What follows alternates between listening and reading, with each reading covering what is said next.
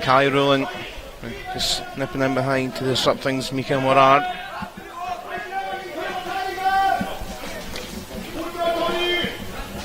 And Molten off went to the left with Oscar Arf.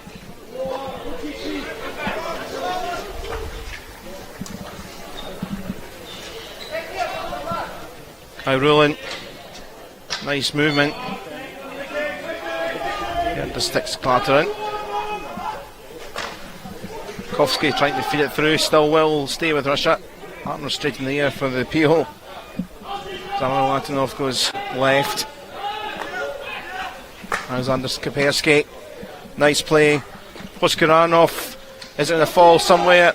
Keeper's trying to smother it. Oh, and it kind of weaseled its way in and out, but out it went. Well taken by the Swiss defence there. Stopped it running across to the penalty stroke area. Fortunate that it went over the baseline and not into the goal. Would have been a counter. Lovely defence. Mikhail Proskurov gets going for it as we're into the final minute of this first quarter. Skapersky firing it. It come off an arm, well, away it goes.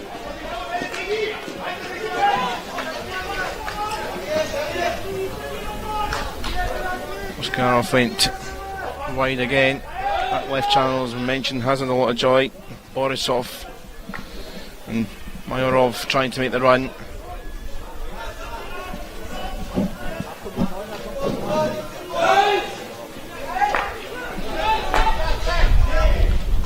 Skapersky. And that's going to trail away, and that will do probably for the first quarter here. Run the clock down for the last few seconds. Swiss would happy to come out of this on a 0-0. So an interesting first 15. Been a fast old start. No goals for either side. As both sides get a brief breather for a couple of minutes. No goals, but in the balance of play, certainly Russia had the better of it. The higher ranked side here, but bar a couple of minutes about in the middle, Russia have been very much full possession and half chances. Yeah, indeed. Yeah, and particularly that left channel. A lot of work being done down there. Bringing it round along the baseline, looking for the back post men. That would appear to be their game plan, certainly for the time being. Switzerland really need to work on that, I fear. Although from their perspective, they had a solid 4 or 5 minutes midway through. Worked their way out there. So that is the sides getting some of the chance after the first quarter. There is one or two of the chances. Russia certainly predominant so far with the movement and the same behind. This was what a rare one on the right side, but they have been doing this the whole of the first quarter. Yes, that was the just missed on the back post. This was a moment, probably the only half chance Switzerland have had in that spell where they did have a bit of possession.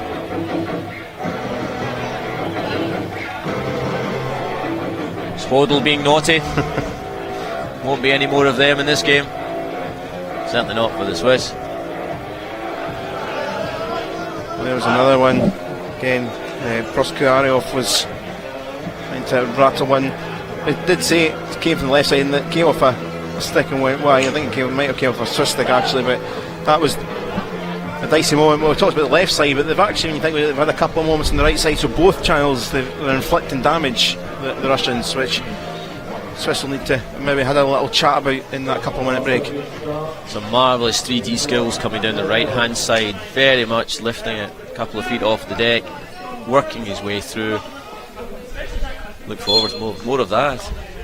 So here we go then for the second quarter. Pool B game. The other Pool B game afterwards at 2 o'clock is the Czech Republic against Wales, and then we've got the two matches from Pool A. France 17th in the world here. Russia, I should say, 21st in the world. Russia 17th of the highest rank. Russia the second ranked side here, 21 in the world. And Switzerland 28th. They've had a good spell. We're 30th this time, roughly last year, so it shows that with a bit of progression, a bit of luck into World League 2, they have made little gains. As the rain comes on, it's a summer's day in Glasgow. Scotland and Switzerland have had a good year in the rankings. Both progressed significantly. both had good runs. Scotland around further. Good run from Nicotine.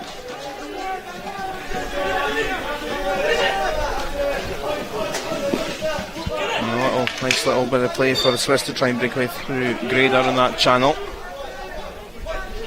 Florian Feller with a nice little verse and pass through. Michael Michael. Yves Morard switches it round. Forward for Jan Hoodle.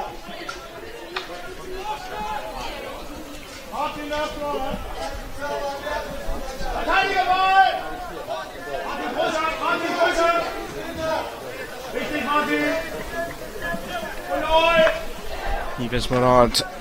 And goes to Sebastian Schneider. Trying to wriggle it through the D. Jan Hoodle was looking in anticipation.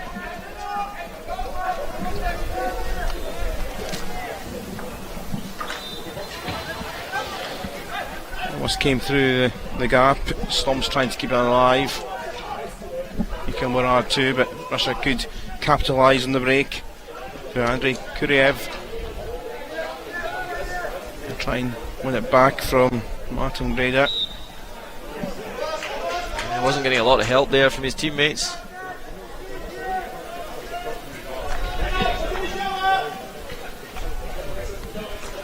Good run in this, and nice ball, and it's a decent effort and goal from Marek Kairulin. Goal scoring machine for this Russian side. Tailing interception from the goalkeeper's stick there. Russia sliding in at the back post. Excellent.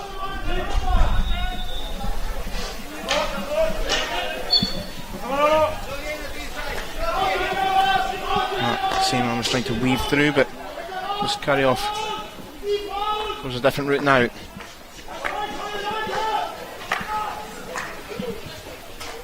Borisov, Kairulin turn and to reverse it. It's high and away.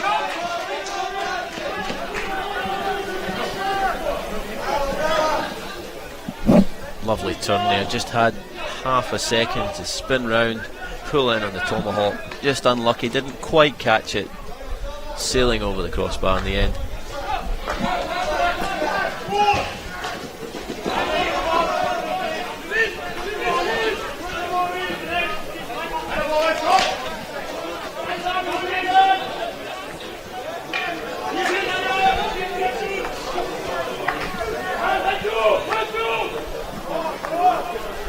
Forward to Miguel Proskariov it went. Support further forward. Good turn from Komarov. Good strength to carry on. There's some space there on the outer edge of the D, but not found. I've seen Mayorov was waiting, but still continues with Komarov. Weaving around and lurking too was Anton Kornilov in front of the keeper. Excellent defending from Switzerland not to give away. Corner there, sticks down, guarding feet. Frustrating the Russian strikers. A little eye off the ball there from Russia, and Konstantin Nikitin has given this to Switzerland and Jan Hoodle. Nice turn.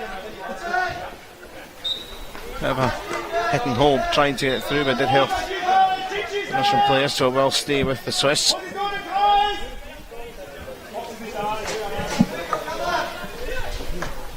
Driven forward, helped on its way by Keller. It's going to dribble away.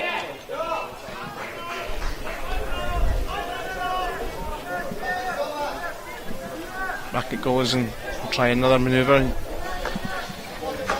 Both Mirards link up Yves to Mikel.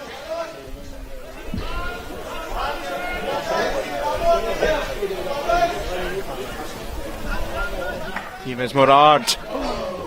Fire at some pelt. Just got the deflection exactly to plan. Went wide, but that's what they were looking for. There we go. Could so easily have gone. Swiss were very comfortable about going for the direct route one approach there around the D. They're not really going for moving the Russians about too much. I guess they're trying to take any chances they can. Russia have had a lot more possession, and Switzerland, if they can get the ball forward, try something a bit different, try and pinch a goal. Nice space here for Schneider.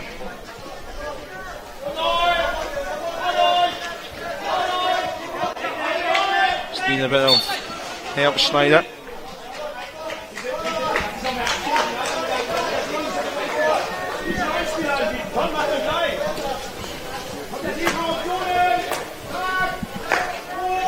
Mikael Morard out to the Morard Yves. Marco Mikael losing that, and now counter time. Oskarayov right to Laptev. White bodies flooding into the circle. That's cut out though. All the red jerseys came back as well, and it was Nicholas Stefan that did the job there, and here he is, and now break for the other side. Can they help in this way? Benoit Vaishota was there and was in the right spot, but smothered by the keeper. Again, that Route 1 hockey really paying off now. Straight down the middle again. Deflection, keeper taking it well. Excellent stuff from Andrei Ivanov.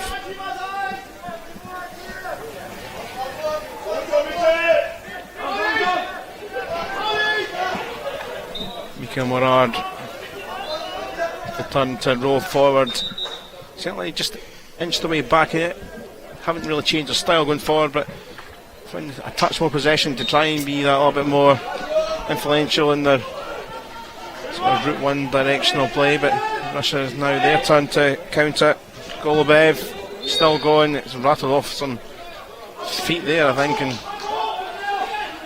Russia will claim it back.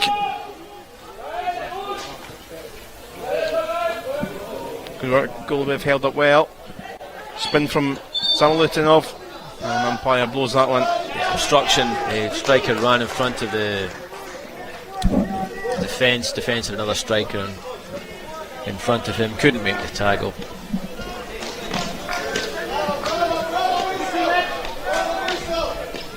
Lovely soft skills around that though, from the top of the D in, spinning around, almost found the space to where he wanted to get to legitimately. Sadly his colleague causing the obstruction. Schneider kept that in, and it's going to be some job to keep that one in, but nice idea. Schneider with the Nuremberg club. Up the other end, here come Russia, control from Kairulan, and again smuggled away. Very end to end this quarter. Certainly is. To the advantage of the Swiss, I suspect.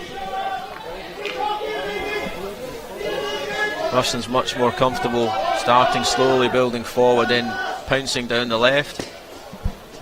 And here is a chance for Schwer if he can control. Needing some help. Jan Hudel is coming in. Keeper is all over the place. Jan Hudel, can he get it in? Yes, he can. And they have smuggled a goal.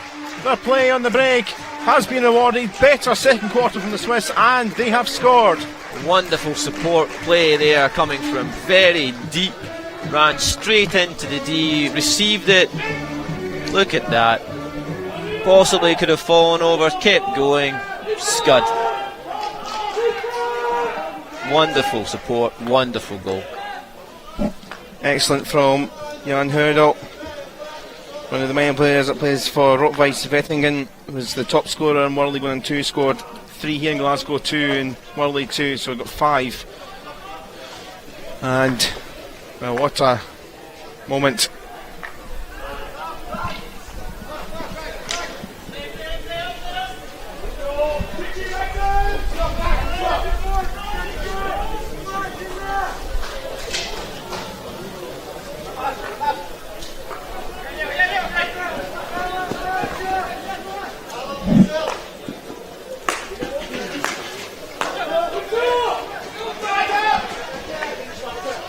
All looking to try and twist and turn.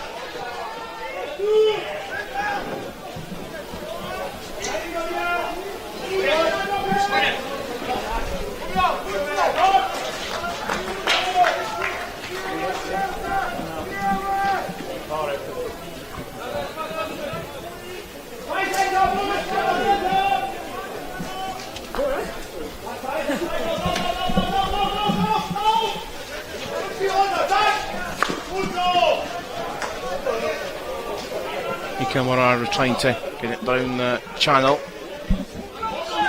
Gurev's got to watch the eyes behind his back.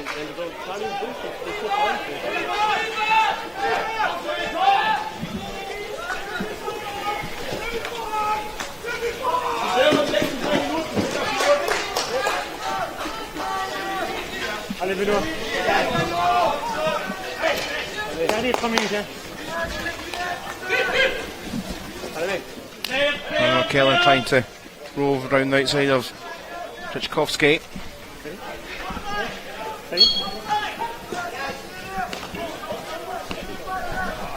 Nice work, and Stomps trying to keep it alive. Fella. Tell you what, a bit of wind in their sails now after taking the lead. The Swiss pretty confident now. Absolutely. Russians not sure how to take this. Everything was going their way for virtually all the first quarter, into really deeply into the second quarter. Suddenly, change of game plan required, perhaps. Guess maybe half time might help them out as well. Just a 10-minute variation, but still time left, just under 3 minutes in this second quarter. Thanks for joining in live coverage at the National Hockey Centre Glasgow for the first match of a whole week of games from this EuroHockey Championships 2. And Russia trying to reply, trying to get back into the top tier, but behind tier against the Swiss.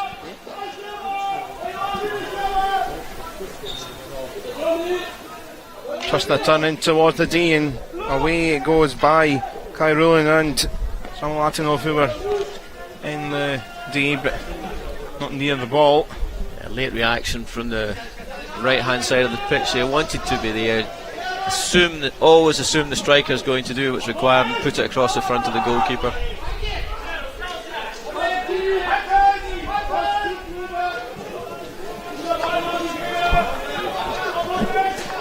Logging off to Zalitinov. Alexei Mayorov now.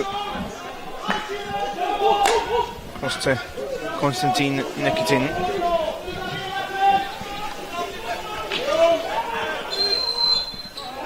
Obstruction, I think, there, the umpire. It's been switched around. Bodies all over the place. Stick fencing.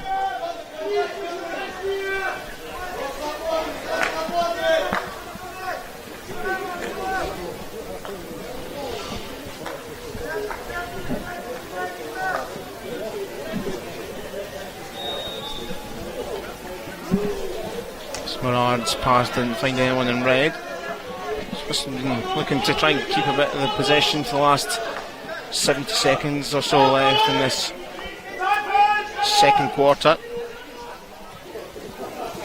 Up long it goes. Oh, it might fall kindly for Laptev. Keeper came out again. It's a misjudgment, and Laptev almost fell in behind. Here he is for now.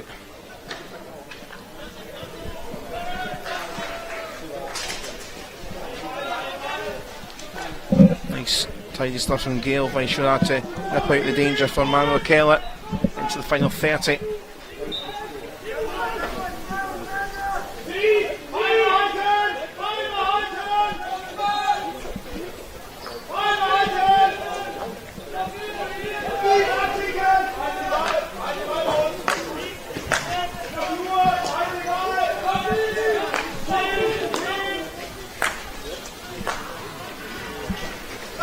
Kilmore, just a bit of keep ball, and that'll do for the second quarter, and that is half time here in the first match of this EuroHockey Championships 2. Jan Hurdle with the opening goal of the competition for this year, and in this game in the 25th minute, a surprise could be in the offing really, because Russia, the higher ranked of the two sides, side that came down to the second tier. Swiss, though, we do know they are a decent side where they can hold it off for the whole game. We will see, but certainly it's thrown a bit of a span in the works, and it could well be a really exciting second half. Indeed. Russia had the possession, they had the number of chances, they had every opportunity to put the ball in the back of the net themselves. Few squandered. Swiss roll up the pitch, real first substantial chance, put it away. Yeah, so first quarter, Russian chances with all the possession. There's a few that we've seen, and half chances you could say, but certainly we're getting in behind through the channels. Second period, still Russia with most possession, but the Swiss had their moments. That was about their only rare moment in the first quarter, but the second period, the ball was working so well. This was another good chance on the counter. They were making more use of the counter and getting 2 or 3 bodies there to make things happen, and this was the moment. See the support from Odell coming from deep, collecting and coming through. And then he collected it, was the support was there, but then he had to try and juggle it. Bodies coming in, found the gap through. And well, he is the top marksman in terms of goals. A little bit of defending to do towards the end, but certainly it shapes up for a really exciting second period, because maybe slight underdogs, or certainly underdogs in this tie, are ahead at half time. There's Russia 0, Switzerland 1. We'll be back shortly for the second half.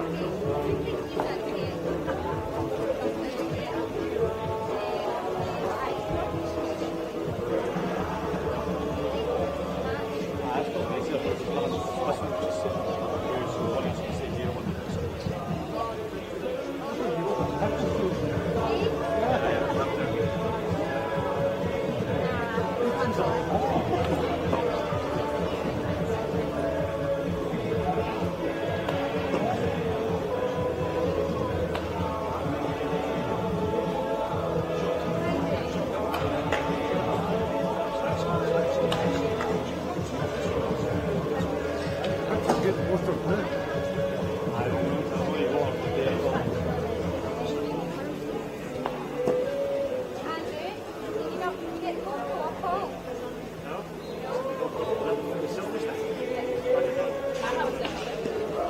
a surprise.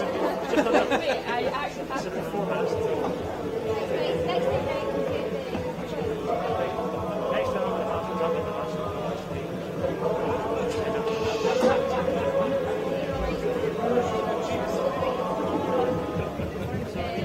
Are we clear on match? Get ready for the second half.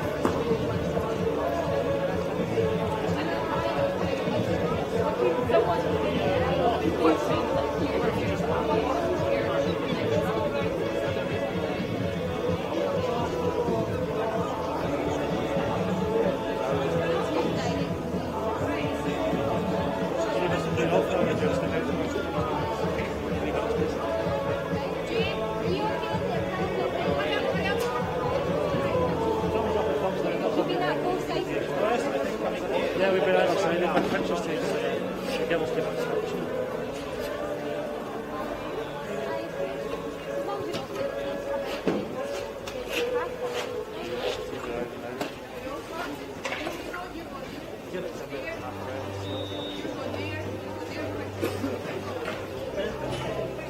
Good boys.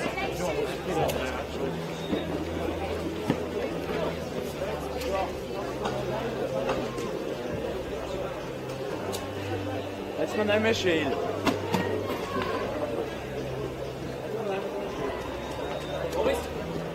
Boris, warte mit Michel jetzt.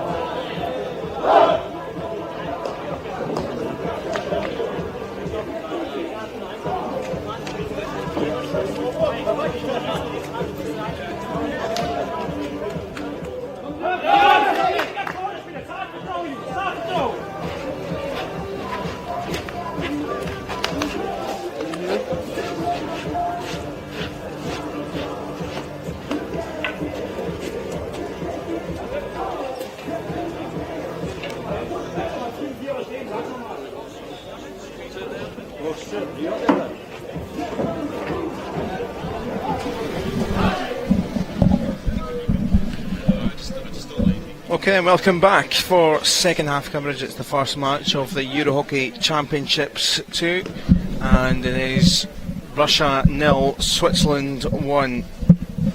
Top level FIH official Martin Wonnen alongside myself, Cal Patterson, for this second period, third quarter to come, and just talking there off air about the fact that we're really geared for an exciting second period. The Swiss in World League One last year gave test to Scotland and Wales, who were the two kind of favourite sides to go through, and Switzerland did eventually get through, but the thing with Switzerland, they seem to just tire out, fizzle out a little bit later on, so the test will be whether they can keep their heads and go forward for the final two quarters. A bit of a false start, but underway for the third quarter. So, as I say, it should be an exciting old second half, two quarters here if Switzerland can keep in this. Yeah, a real team talk for Russia there. Everything going their way, coming out 1-0 down. See if they change their game plan, whether it will still be forcing down the left and then creating their chances from the right. here they are then with Kurev needing some help.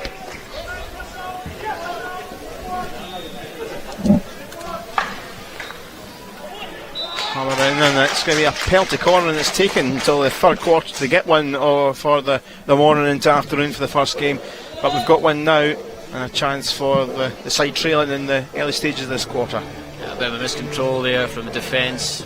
Half took it, glanced off the foot. Penalty corner.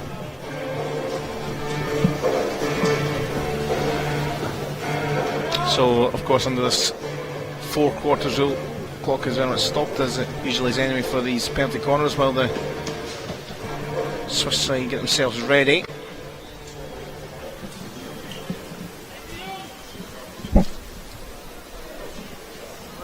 Kurev across there, so who is going to step up?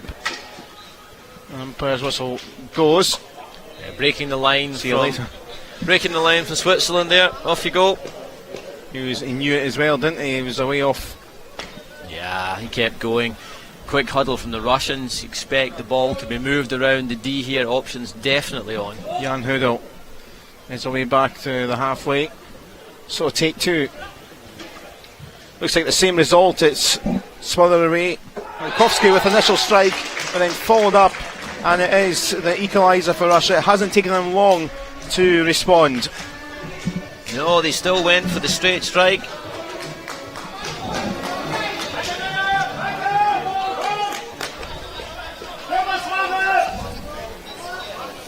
Sergei Spitchkovsky, I think that was it.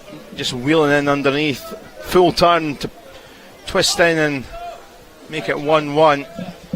And to the bell. No chance for the keeper there. Turn, just a reverse stick.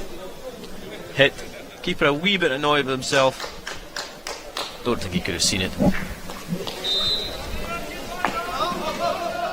So, the reply was very quick from Russia. And we are back on level terms. And maybe we'll be back to the form book with that equaliser settler for the side who are looking to regain top flight status, if the week can go to plan for them. One or two other sides may well have something to say about that.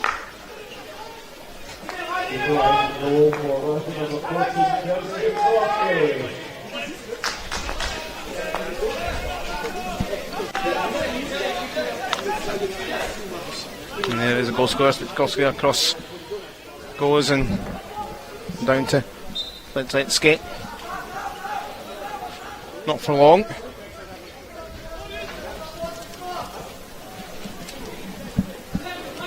Full press from the Russians here.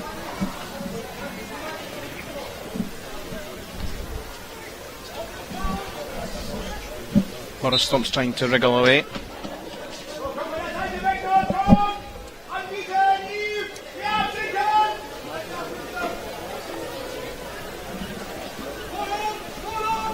Clearly decided they're giving the Swiss no time on the ball for this half. No time at all.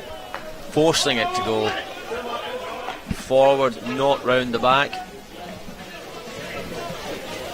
Here's Spitchkovsky once more, trying to barge out Stomps. Good work defensively from Yves Morard. Here he is again. Stomps. We found Nikitin.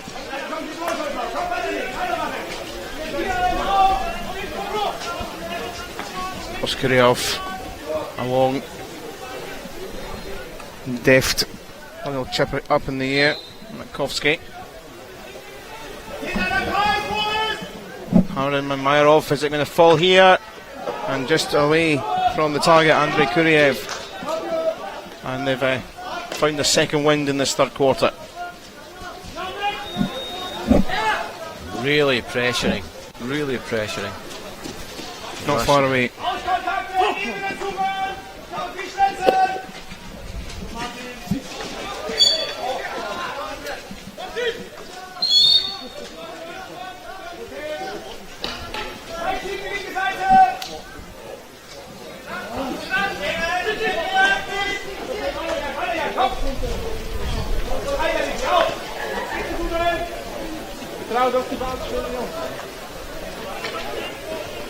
Switzerland looking to try and reply.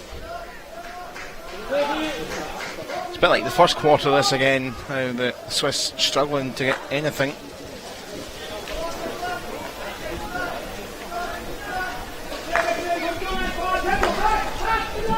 Yves Morard.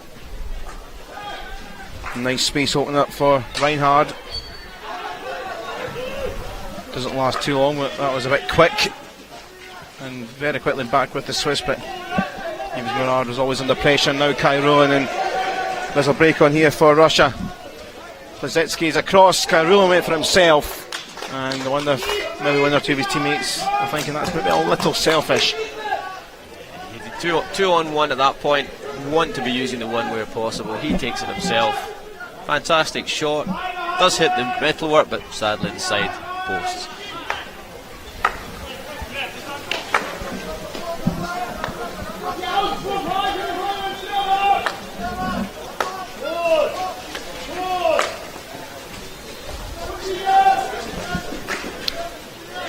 Keller, come back with him.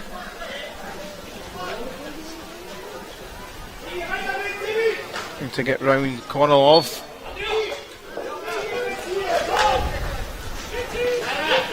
In the end, it didn't really come to anyone, and the right colour for his side.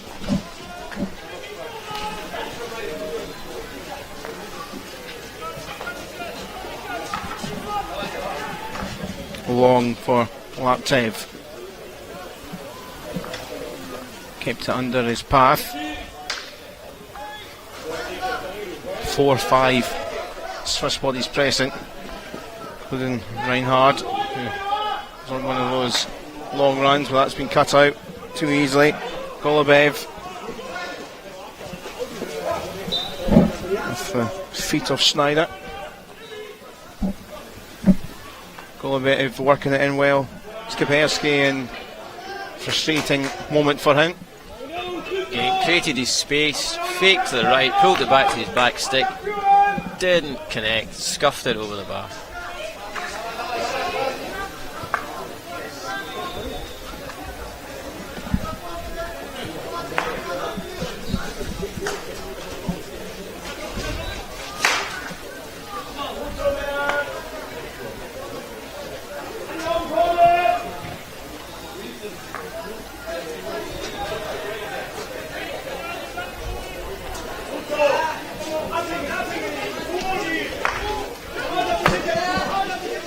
Yves Morard funnels through, and it was Gail Vaishoda felt him, just tried to spin and get a shot away. Unexpectedly came to him, reacted well, spun, took the reverse shot, keeper ended up nice height for the keeper. Nice movement from Sandro Reinhard. Martin Grader switching for Mikael Morard, and it went looking for Stefan, but Nicotine there defensively gobbling it back.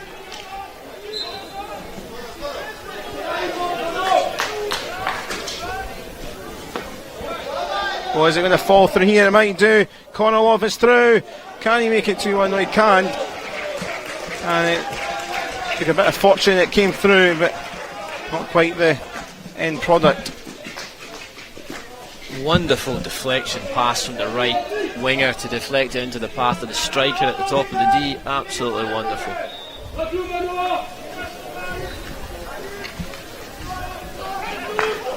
Big moment there for Russia. Got themselves back in level terms earlier in the quarter.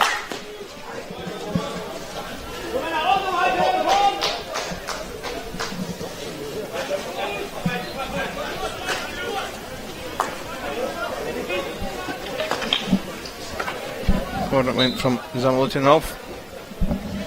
Kornilov goes into the D.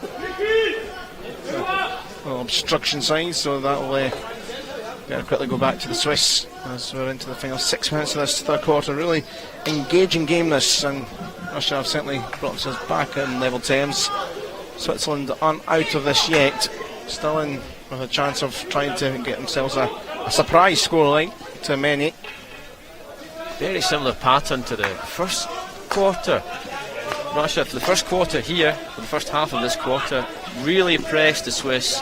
Swiss had nothing as a result of that. All Russia then for the second half of this quarter, they've stepped back, they've allowed Swiss to play the ball around.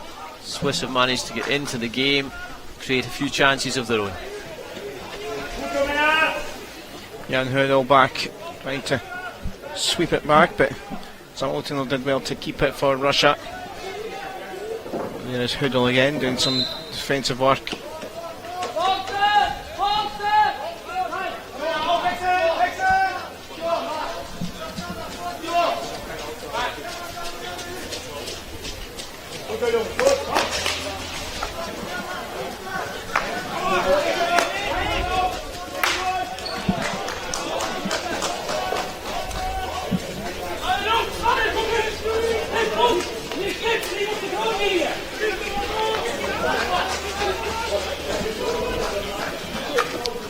Hoisted high, but not anyone other than a red body of Yves Morard, and now Switzerland try and find their next wave. Yves Morard has wanted it back, but it's going to stay on the far side with Keller. Nice pirouette and movement, and that comes down very quickly.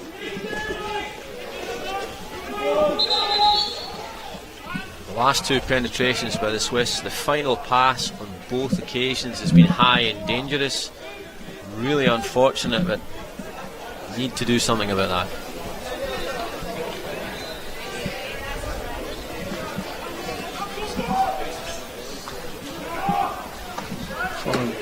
Forward from Borisov. Here's Marat Kairulan.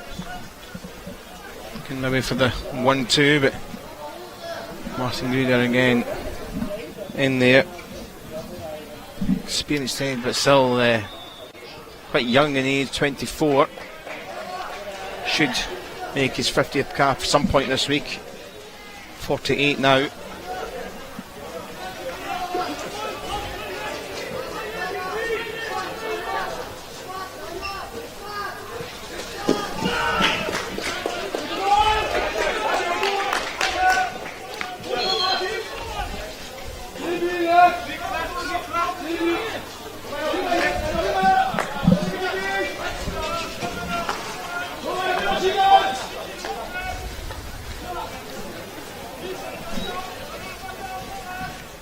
Kovsky, little argy-bargy, but he carries on, the goal scorer.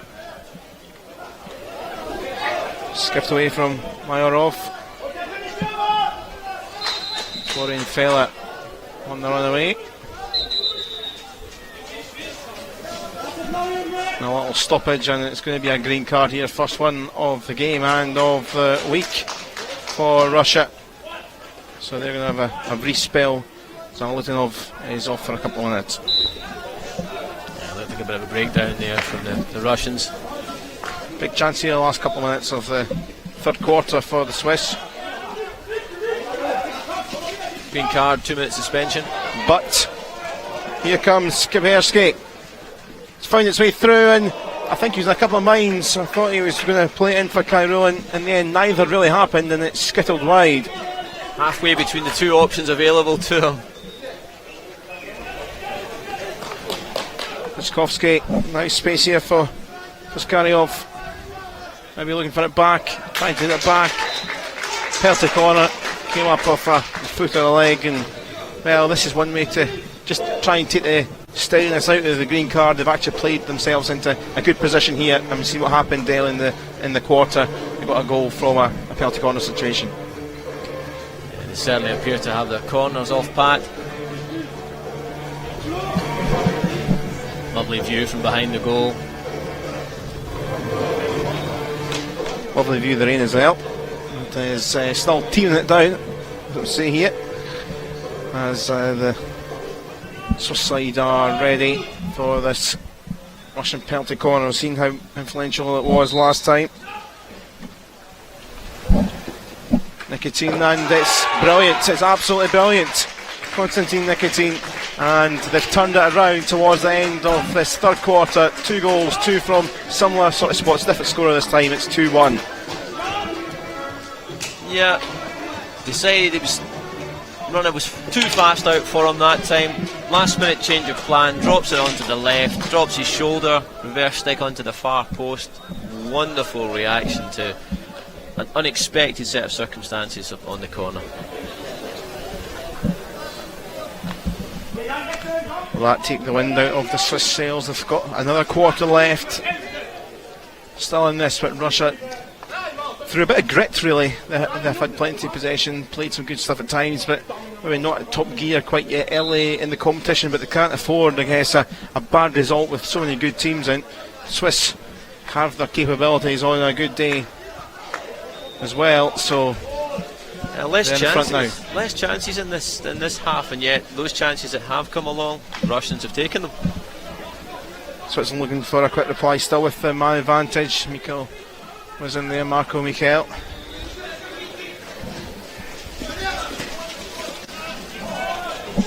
Kurev though managed to wriggle out, and long striding run of Rychkowski. Nice turn as well.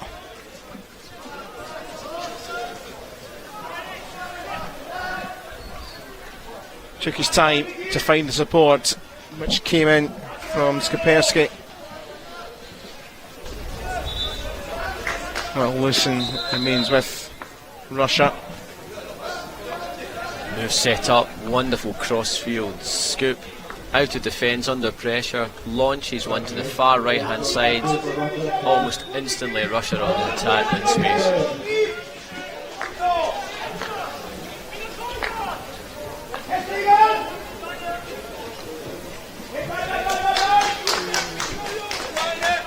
Zalotino back on from his green card. Maybe I'll get this in a moment. Certainly provide an option for Oskarov, but instead goes back the way into the final few seconds of this third quarter.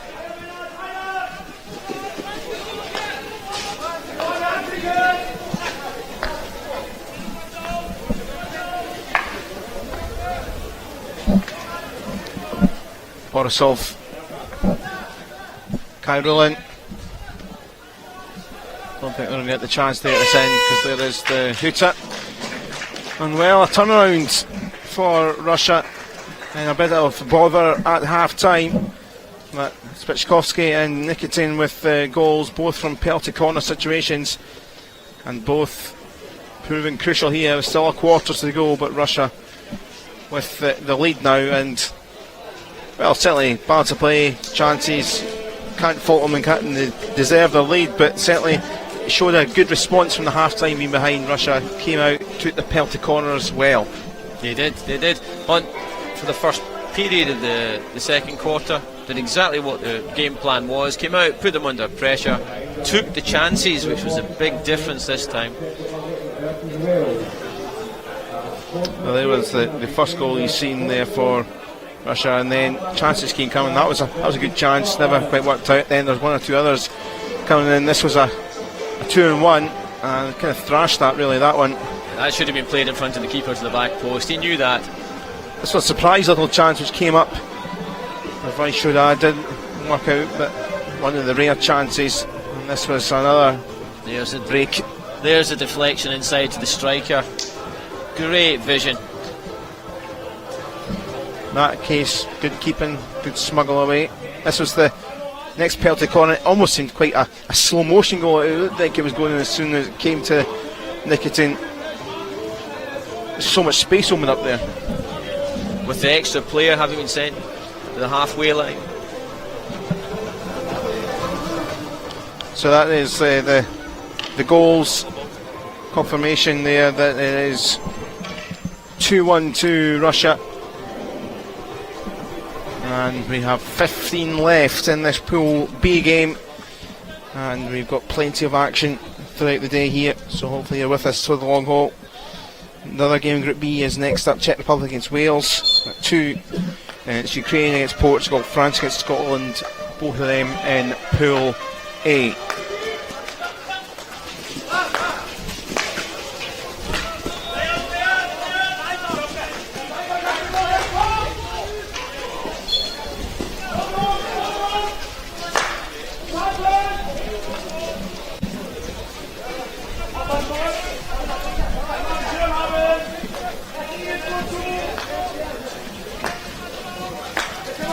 There's Loganov and Kovsky, who has spotted a great deal of space.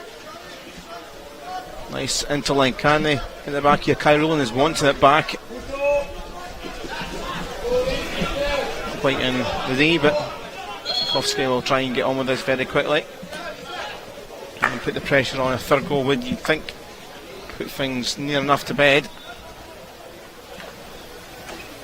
It's into a good spot, and Andrei Kurev didn't quite get the control he wanted. There's a view from Berest, the Swiss keeper.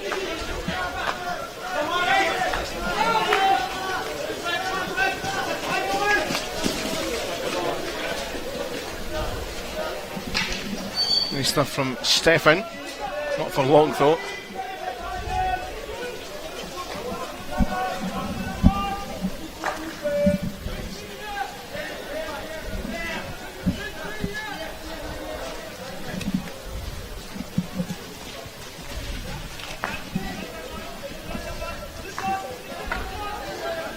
Pavel Golubev.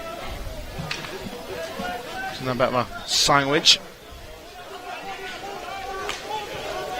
Crowder looking to race away, of course, opened the scoring with some excellent play.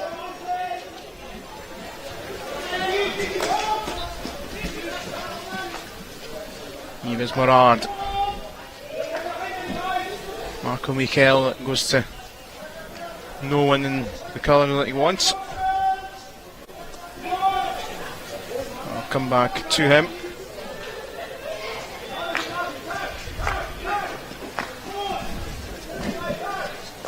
Grader. Good space spotted, he may well want it back here, but here is Hoodle, who will try and take on himself and runs out of the baseline, and that's chance over. Now at the other end, nice ball here for Kuriev to try and finish it. It was Kyle Rowland making the run. Kuriev was waiting, and spinning chances here, Russia. Classic counter-attack. Route 1 hockey down to the right, plays it straight into the striker, takes it early. Really unfortunate just to pull it wide.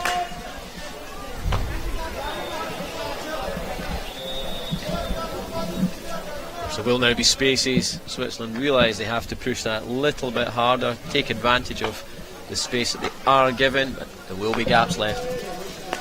The Swiss do know, however, that this Russian side, the kind of long ball or in-your-face tactics going forward, they're not too clever with that. And here is Storms trying to go direct and forward again. Jan Hoodle now to wriggle in. Oh, and a penalty corner as well. 1, 2, 3 moments of incident. The umpire is pointing to it, and chance here, first penalty corner for Switzerland. Successive fouls.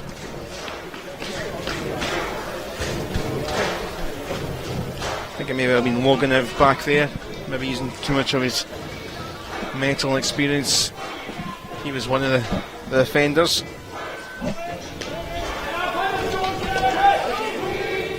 So Manuel Keller heads across for the injection. Yves Morard around. Marco Michel too.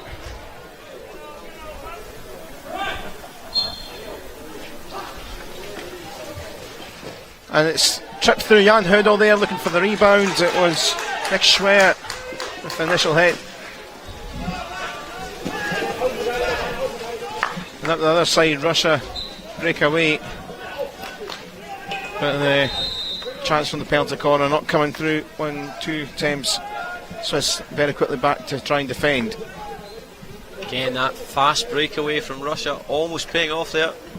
And it is in the D. Oh, and it's skiddled through again.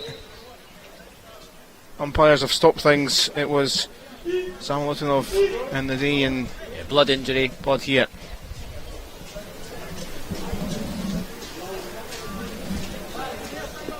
Marielli, the one making way. Sore one. Bit unfortunate for him. Now a bit of a committee meeting on the restart procedure, which Russia of course will have.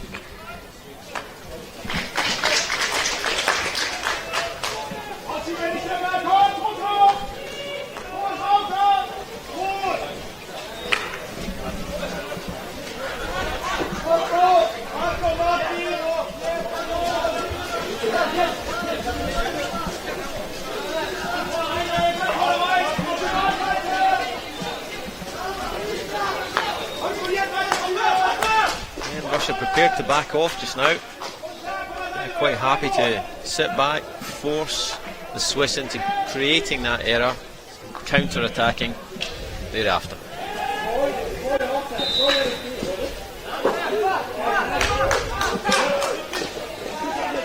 Final 10 minutes then. Russia still with a slender lead. If they do win, this may well not be an A-star performance, but in the first game of the week, they'll probably take that and go home ready for the next match.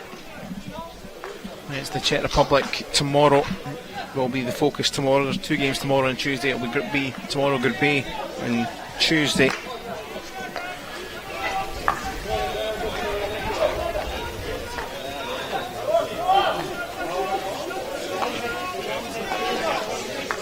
Mayorov cut out by Sebastian Schneider. Comes all the way back to Simon Matkowski. Spichkovsky. And it started off the comeback.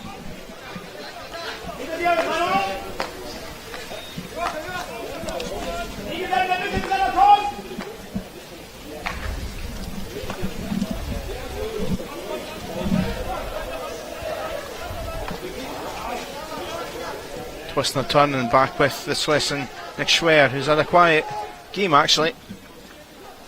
Talked about his real playmaking skills, which we've seen a lot here in Glasgow if you watched the World League coverage that we had.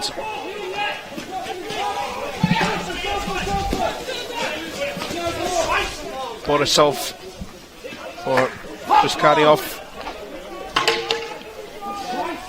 Again, trying to utilise the channels and space opening up here. Komarov waiting, but it's going behind him and it's snuck in.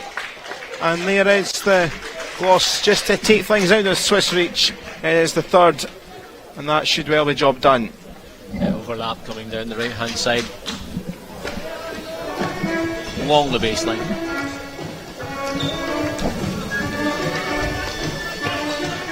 Clatter from behind as he was going down, still managed to put it into the back of the net. Marvellous skill.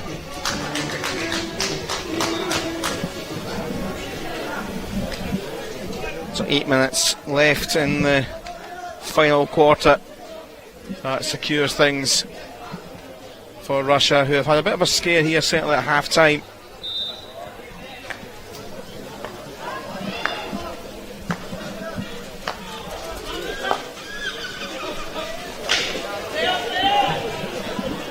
Any energy in the tank for the Swiss to try and rally something in the final stages. Pavel Platetsky just to confirm the one dozing that in underneath to keep it.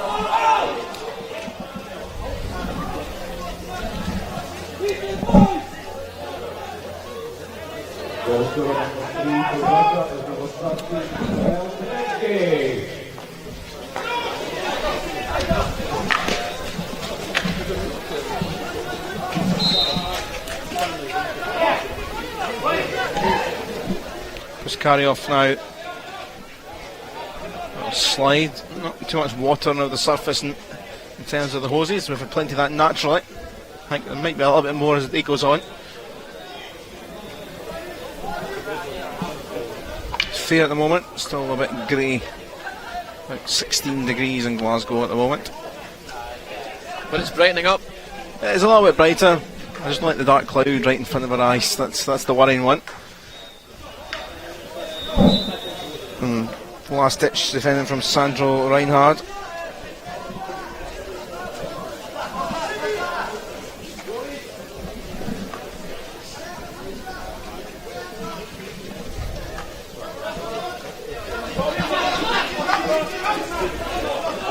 Yves Morard with space here for Reinhard now. Who they're looking to dance around in the circle. Too much dancing around. Yeah, fencing there. Didn't want the Russian to get this tackle in. Knocked his stick out of the way a couple of times.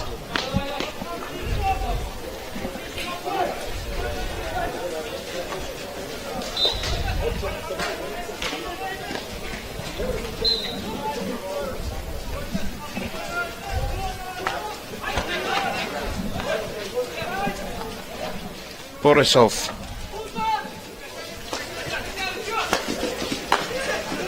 Nickerton in the support, wriggled through for Kai Rowland.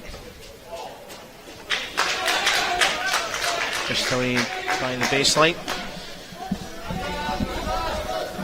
Mentioned Russia, Czech Republic is the late game, the 6:30 in the evening game tomorrow, and we focus on this Group B. Swiss next, have got Wales. Obviously Wales are playing next today. But Wales really huffed and puffed, a kind of game similar to this, huffed and puffed against Switzerland in the World League One here last year. So it could be tasty again. Swiss will be targeting the league to pick up a win.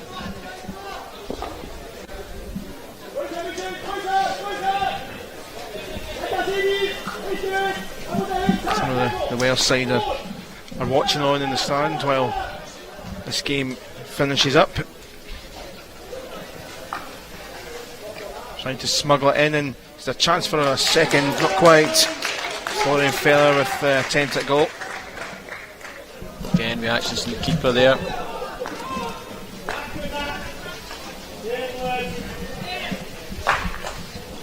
Hammered across by Grader.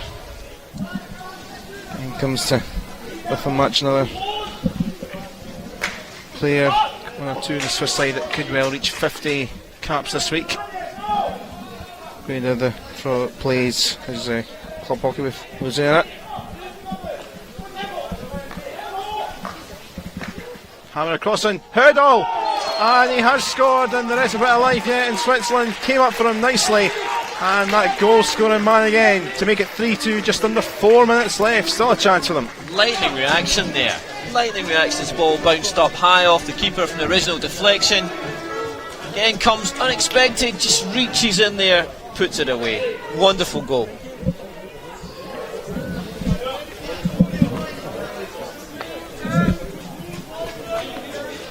Hold on to your hats then, not done and dusted quite yet. There would be some comeback to get something out of it.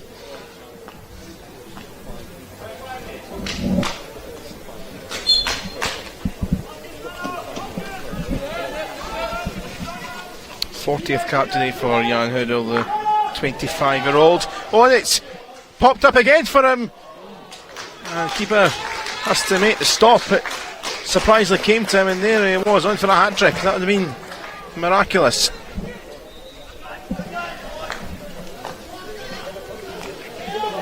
Switzerland may well have a bit of possession here in the final few stages, but they're going to have to quickly revert back to defending for now. Chaos in the Russian defence there, giving the ball away. Had the chance, chose to go to his reverse, didn't quite come off for him, but wonderful opportunism from the Swiss. Plenty of instruction going on there. Chris Elst is the head coach, a bit of a change up. I will miss Chris Faust, who was here last year, a bit of a character. Chris Elst now and head coach here in Glasgow this year.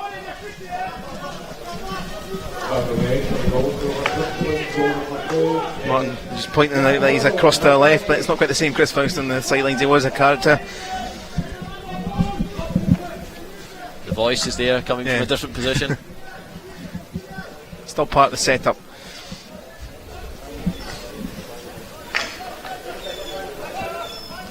Well, Russia are doing their best to just tick down the clock a little bit, but it will come back with the Swiss here. 2 minutes to go. What a start we've had in Glasgow.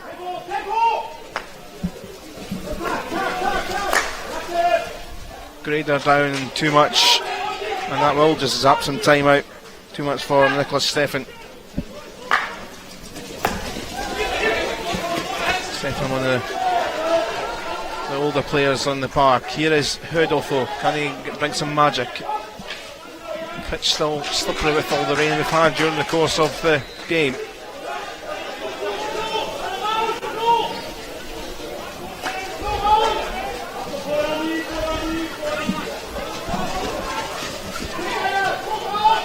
Nikitin playing with fire a little bit.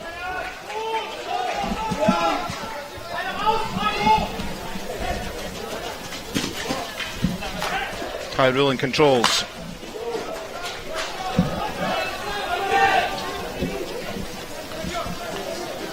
Switch of channels, but Kairolan looking to try and get it back from Skapersky. Kairolan continues. And this has been excellent time management over the last minute or two from Russia here.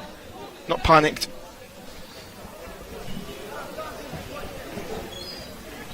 Tchaikovsky though was under a bit of pressure there, and it's the final minute for Switzerland. One chance they need. It's rather hit and hope, but could find and stay in here for Nick Schwer. Well cut out though from Puskaryov, and that may well do things for the side who have been chasing this goal the last couple of 3 minutes.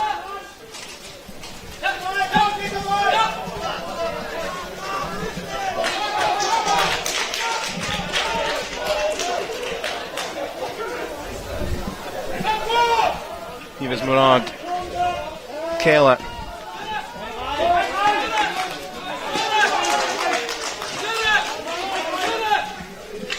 When they're running out of time here, Switzerland. Well, my goodness me, they gave Russia a big scare here. Maybe Switzerland showing that they're maybe a touch better than what their world ranking is. With a great year, as we've mentioned, and well, took the lead. Then had the chance. Jan Hudel's been influential but Spichkovsky and Nikitin in that third quarter. Zetsky as well, just putting things a bit more secure, but Jan Hudel just would not let Russia rest. At the side who have came down back into the second tier have got off and running in Group B. Well, a bit of a thrill in the end, not quite the shock though maybe one or two would have thought would have happened if Swiss would have taken something from it. Here is the look at the goals, and this was the opener, Jan Hudel. It was a wonderful goal. Been all about the support play from Jan Hudel there. Then the third quarter was a devastating one for Russia in terms of how clinical they were from penalty corners. This for 1-1.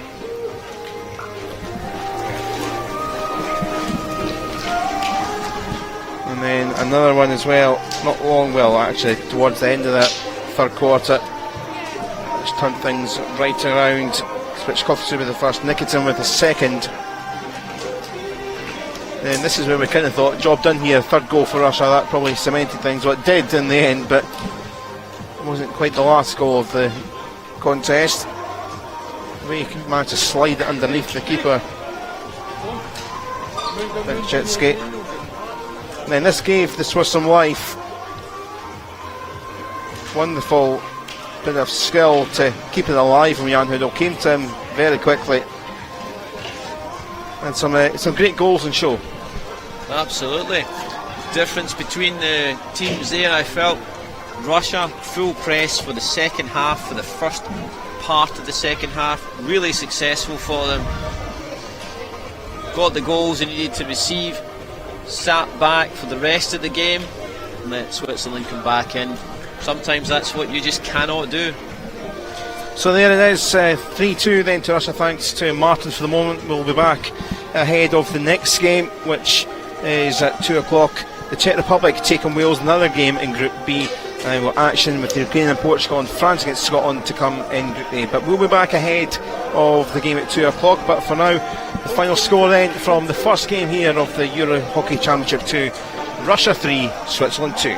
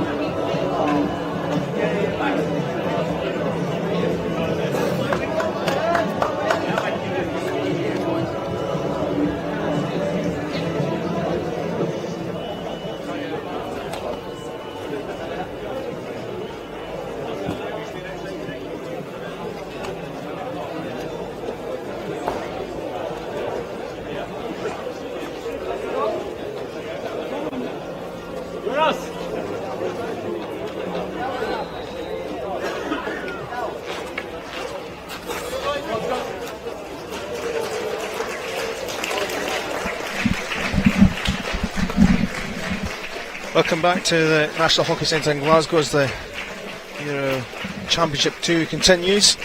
And we'll continue with Group B on this mammoth day of hockey, 4 games in one day.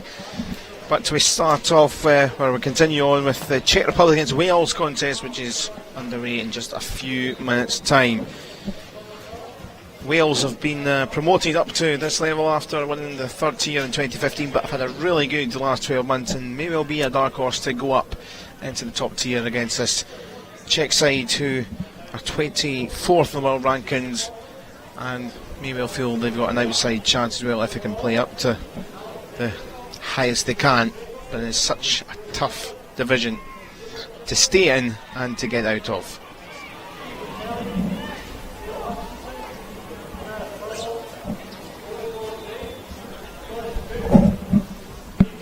So the sides lined up anthems in just a moment ahead of this Group B encounter. And we'll run through the team lineup shortly, but one or two familiar names, particularly for the Wales players if you followed some of the World League coverage, which certainly Wales had a good go at it, certainly through World League 1. And here's the anthems.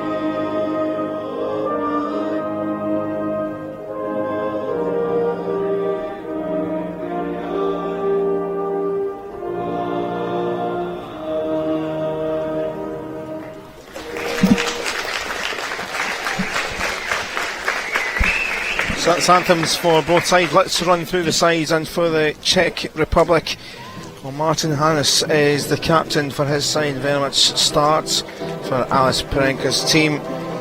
Thomas Prujaka, 108th cap, another experienced head in there. And also one to watch out for is Lucas Plocci. Scored 7 goals at World League 1 last year in a side that didn't get too many chances to win, but he was a big scorer in that side. It's a side which is quite common now with the Czech Republic either playing their hockey generally at home or maybe across the neighbouring Slovakia, but they'll be looking to try and take something against Wales, who were here last year for World League 1 and have a very decent side. Some great performance. Gareth Furlong, top goal scorer during the World League with 10 goals. He really is influential at penalty corners, one to watch out for there. Luke Hawker, one of the captains, is a real leader on the field, and plenty of options in the sidelines who their own subs, including Rupert Shipperley, who's a big, tall, strong figure who could be they're threatening throughout the course of this game and throughout the week. So Martin Monahan, FIH official, will be watching on the two umpires here and the rest of the action. Enjoyed a really stellar first game. What are you expecting from this one, Martin? Hopefully something very similar. Unexpectedly close in the last game, a bit more evenly matched teams on this occasion, I think. Still looking forward to lots of action this time around. As we've seen there, Maxim Peraplesacha from Ukraine and Joachim Wimmer of Switzerland, the two umpires. And we were kind of discussing before coming in here, Wales have had such an incredible year, a really good year in terms of results. They obviously have got up into the second year being promoted, but with the recent run they've had, 32nd in the world rankings seems a little bit slightly artificial with the run they've had, and they've had a good World League as well. So maybe looking at, they could be a side that might be dark horse for going up. Indeed, very possible here. Definitely a purple patch they're coming on, playing really well, but this will be a test today for them. Saw the Czechs yesterday in a warm-up game. Very, very solid, very effective going forward, and really strong at the back.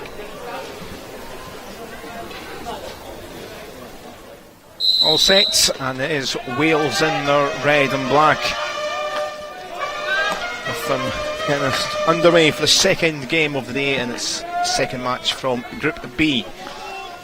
Group stages until Friday, Saturday, then we get into the semi-finals and then the possible relegation sort of games as well over the course of Friday and Saturday. So a really eventful week here in Glasgow. Rain is back on, so nice and watered the surface. This Prosser, if that, here's Draper now for Wales. Gareth Furlong back there, but so deadly when it comes to being in front of goal, as I say, especially penalty corners. Was brilliant against Scotland here in the decisive World League One game, which seemed to win, although both sides were going through anyway.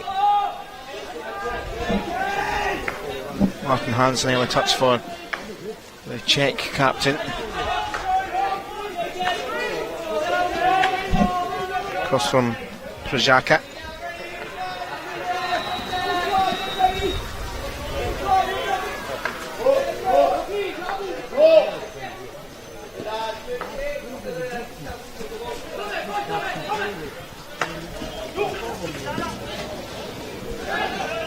Dotted around Martin Leovic in the middle with a look at that. Back it goes though. It's a steady old start from the Czechs, trying to keep some possession early on.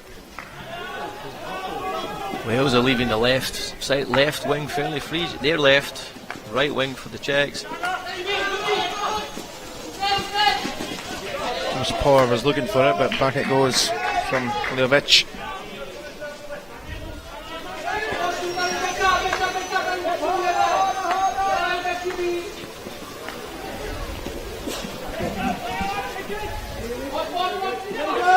Marked by Wales, and Jonathan Gooch with the turnaround.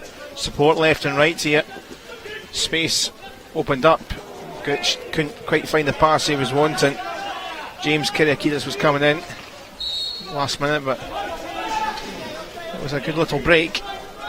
Looking to just drift it into the defender's feet there, unsuccessfully as it turned out. Soaked up the early pressure and then went for it when they had the chance. Daniel Newcombe, head coach of Wales, down there with some real instructions.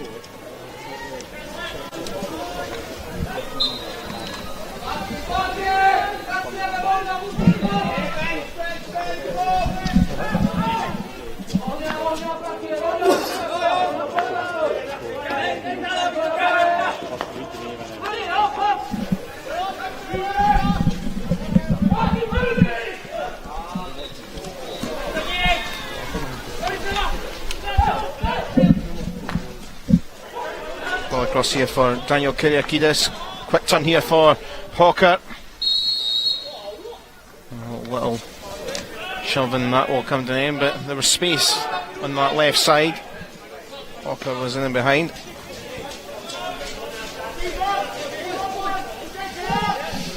6 and 2 threes there, I think.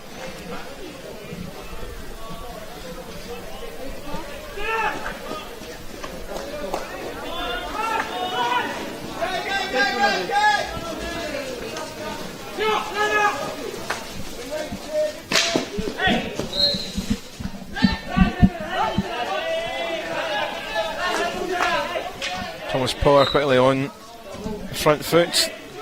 Jakob Kendall stopped in his tracks, a little bit physical. Jakob Kuritic.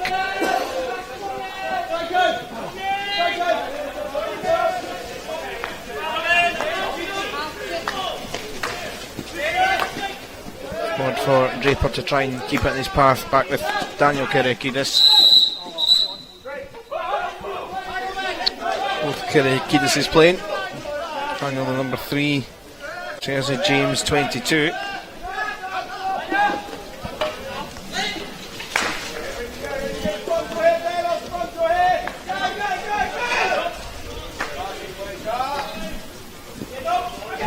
Rajaka flung it wide. Now here's Kendall. Muscled. Adrian Francis trying to motor on. First early wave of subs for Wales.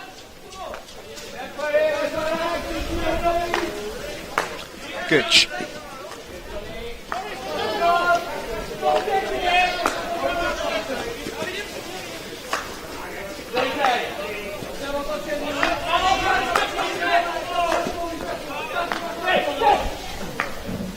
Gareth Furlong trying to wind something up forward towards Rupert Shipperley coming off the sidelines.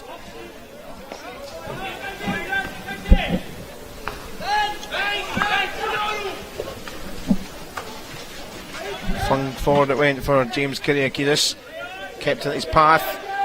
Red jerseys into the circle, and James Carson tried to help in its way but went wide. Just took an unnatural skip just before the striker on the back left. Just came, didn't quite expect it there, didn't quite catch it.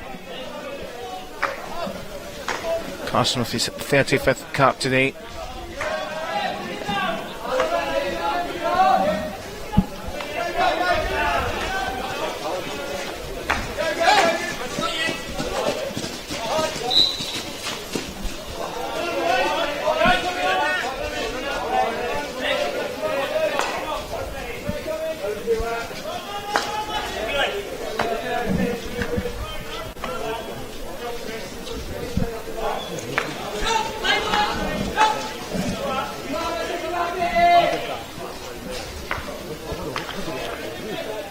Jack initially trying to work it forward, and the little battle there, Martin Capuch.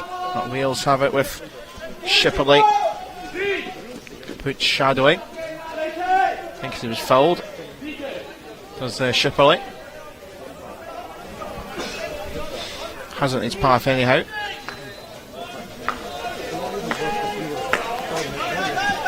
Furlong to Gooch and Prosser in the middle there. James Kyriakidis trying to help out his way. Owen Dolan Gray was around.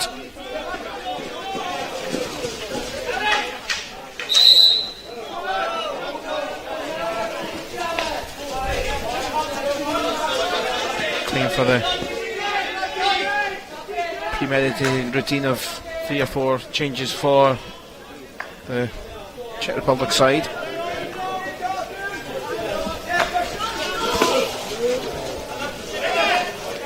Going to call out one of those, get some early touches.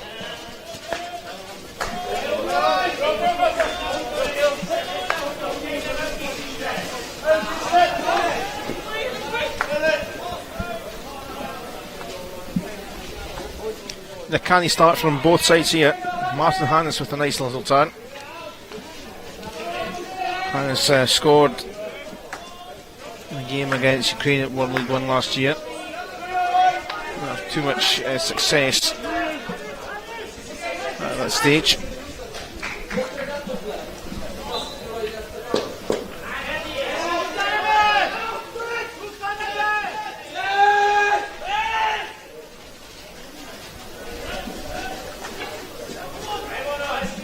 back here for Kolar.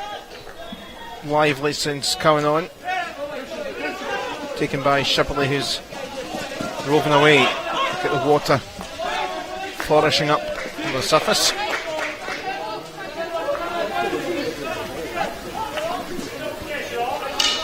Daniel Kyriakidis across there.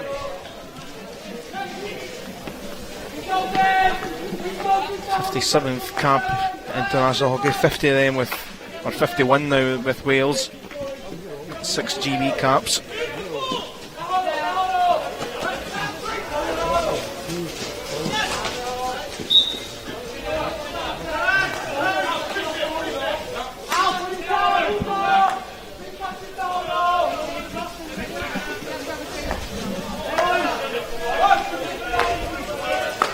Here's Furlong once more.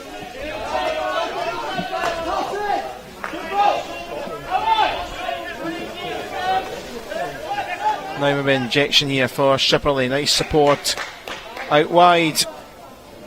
And just tapped away by Martin Hannes. First real injection of life, and been a calm first 10 minutes on both sides. Yeah, he's certainly just now very much testing each other out.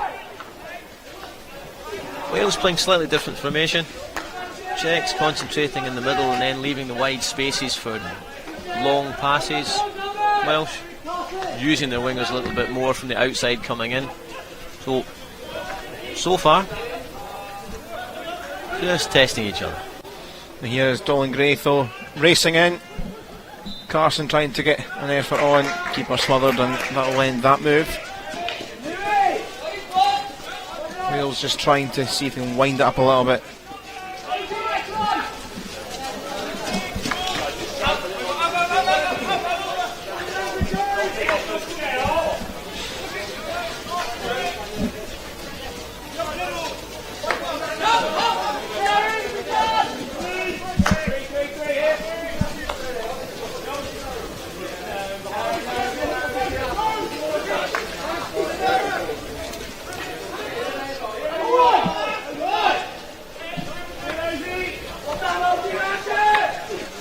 Trying to apply the pressure on the defence, but up it went towards Mikael Barta. Free hit, so plenty piling forward for this Czech Republic side.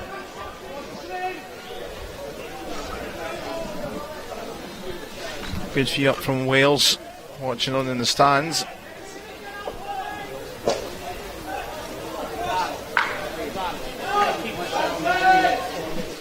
Prajaka now going to fire long and direct, looking to try and pick out Mikael Barta, who's in the middle of the day.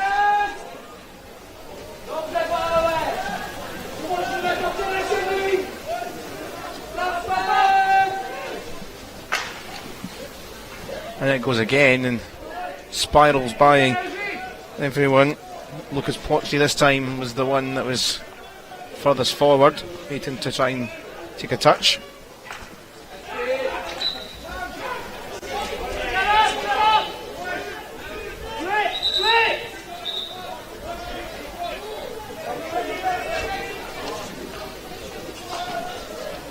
Forward from Prajaka. Chance at goal, wide of the target from Jakob Kindle. Half chance. See it from the reverse.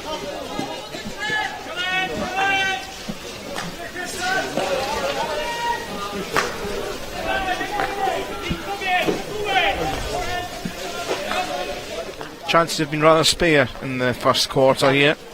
Not many circle penetrations, and those that there have been, no particular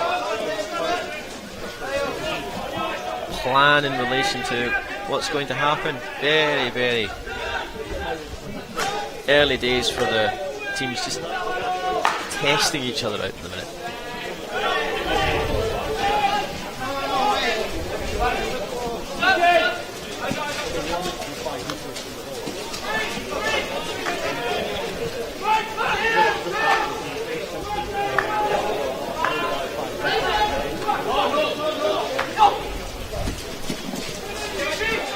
Slipping a slide all the way through, the ball came for Gooch, and Wales might be able to pick up some space.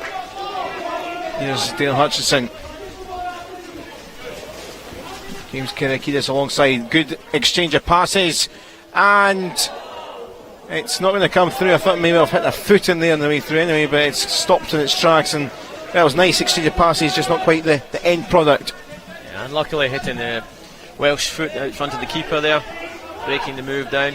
But wonderful interchange down the right hand side. 1-2-1 again, in along the baseline and back.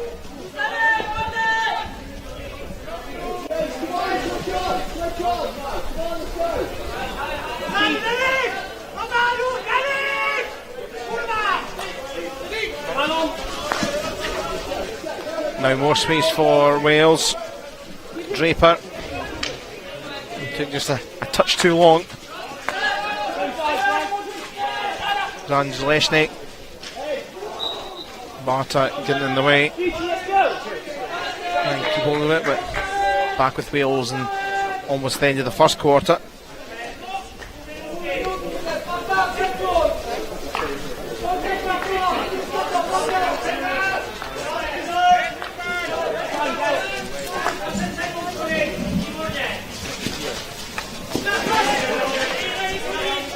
Gareth Furlong plays at Surbiton and just keeps hold of it until the end of play in this first quarter, and we're heading to a couple minute breather and no goals so far, and it's been a very steady first quarter, shall we say, to be polite.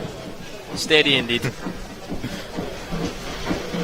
Few interesting moves, certainly for me. Wales having the better quarter there and chance wise. Here we have one of the early ones.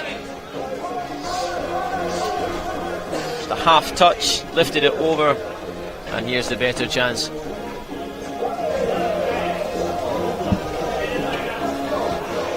It was good work there from the keeper, smothering it both times.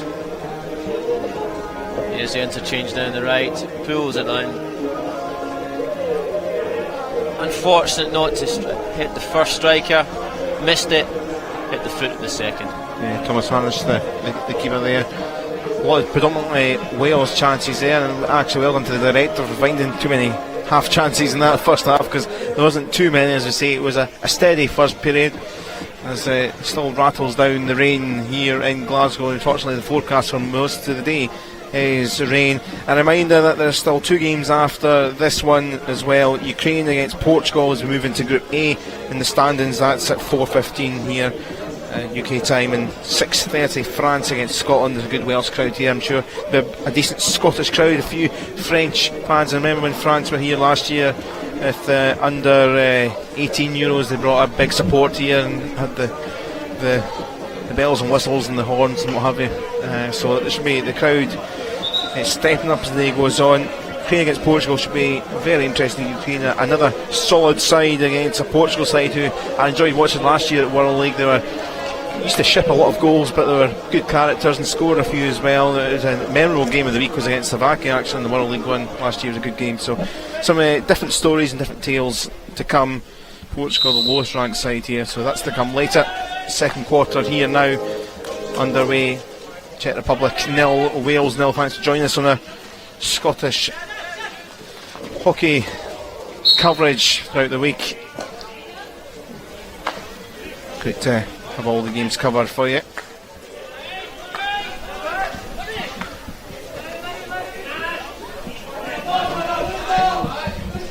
James Kyriakidis involved early on, scoring at this venue just over 3 years ago against Australia. He scored. It was a heavy defeat though, but pertinent time that we're playing a tournament here, just literally just over a 3-year anniversary since the Commonwealth Games. I suppose this is a legacy venue.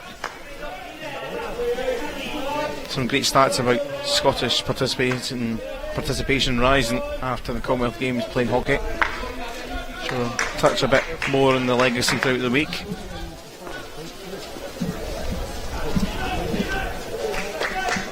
Stand that remains from the Commonwealth Games that we're in today, still commented upon by everyone that I go and see when I'm abroad. They really like this stand. The whole setup features and lots of European programmes from the sponsors. It's a wonderful legacy for Scottish hockey who are based here. Yeah, and there's also been so many big tournaments in the last 12 months. Pakistan are playing here as well, of course, so it says a lot that other big sides are, Pakistan decided to choose Scotland as a base coming up soon. Yeah, that's for the Pro League. That's all. For various reasons, they can't play their games at home. As a result, the negotiations with Scottish Hockey, they've agreed that here's the place to play, which is, again, testament for the legacy from the Commonwealth Games, that we have the ability to host that sort of match at full FIH level, with all the rings and whistles that go along with that, which I'm sure you'll know all about.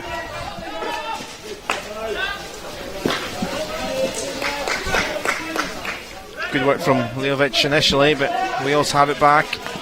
Dolan Gray, Shipperley, nice tracking back from Kapuch for the Czechs.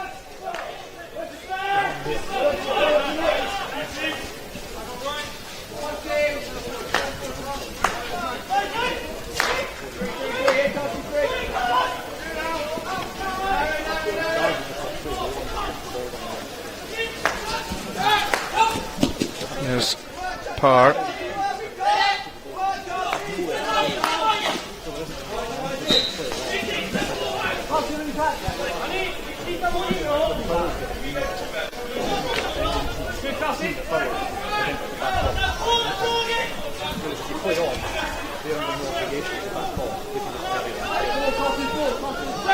Martin Leovic with it again. 51st cap.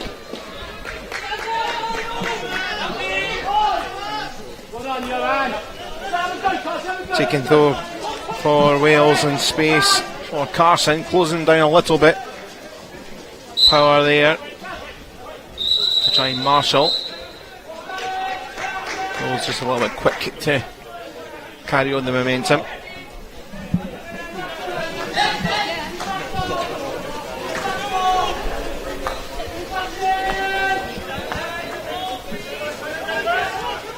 Excellent weaving run this from Daniel Kyriakidis. Martin Hannes there doing a lot of the dirty work to try and get some sort of clearance here. Will remain with the side in red. A little loose, but finds Daniel Kyriakidis again and has to go backwards to go forwards. He's just trying to edge the pace up a little bit. Prosser, huge gap here. Hammer across by Dolan Gray. Oh, and Wales claiming, looking for something. In the end, it's went against them. Claiming for a foot there. Umpire not with them.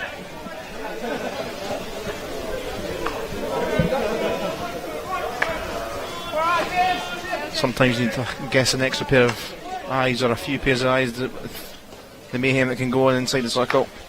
Never have enough eyes.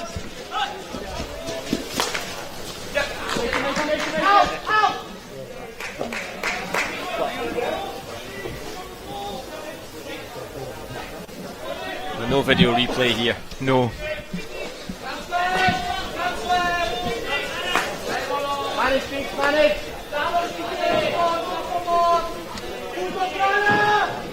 Wonderful development of hockey, of course. The video referral only available for the top tier tournaments. Yeah, like so Scotland will benefit of that. France as well at the semi-final stage. It's interesting.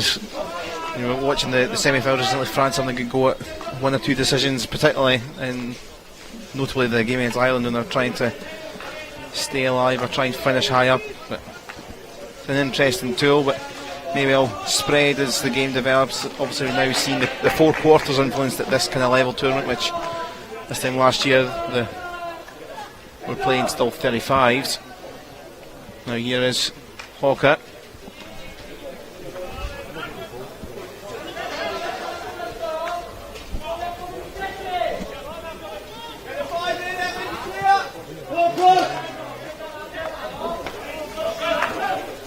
Daniel Kyriakidis. The Owen Wall.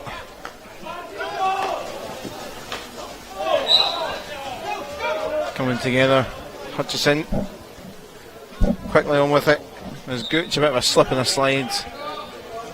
And that'll be the end of that. A wet backside.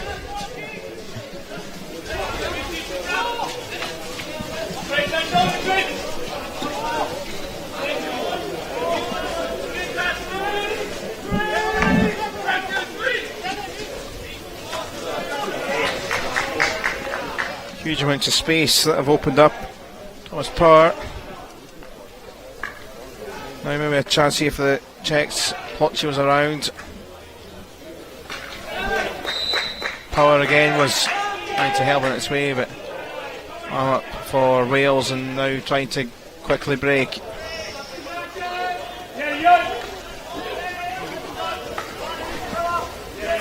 Space here for Closer. Shadowed by Thomas. Closer carries on, it's high in the air. Maybe a little too dangerous, certainly one or two chats going on again. The Welsh players feel that they're not getting much of the run of the green here. Certainly enjoying their debates as the game goes on.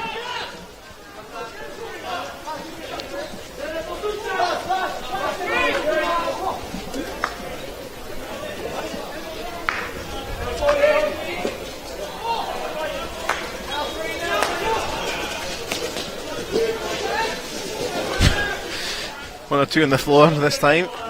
Another greasy. Here is Gooch back to his feet. Picks out a great pass for Hutchison. Prosser to the left. Hawker in front. Here is Prosser. Hawker waiting. And penalty corner signalled.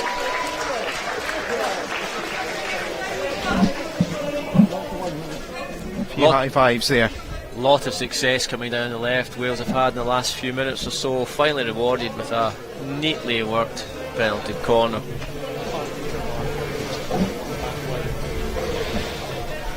Czechs getting the gear on. Just under 7 minutes left on the clock. There's 40 seconds for them all to get ready, time fast running out for them now. Yep, there's an extra little clock, 40-second clock, so they can see it. Draper across, first penalty corner of the game.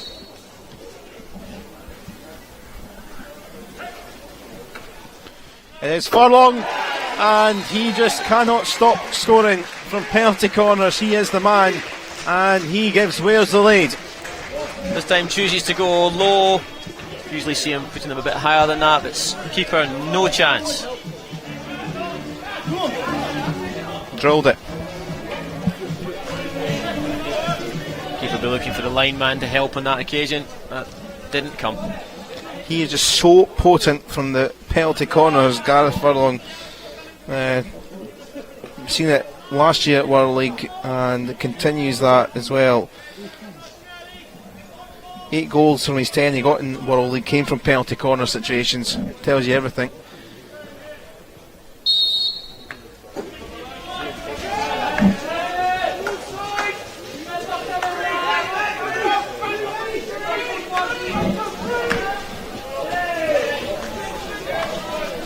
Opening goal of the game for Wales, number 18, Gareth Furlong. So Czech Republic 0, Wales 1 here in Glasgow. And the first game for both these sides in the EuroHockey Championship 2. Wales, remember, promoted up to this level after winning the third tier a couple of years ago. They were consistently a second tier kind of side in recent years, but were relegated in 2013, so bounced back pretty quickly.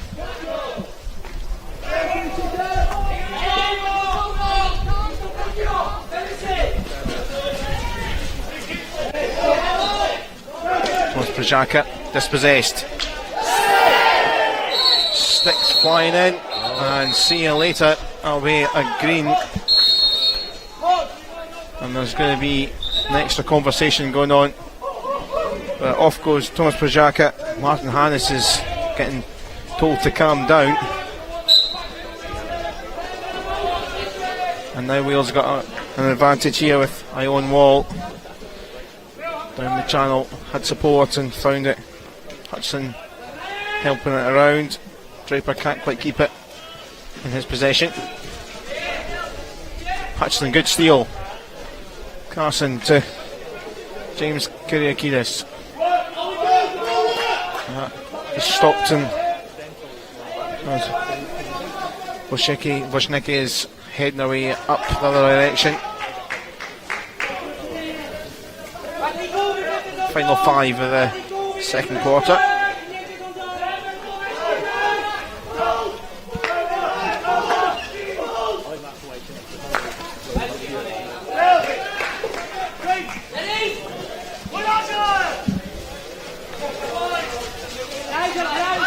A wee bit of frustration creeping in from that green card. Frustrated that the foul went against him.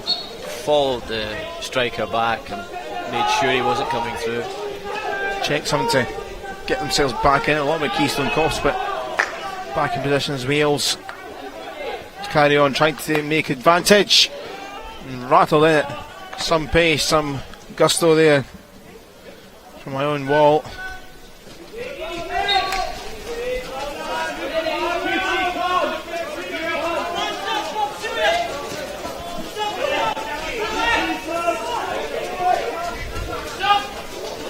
Temperature of the match is lifting just a little now. Players beginning to react to one another.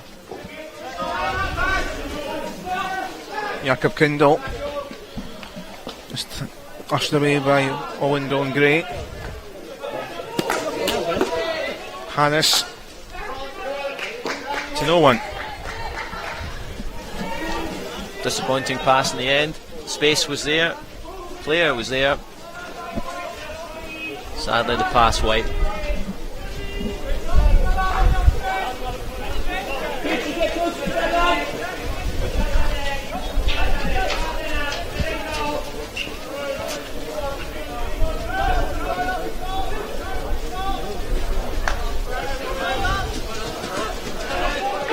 It's another loose Czech Republic pass.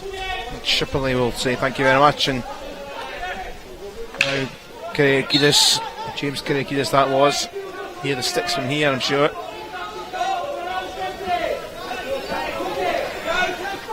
Gareth Furlong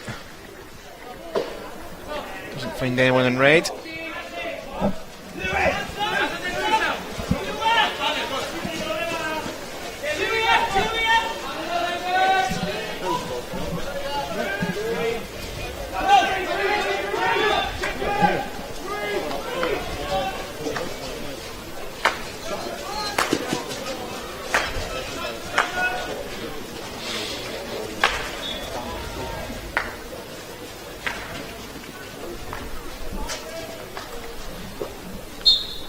This game is down, trying to keep it alive.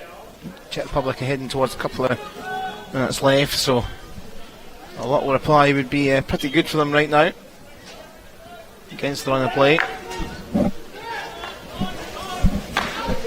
Prajaka back to the full complement as well, incidentally. There's power, but disrupted, and now this is where the real turbo pace of this Welsh side. Shipperley, Gooch in front. Try to tee up Gooch in there. It's going to be a second. And that is a well worked team play, counter attack. Finished off James Kyriakidis. 2-0. Started deep, driving forwards, using the overlap, bringing it close, playing advantage off the corner, back post man. Easy.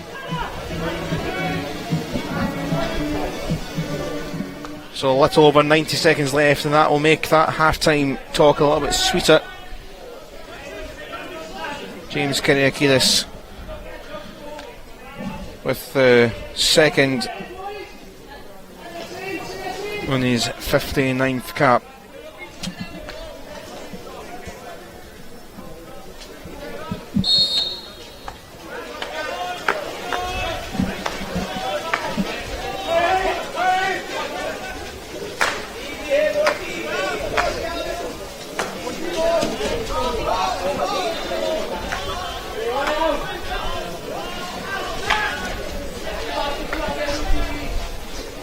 Mind that world rankings, if you're into that sort of thing or believe them, you know, some sports are much maligned sometimes. World rankings, Czech Republic 24th in the world, Wales 32nd as things stand.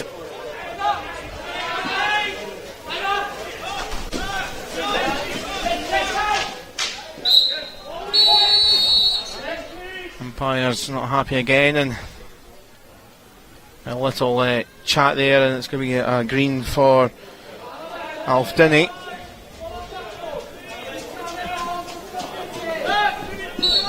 A bit of off the ball action there, it would appear. There was 1 or 2 early warnings earlier in the game, and now it's a case of green cards flying out now for anything that warrants it.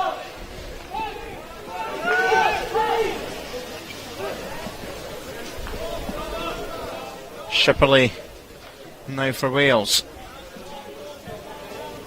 Taking on power.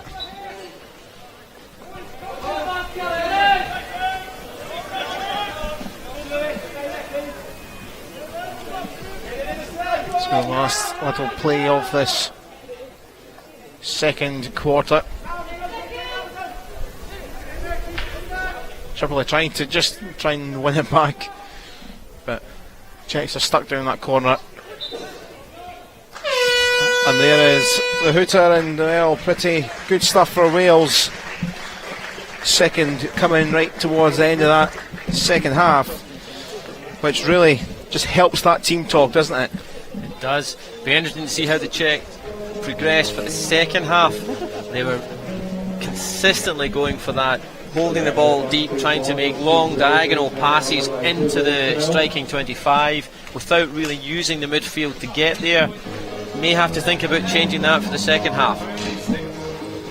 So let's have a little look then at the best of the action from the first period.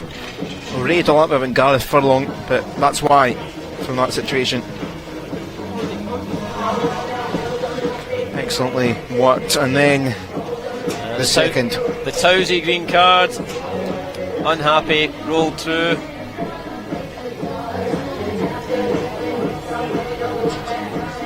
So 1 or 2 chances, I've mentioned the green card there before. Wales then grabbed themselves a second. It was a counter-attack move. And James Kyriakidis there just lurking to tap in.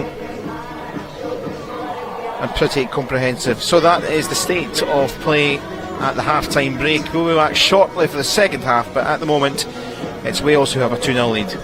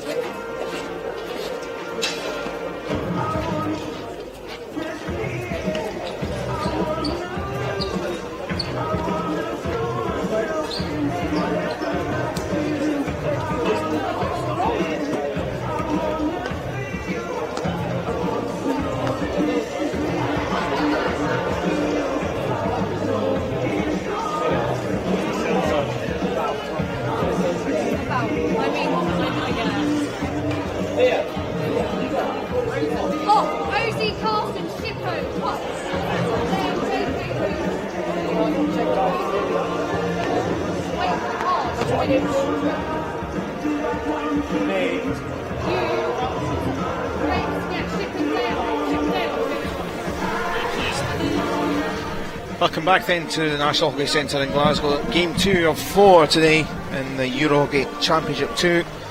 There's the second game from Group B. Czech Republic 0, Wales 2. As we're literally seconds before we get the third quarter underway, and the Czech Republic are, well, taking their time, shall we say, which is well, tough luck in this game. And I think, I don't know what's quite going on here, but there's going to be a very quick green card shown to Luke Hawker. Official wants him in Martin Monaghan. Any idea what the heck just happened there? He stepped in, he was within 5, stepped right the way in, stopped the strikers going forward to try and break down play. Umpire was having none of it. Welsh wanted to get the game started quickly because they knew the Czechs had taken too long to come out of the changing room and only had about 6 or 7 players on the pitch at that point. Just a strategy of the Welsh. Unfortunately, didn't pay off for them. Umpire was having none of it. Yeah, a bit of a mess, but a little thrash out there, a chance, half chance for Snooki. But yeah, a bit of a mess. The Czechs were literally running out as the time went, and as I say, there isn't really any hang about there. You don't just wait 5 minutes for everyone to get ready if you're not there in time. Tough luck, and Wales trying to capitalise, but at the moment Wales are down 2 players because Denny is still off from that infringement towards the end of the first period. So at the moment the Czechs have a couple of players extra for the next few seconds anyway. Will they capitalise on that with Przaka now from deep?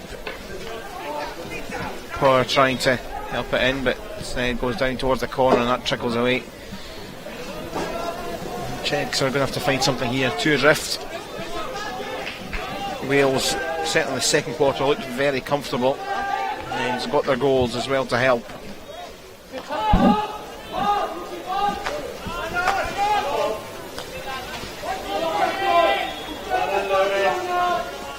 Certainly pressing more, although hardly surprising. 2 goals down. Quickly taken from Thomas Forsnicki. Didn't last for too long, and away comes Hutchison. Not too making a run forward, but instead back it goes to Prosser. Wall. Space in the channel here. Mugridge, Hawker back on, so back up to 11.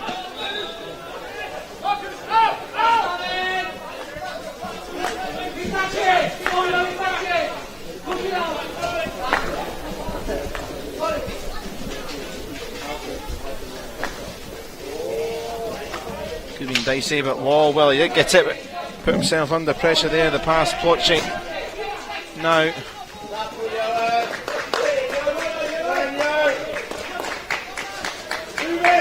Wales sounded that one out, and Mugridge forward was looking actually for Hutchison. Little scrappy first 3 minutes from both sides.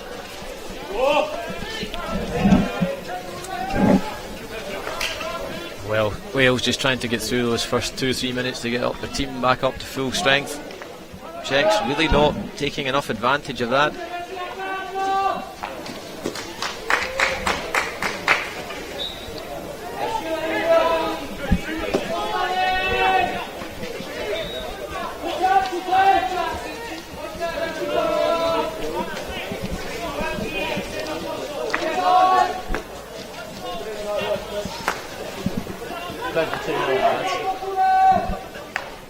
Power to fling in, and it came right across there. Wozniacki was the initial one there trying to help it on his way.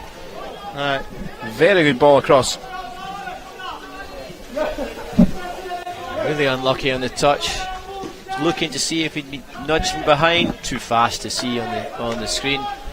He certainly felt he had it. Just unlucky. Put it wide.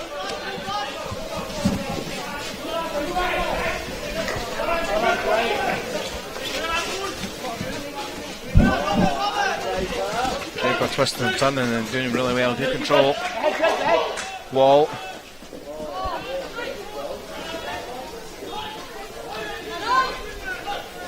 Once more. Prosser trying to get there. Kindle disrupting that. Away from Capuch. Only falls though for Kelly. Clattering with Neovic. Hutchison trying to wheel through the space.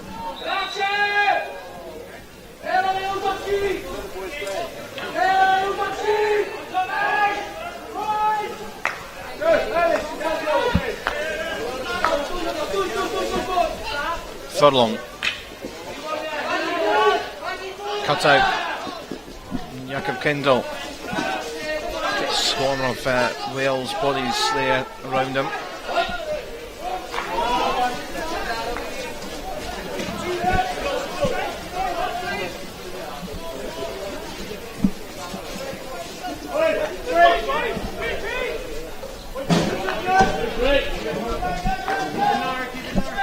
Czechs are going to a box at the back instead of the triangle, try and use their midfield in the second half.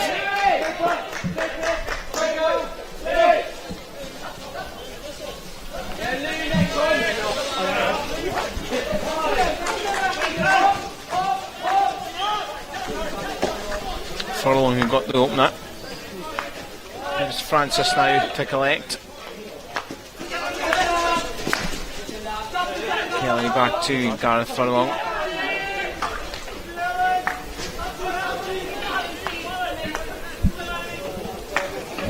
James Kyriakides who got the second of Wales' 2 goals.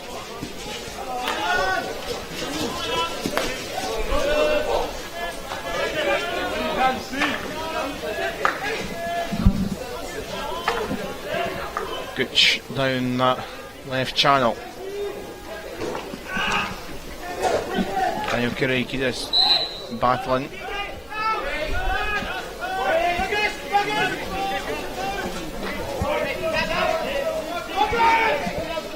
Daniel Kyriakides is one of the many that play for Reading as their club team. Good chunk of them are Reading or Cardiff, mate.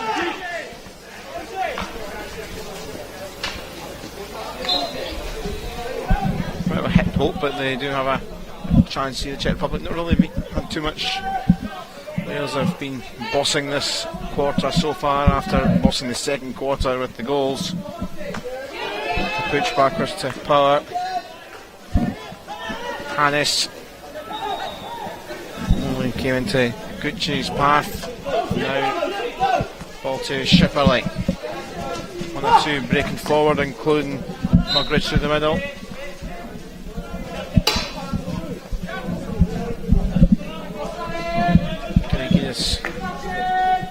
Daniel Athers taking the free hit quickly. Furlong switches sides. Another Czech infringement. Clumsy. Going to go for rugby tackle-esque, but we'll go for clumsy for now. Might be a different decision for the umpires if that thing continues.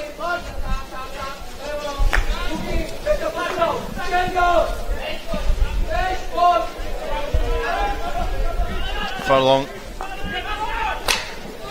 Mugridge trying to get it through the gap, unsuccessful.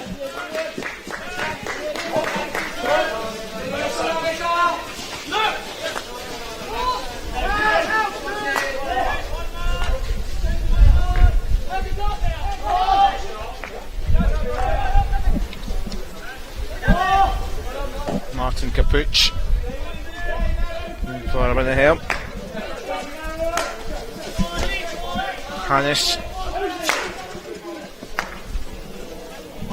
just kept in possession by Power.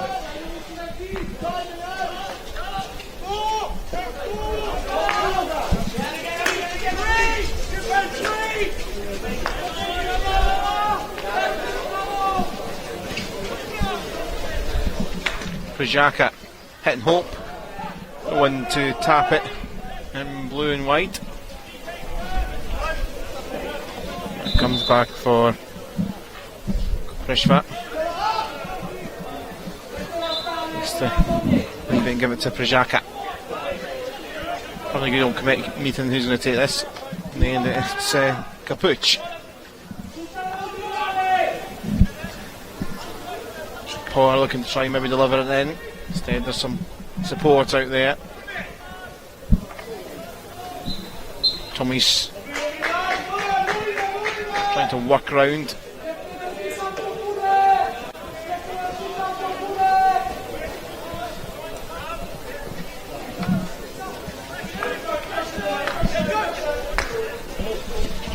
Pajaka had the green card in the first period. Pajaka again direct, looking for something in blue white to help out his way into goal. Looking for bits and pieces as opposed to creating anything around the 25 and the D. Point goes towards Shipperley. Wonderful control here, support coming in. Daniel Kyriakides goes by the baseline. Pick of the fingers, it was up the other end, and Wales trying to make it 3-0.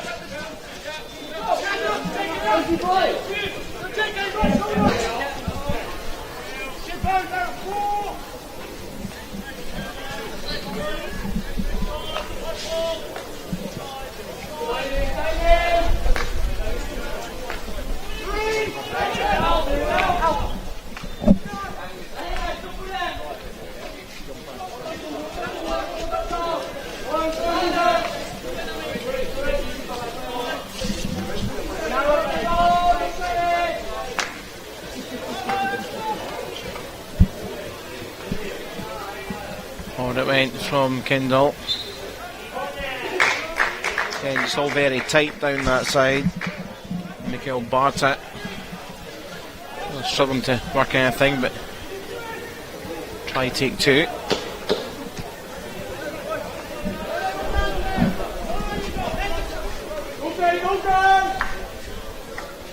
That was a quick one for Capuch, who's into the circle. Did come off a foot, looked like it off Daniel Kyriakides. Penalty corner for Czech Republic. They finally decide to move it from that corner, bring it round off the long corner. Different angle of approach. Wee burst of pace, just enough to get past the first man. Second man comes in, doesn't guard his feet. Corner.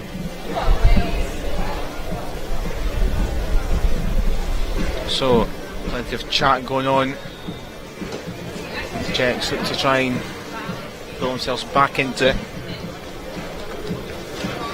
Martin Leovic, injector here. Bushnicki around, as is Prajaka. Prajaka and it comes back to injector Leovic. Smuggled by the keeper. Might fall, and does. Brilliant goal. Mikhail Barta, patient work, and they've got the reward. Well taken in the end.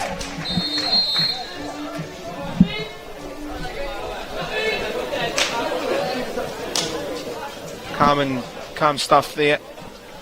Just while you're watching that, there is chat going on. The umpire having a chat here, so see what they say.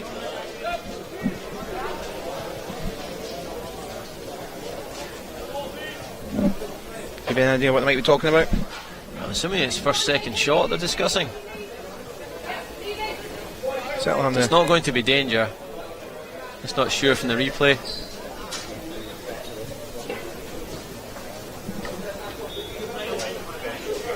Oh, umpire injury.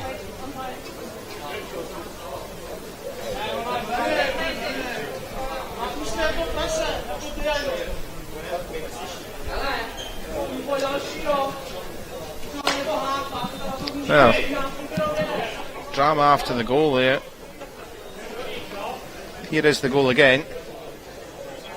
Certainly not second shot issue. That was the first shot. Round it comes. Taken. That's all fine.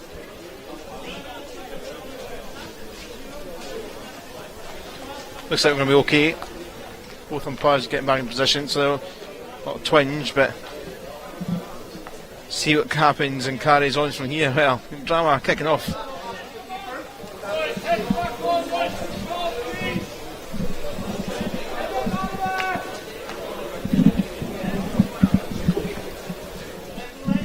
So as you were then, 2-1 it is now. It is just over 3 minutes left in this third quarter. fun and games. I think the Welsh were suggesting the shot on goal that ended up going in wasn't at backboard height, but it was the second shot, and therefore they're free to put it in at any height, and I think that's what they were initially challenging.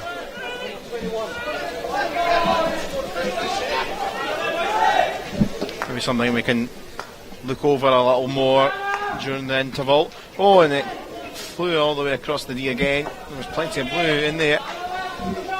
Certainly something we can look over. This was well, again, back to a sort of hit and hope, see if we can find anyone in there.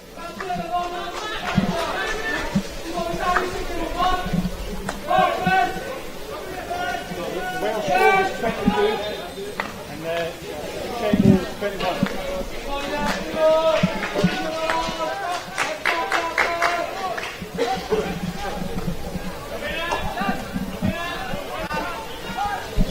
Nice work here, Kendall. It's a little bit of a momentum for Czech Republic towards the end of the quarter. It's been a fairly quiet third quarter.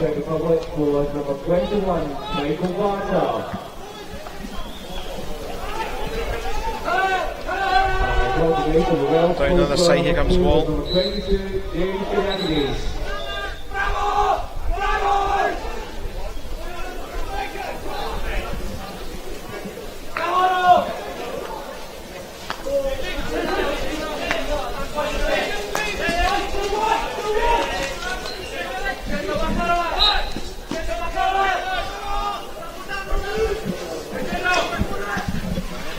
Into the D goes Hawker, trying to get a stick in, but his arm is out the other way.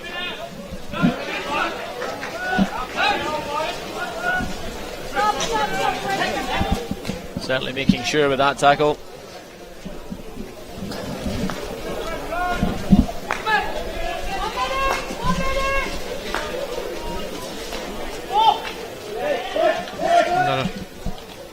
Spot a bother for Shaka, but got out of it.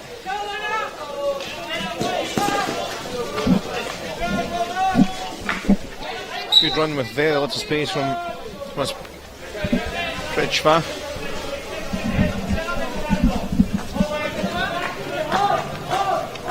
Czechs just can't penetrate the Welsh defence during open play just now. They're trying everything they can, but really they're not getting through. Hence the direct route, looking for bits and pieces. As it stands though, they are back in it. It's a little bit untidy from Dale Hutchinson. Here comes Curry Tick. Backwards it goes. Hannes. Final few seconds. And there is the hooter. So at the end of the third quarter, and it is a bit of a high five from the Czech coaching side, because they are a bit more happier with life with the goal back. We can maybe dissect the goals, or certainly that goal, a bit more. But Czech Republic have got themselves a bit of a lifeline. Here comes the goal, first shot, there it goes, saved. After that can go in any height. Pulls it round, then it goes straight in the top right hand corner. Lineman is choosing to stand there, it's not dangerous for him, he chooses it. So no problem for you then? No problem at all. I mean, the umpires, well, let's hope we can get through the last 15 without them getting worse. But that is the state of affairs so far. Wales with those two goals in the second quarter through Furlong and Kyriakidis. Barta with that one back, which means a bit like the first game, there is a bit of excitement there. That Czech Republic, who have been struggling at times for possession and chances, Wales kind of quiet in that third period, but a bit of lifeline with that goal, and it sets things up for the last quarter. It does. I'd like to see the Czech just using more of their midfield. I still feel they're relying far too much from passes from sweeper to very, very high midfielders, low strikers, as opposed to progressing through the midfield. It's not been working for them. They changed it a little bit in the third quarter, seemed to me to have a bit more success out of that, yet reverted to type for the latter stage of that quarter. Hopefully they can create something around this very, very tight Welsh defence. Well, this is a Czech side that have been pretty much a staple in the second tier in the Euro Championships. There are a couple of stints in the last 10-12 years in the top tier as well, quite quickly relegated. But this is a Czech side that, you know, used to this level. This is Wales, who we have talked about such a good 12 months or so. It's a Wales side back in the second tier. It's one thing getting into that top division, it's another thing altogether staying there when you're playing with the big boys. Yes, certainly a conversation I'm sure we'll talk about a lot throughout the week. Shipperley and just stretching was Carson. But it's pretty hard to break down the top 5-6 sides in the top tier. Two teams generally go up. More often than not tend to come straight back down. It's a bit of a bridge. That doesn't not to say that there's plenty of quality in show with the sides here. Certainly the sides trying to get up. By the time you get used to that standard in that competition, the game's it's already gone. You're already either in the relegation or about to be relegated.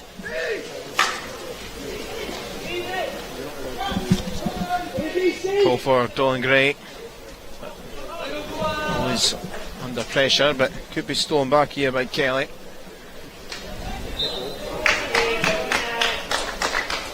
Jacob Kindle and a couple others down there just riding the momentum and eventually getting the decision.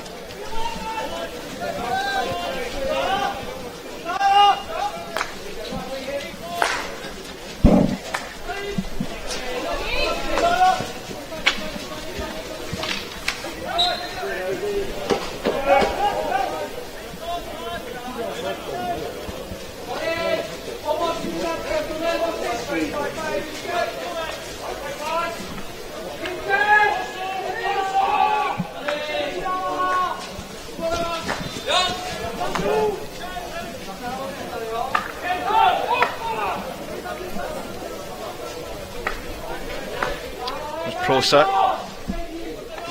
plays for Surbiton, his club hockey. The co-captains in this Welsh side.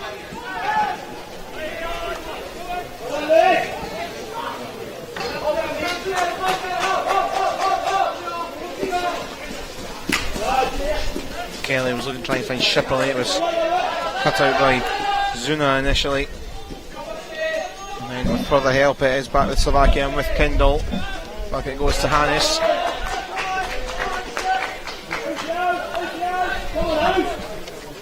Power down that channel. Poche couldn't quite control. Big goal scorer Poche, but not had too much to sniff at. Keeper came out there. Never moved 5 before it was sent into the circle.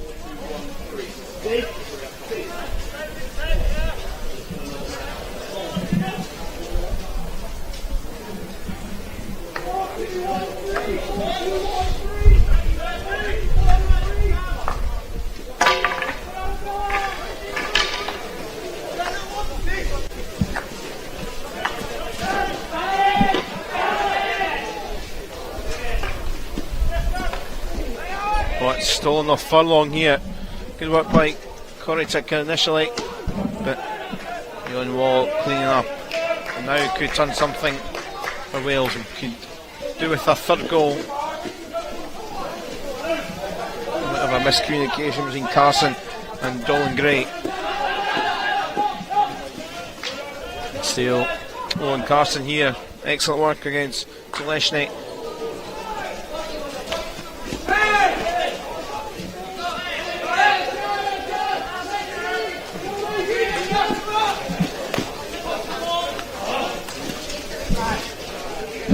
Barta. Koritic was looking for it. Cut out though. Barta, of course, one that scored in the penalty corner. Forward for Leovic. It come off a foot. Oh, and umpires here. Thought it came off the foot of Leovic. The umpire signalled penalty corner. I think they've reversed that because they certainly came off a blue foot. Yeah, it's good cooperation between the two umpires. They're fixing that one.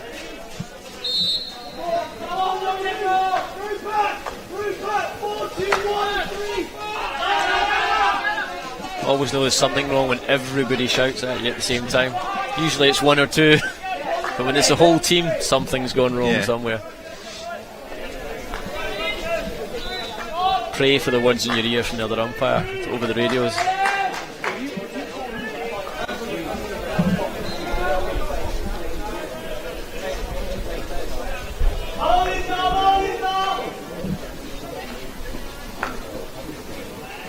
Nice play here for Leovic to get it back.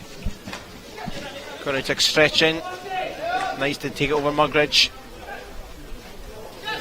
Equally some fantastic control, and this could be a great bit. Gareth Furlong, I've certainly taken it up the park. Sticks coming in.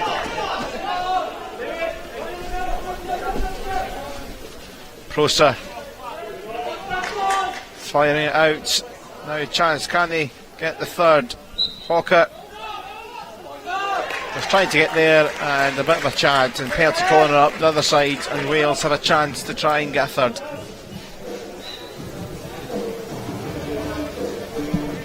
Debate about use of hand, use of foot, one or t'other. Wonderful 3D skills. Keep you uppy all the way, decides no, let's get it down. Head up, sees the space, runs eventually through into the penalty corner, which hopefully we'll see later.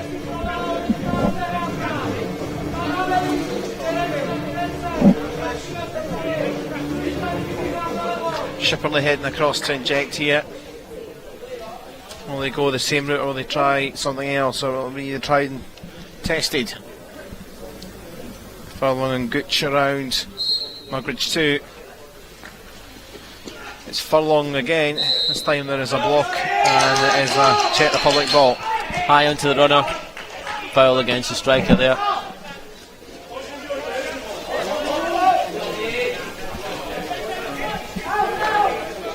Nine minutes left, and it's not a done deal yet.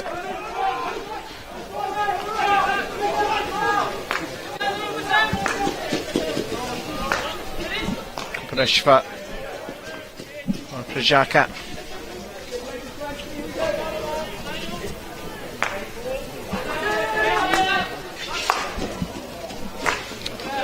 Prishva forward, but it might still come here for Ploshy. And the hit and hope stuff. Another look at this instant here. Now into the circle it goes once more, and a penalty corner now for the Czech Republic. The signal is it must have came with a foot. No real challenge this time. Another good sign. Well, could throw a little spanner into the works.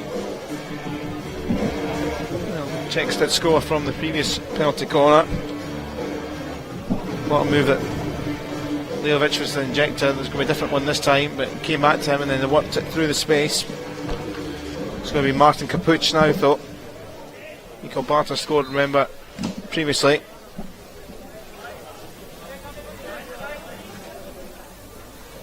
Schnicki there. Also Prajaka. There's Prajaka, it's high and away. That's going to be another penalty corner. Up off the foot, going wide. So a different routine this time. The second time around compared to the one where they scored from. Another try here. No 40 seconds on the re-award. Capuch then again with it. Prajaka once more, and saved on the line. It might have been keeper, it might have been Daniel Kyriakides, one or the other. I think that was a line man. Yeah, it looked like Daniel Kyriakides, and well stopped, because that could have been 2-2. Still could be, because Czechs have it again. Sole throw from them by Francis.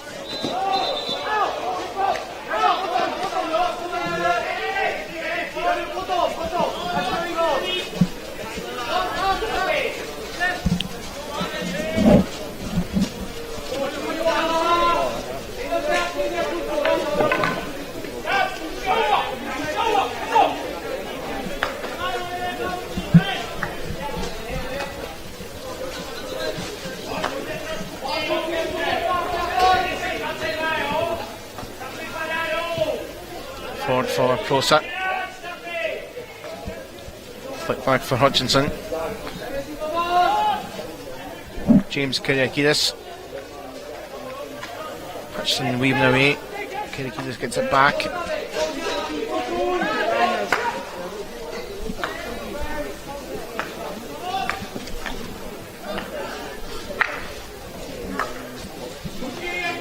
Jonathan Gooch. Turn for Draper.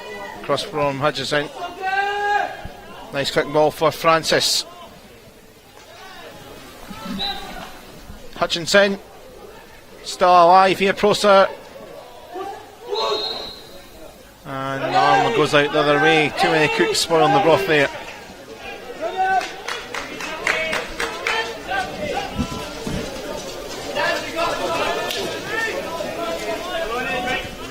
Good clearance in the end. Rattles it off the defender's foot. Striker's foot, rather.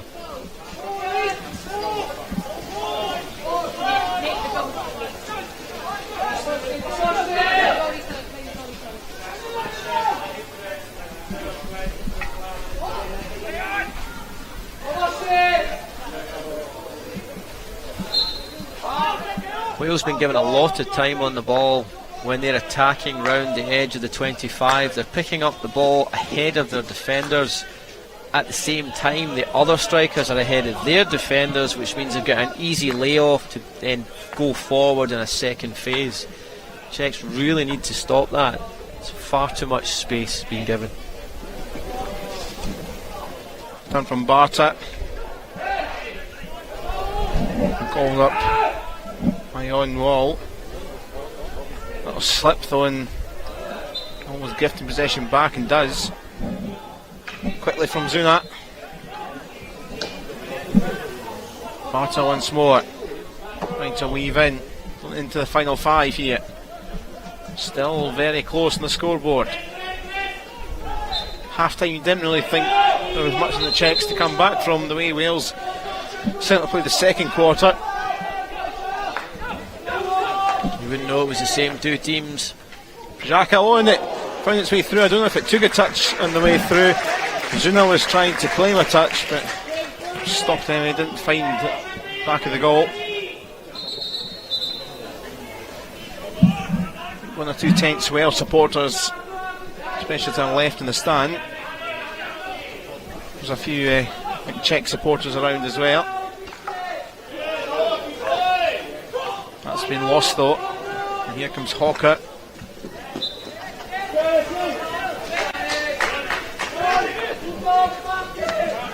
James Kyriakidis to Draper. Space opening up here for Draper. Lots of space. Good pass found through was Francis.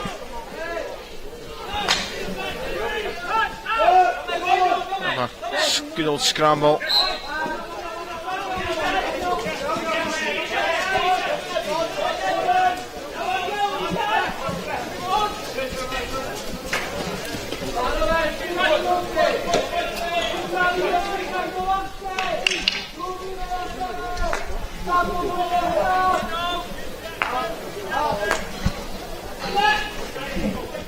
Thomas Przaka. Thomas Power now with time. On the way off Kettle, the keeper.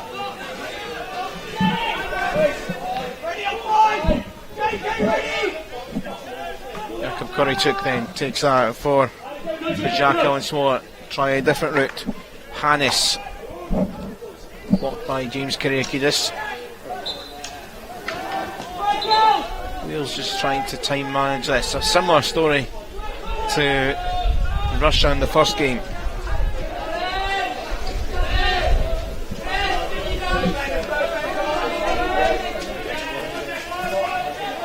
Czechs really half-hearted full press here.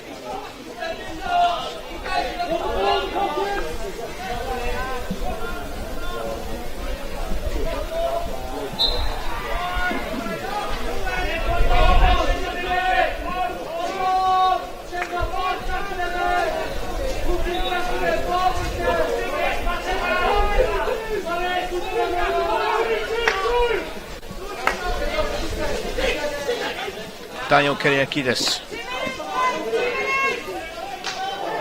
Kelly. Kelly still going here. Could set up a third. Was there a infringement? No. Wales claim it. It came up off the wheel. Looks like it hit Welsh guy on the ground. Kelly, it was on the floor.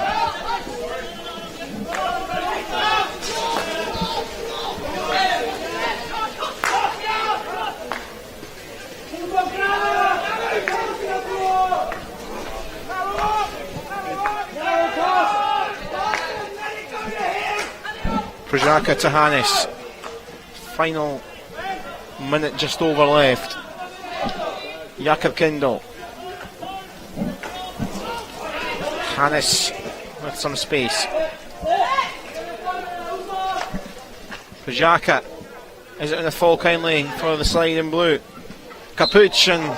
Save made. And with the hands of the team manager, Petr Tronacek down there. Deep breathing there from the Welsh defence. Fortunate at the end, it managed to hit a striking back stick.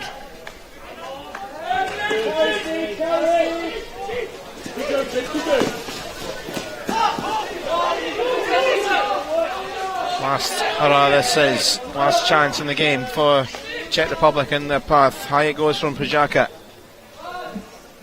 Forward from Leovic.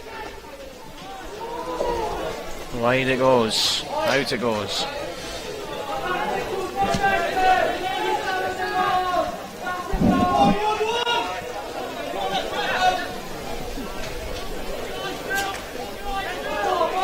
Remember, Czechs on paper the higher ranked of the two sides here, but it is Wales back in the second tier and winning their opening game in Group B, and it turned into a really tasty one. A brilliant second period with Furlong and Key scoring goals, which you kind of thought 2-0 fairly comfortable, but it's a danger zone lead when the goal came in there for Mikael Barta, and final quarter, you see the Czech Republic with them having to try and get the second, probably had the better of it, but in the end, balance play, Wales edging it, probably just about the right result. I think so. Certainly on balance, they were the strongest attacking side, definitely the stronger defensive side, clinical penalty corner taking.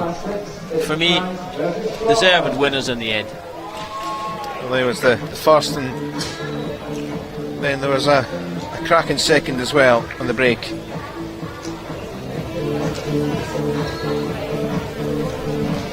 And then this was the chance. This started off from a penalty corner and some patient play for 2-1. Lovely first time take. Lovely first time take. So that's the final score from this one. Your thoughts then, Martin, as you're leaving us at this juncture of the day. 2 games down, and obviously plenty of hockey to come today and for the rest of the week, but assessment so far, what we've seen today? It's going to be close. 2 tight games. Both of them could have drifted out, certainly to draws, perhaps maybe not to wins. But this keeps up for the rest of the week. Be very, very tight in relation to the progression into the semi-final stage.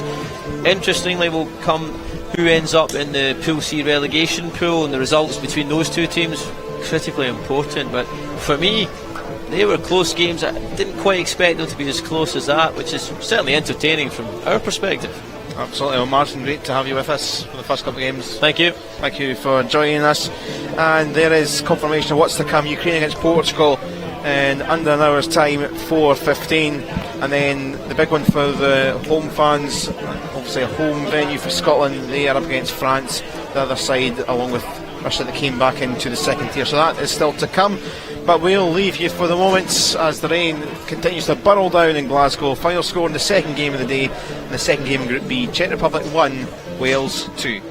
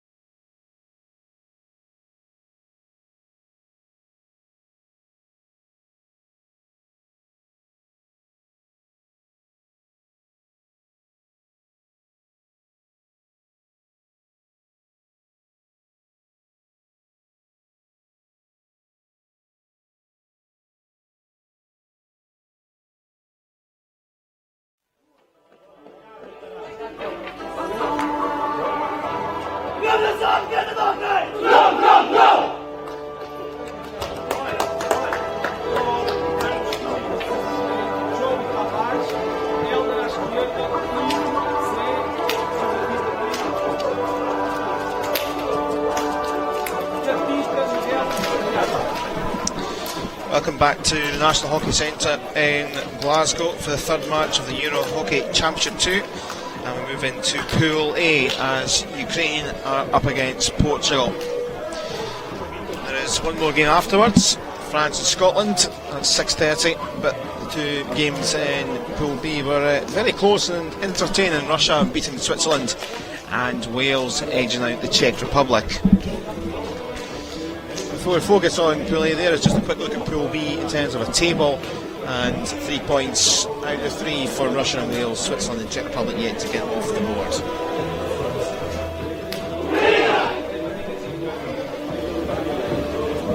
So then, sides are lining up.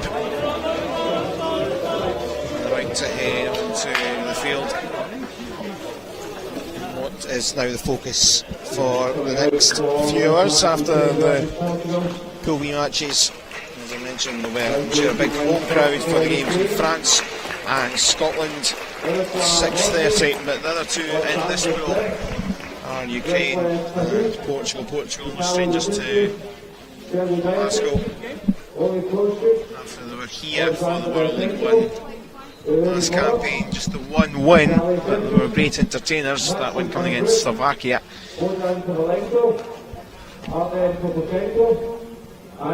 Ukraine are here after a 6th place finish in the second tier, just narrowly missing out on relegation in 2015, although saying that Switzerland got a reprieve, so they were very comfortable really in the end, and they've been pretty much a staple in the second tier in the last few years after promotion from the third tier in 2009.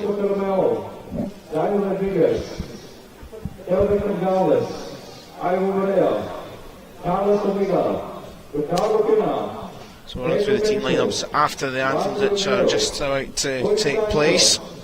It is Ukraine, who are 25th in world rankings, against the Portugal side, who are the lowest ranked side here, 43rd, just ahead of Fiji in the standings. Now it's time for the anthems.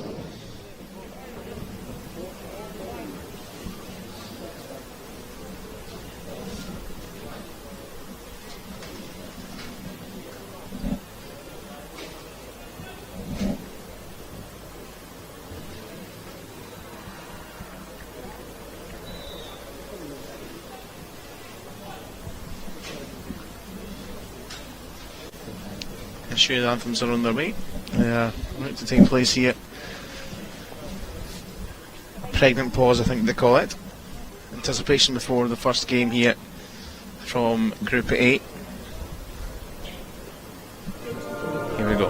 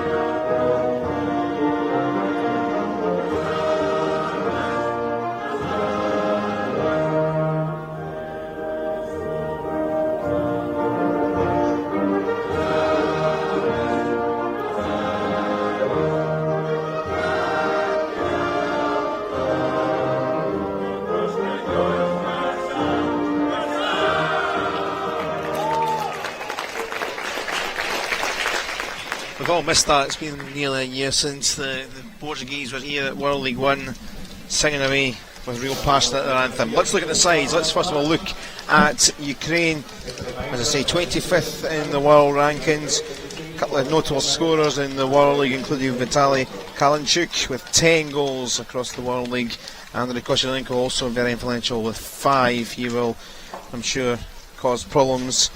Kalinchuk is on the sidelines, but will feature, I'm pretty sure, pretty quickly as the game goes on. For Portugal, well, some real characters, as I mentioned, likes of David Franco and Miguel Rodriguez, real playmakers, real linchpins on the side.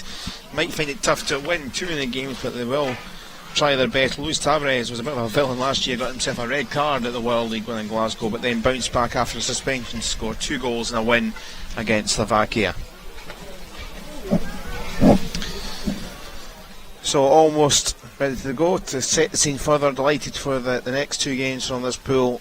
Alongside myself, Callum Patterson, and commentary is Alan Meikle, a coach player for Hillhead Hockey Club. And Alan, great to have you here, and you're looking forward to hopefully some top class international hockey. Yes, can't wait. I've watched a couple of games that have preceded this, and the standard has been good. So looking forward to see how Portugal can match up to the might of the Ukrainians. Confirmation there, Fraser Bell is the umpire alongside Anton Cochin, the Scottish and Russian umpires here. So we're pretty much set to go.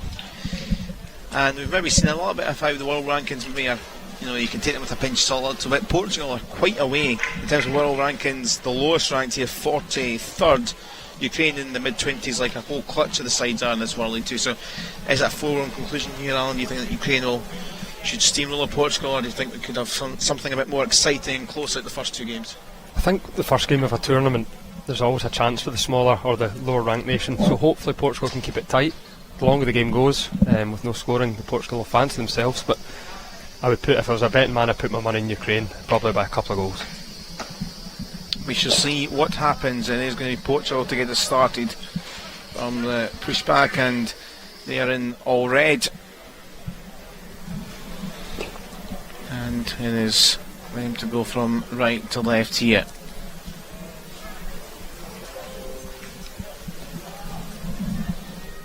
So we're underway for the 3rd game of the day, the first game in Group A. And thanks for joining us on our live coverage, wherever you're watching.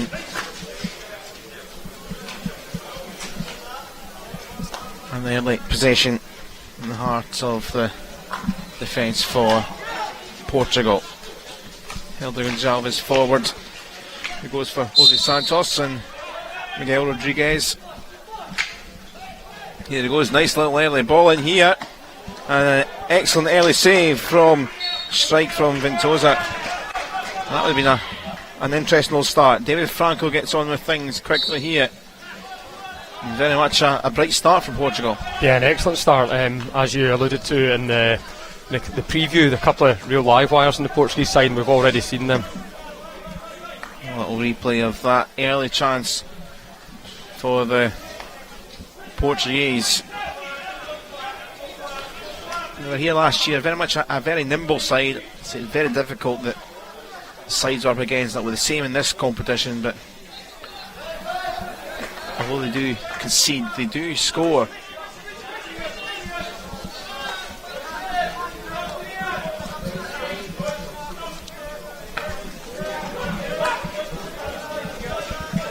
Paziuk now for the Ukrainian side.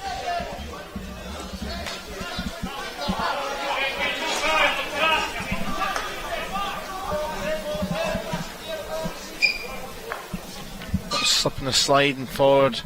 It goes now for Oli Polishuk.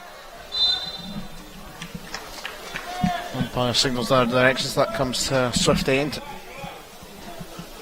Yeah, Ukraine quite cautious as well to begin with, pushing maybe 4 up front, keeping a couple at the back, so obviously quite intent on getting into the final quarter early on.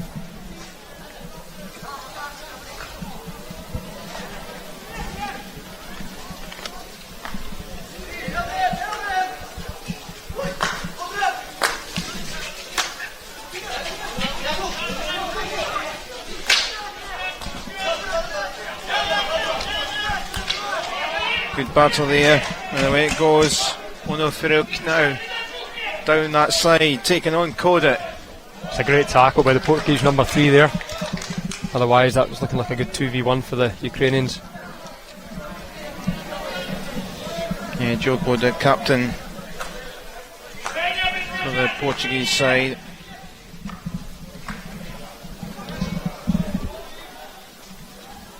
So I believe Joe is actually half Dutch and half Portuguese. I met him in Lisbon recently. Fascinating guy and really committed to Portuguese hockey. Thank you for stealing some information. I'll keep you saved. I'll not have to say that one again. But a good point, yes, he is Dutch ancestry in there. And also a very good umpire, as we witnessed when on tour in Lisbon. So hopefully his play matches up to his umpiring skills. Got a good career then ahead, post-playing, particularly post-playing. Yeah.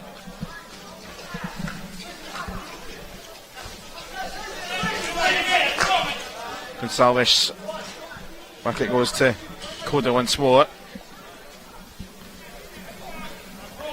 Franco. Rolling in and out. It's been a good start from Portugal, and Franco still trying to battle his way forward up against Artem Povlichenko. And Ukraine have it once more.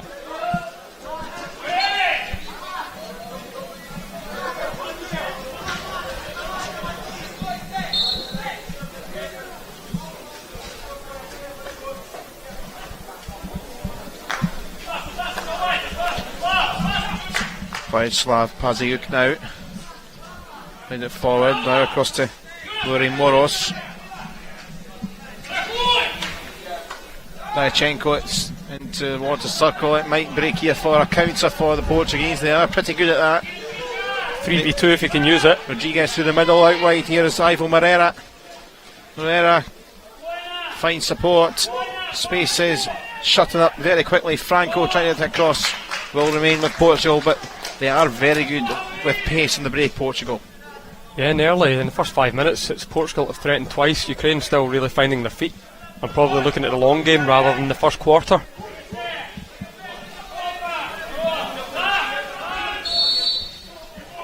I think ultimately Ukraine untroubled by those Portuguese attacks, recognising that if they don't dive in, they should be able to contain them quite comfortably.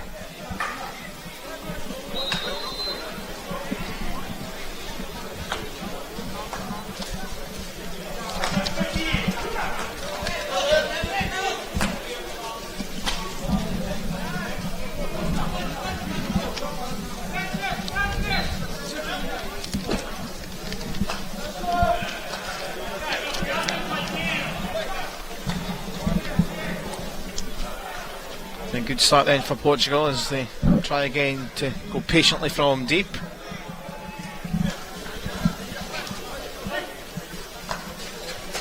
It's a good ball through, lovely run up front. Nice steady run here for Pedro Pinto. Taking on Dayachenko.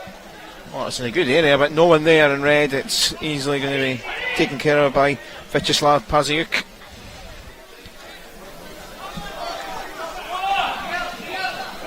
Tavares found that one forward now. Space again here. Across to Miguel Rodriguez. And off a leg of Andrei Koshelenko. Quickly on by Franco. Nice space. Miguel Rodriguez around. Still alive. Penalty corner. Bounced up off the leg, I think, of Nikolai Jasensky. And penalty corner for Portugal. I think that's what Portugal are going to have to do. A lot of individual skills in the DE, maybe not the passes that they need, so corners may be the way to break through this Ukrainian defence. Wonderful opportunity though. Ukraine look just a bit lethargic at the moment. Portuguese may be enjoying the colder temperatures, having a respite from the Lisbon sun and the Portuguese sun. Yeah, I think you're saying off air it was 40 plus degrees recently. So. But they're used to that though, so you can see. But yeah, it's a bit of a change, a bit of a difference. Luis Tavares across Miguel Rodriguez. Tavares gets it back in, it's just agonisingly close, but another penalty corner is coming their way. I'm not sure what umpire Bell's given that for. maybe off a foot.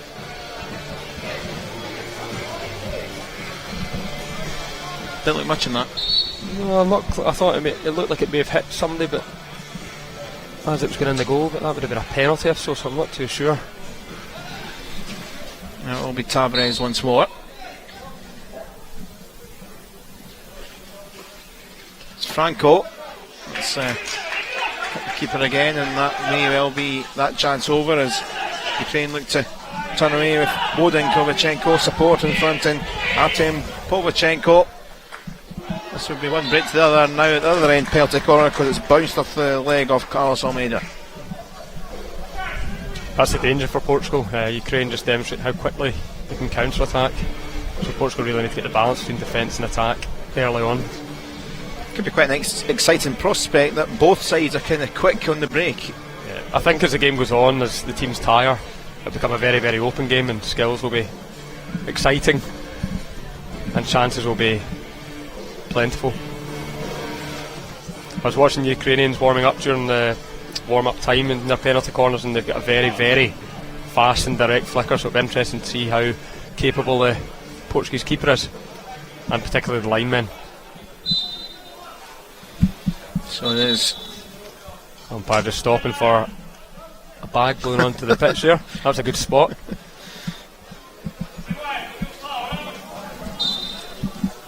There's Daychenko then. Oh, he's broken early, so he's off the halfway line. So if you break the line early there, whether intended or not, you're automatically put back to the halfway line. So down to 3 defenders plus the goalkeeper for Portugal. Yeah, we've seen that in the first game of the rival Moreira having a chat on the sidelines with his head coach, so this could be a big chance here for Ukraine. And it's Good well away. Paziuk with the attempt at goal. Wee bit of sympathy with the defender that broke early, because quite often the injector dummies force them into an early movement. Still alive here though in the day. Oh, and it's bobbling around. It went high in the air. Vitaly Kalinchuk was one of those trying to just get it under control, but away it went. That could have gone anywhere. You know, it could have landed in a Ukrainian stick there, but Portugal survived that one. Bit scrappy. Keeper could have done better with his clearance.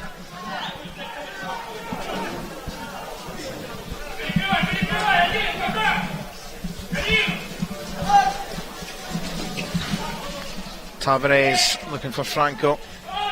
Yeah, nice use of the aerial ball there.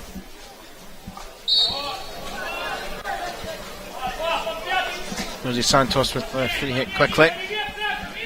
Miguel Rodriguez trying to claim it in his path. Carlos Almeida around 2.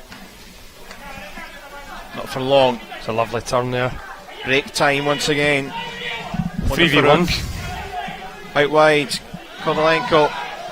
1 or 2 protests. Bodin Kovalenko was the quickest up there and lead the protest going to the umpire, and the decision is another penalty corner. Yeah, it seems to be opening up a bit now. Portugal had their good opening 8 minutes, and now the Ukrainians are really taking a hold of the game. I think it's the first real chance over the last 2 or 3 minutes where we've seen Ukraine that they can burst 3-4 forward. Maybe the difference between the 2 counter-attacks so far has been Ukraine have had maybe an extra body there, so they've had maybe 4 going forward compared to maybe 3 at the other side. Absolutely. Maybe looking the fitter side at the moment as well, which will take its toll. Alexander Daychenko then once again with the injection, and it's in, and there is the goal, and Ukraine are in front. Yeah, really nice, powerful flick to the keeper's left. Postman maybe could have got a bit of it, but difficult height, and his sight's obstructed slightly by the runner. So yeah, good goal. So Portugal maybe I'll feel a bit hurt by that, a bit wounded by that, because they had such a good start.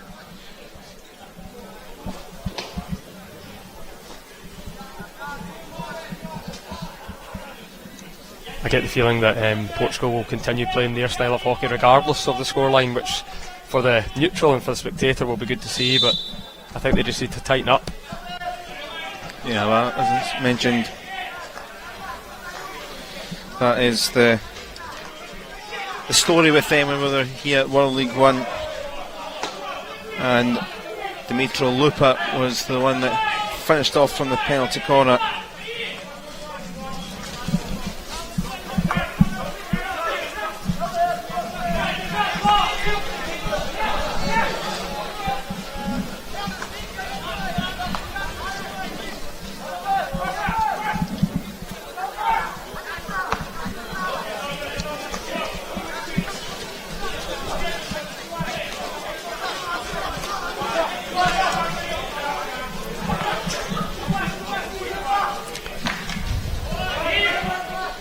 Taken away now, and forward it goes. Portugal looking for the reply. Vasco Ribeiro with the glasses on.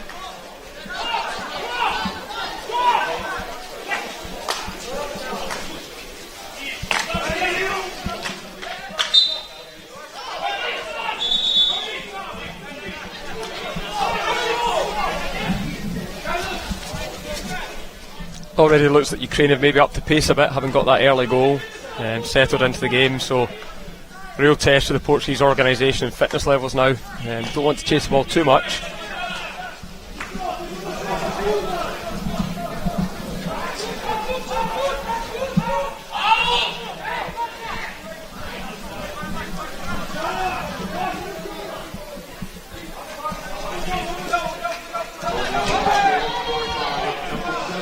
And now up the other side it goes. Back with Ribeiro. And arm out against Portugal.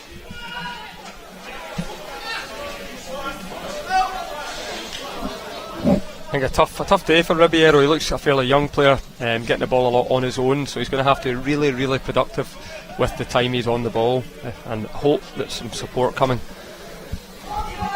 A big job for a young man.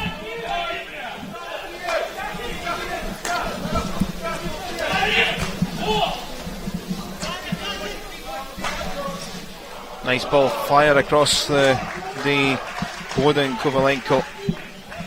It's the closest to it. Still zipping far at 100 miles per hour.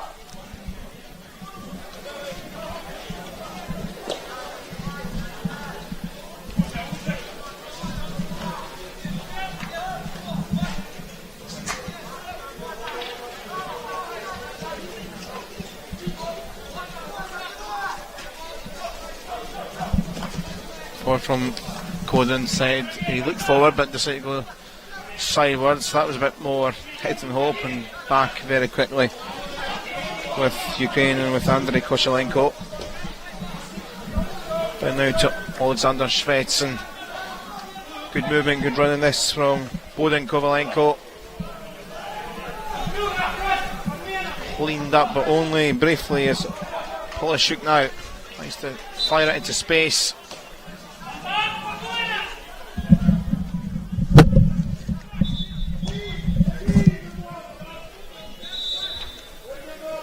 And once more, Ukraine looked to get off it quickly. Darchuk went backwards, so again across the D it went. Yeah, it's been a difficult last couple of minutes for Portugal. Already we're seeing that Ukraine are passing the ball more, so much more energy efficient, and Portugal are beginning to become a wee bit more desperate with their outlets. So if they can get to the first quarter 1-0 down, I think that'll be a result. Here is Thiago Ventosa now. Made up a bit of ground.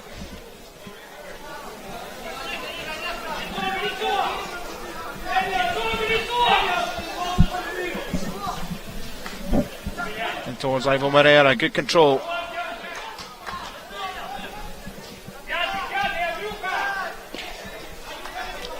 Portugal have committed 8 of their outfield players to this, so need to be very wary of the counter, which is something hopefully Ukraine will have done their homework and will be aware of that. Nice passing opportunity here for Portugal. And towards the D it comes. Might well just be rescued by Artem Pavlichenko. And that comes in, didn't quite get as they wanted, so at least Portugal can reset as we head into the final 60 seconds of the quarter.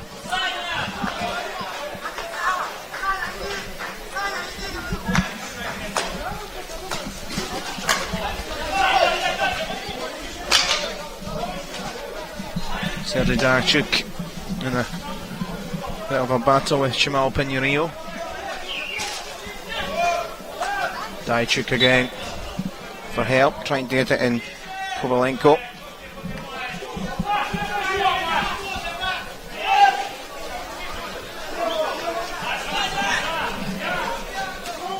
Nice ball, nice control from Ventosa. On the end, it goes against him. That was an absolutely sublime pick-up by number 17 there. It was like watching the professional footballers when they take a deft touch to control a high ball. I don't know how much he meant, but Hockey deft touch. Absolutely, and what a shame that ended up Phil going the other way, because that was fantastic skill. They seem to be a very skillful side, but it's just lacking that structure and the kind of team ethic. So that's the end of the first quarter. So a couple of minute pause. And Dimitro Lupa, the scorer from the penalty corner in the 9th minute. And that was the only goal after a period where Portugal had a good start to the game. The first 6 or 7 minutes, and just a couple of counter attacks were really threatening, and they won a penalty corner, and in the end it helped them take the lead. And here is a little look at it. You're still not quite sure about the decision though, which is another talking point. That's a moment from the other end. So here's up to the side for Ukraine. That was one penalty corner, and here's another one that's soon followed into the net. Good finish. Yeah, just looking at the replay, the first corner that Ukraine had, the Portuguese ran down really successfully, and it looked like the runner just wasn't as quick off the line there, and that may have been crucial because they defended the first one really, really well. So maybe a wee bit disappointed in their short corner defence there, but I think Ukraine just about deserve the lead. So that's how things stand, and of course later on in this pool, in Pool A, France taking Scotland at 6:30 here. Crowds been building quietly throughout the day. There's confirmation to remind you if you've just joined us for a live coverage of the two Pool B games, Russia 3, Switzerland 2, and Wales edging out Czech Republic by 2-1. So 2 wins for Russia and Wales on the board for them, 1 apiece, and we'll see what happens for Pool A as it stands. Ukraine with the advantage after the first 15.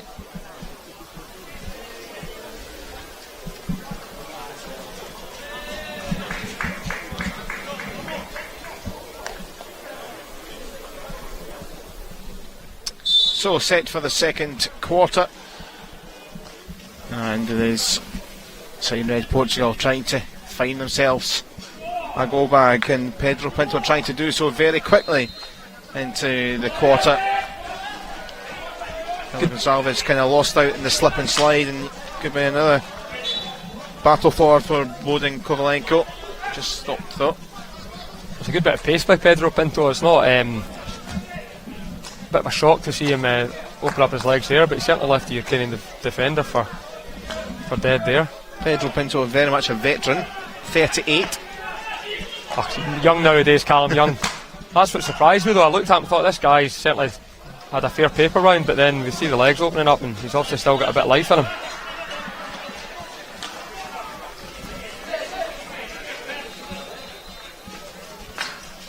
And he'll have all the experience in the world if he's at 38, so that'll hopefully have some impact later on. I'd like to put it out to the Portuguese viewers if they know what the paper round reference meant. Well, in Glasgow we say if somebody looks older, it may be they've had a very tough paper round as a youngster. Very harsh. Very harsh. But I'm 37, I would say I look a wee bit younger than him. Good running then from Bodin Kovalenko. I'll stay neutral in that argument. Didn't quite work out in the circle. There is Pinto.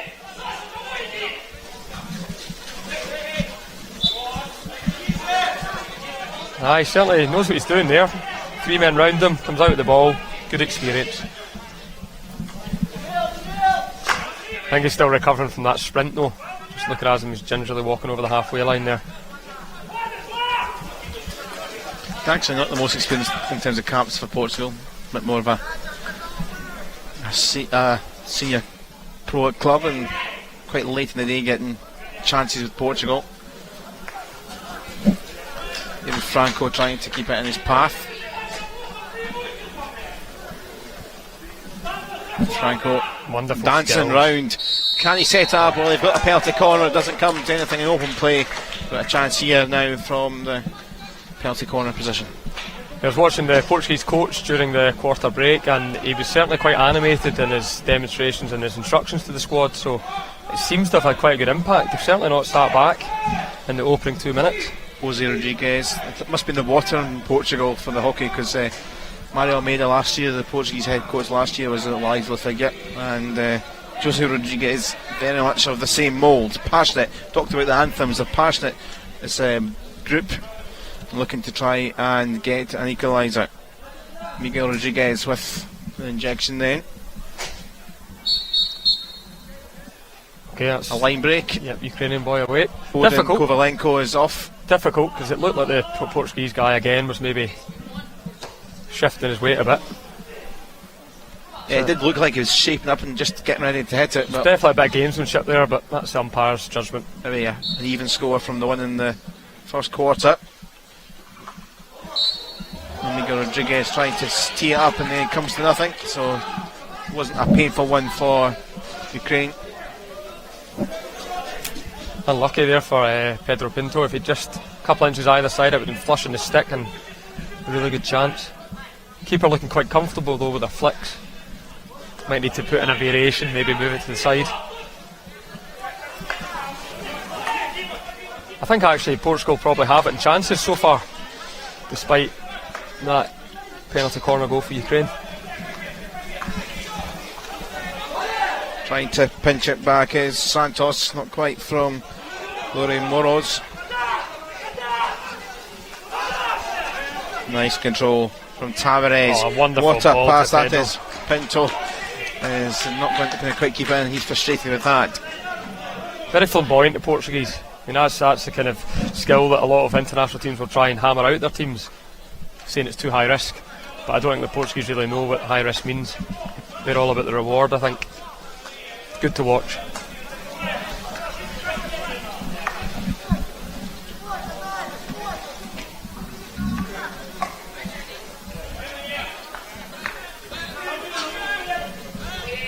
Ivo Moreira did well. And dancing past Moroz. Rodriguez out wide. Franco comes back to David Franco.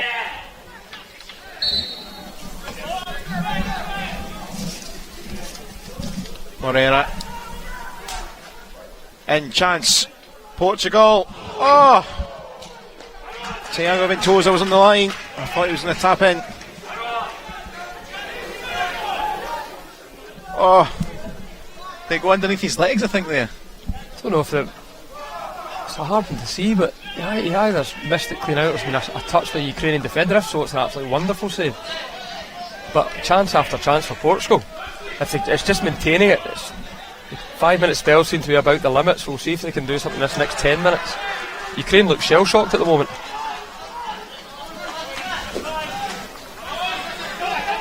That's one back by Ukraine and the captain Yachenko. That's going to filter its way to the other side. Yachenko, captain. It's another experienced head on this pitch at 35.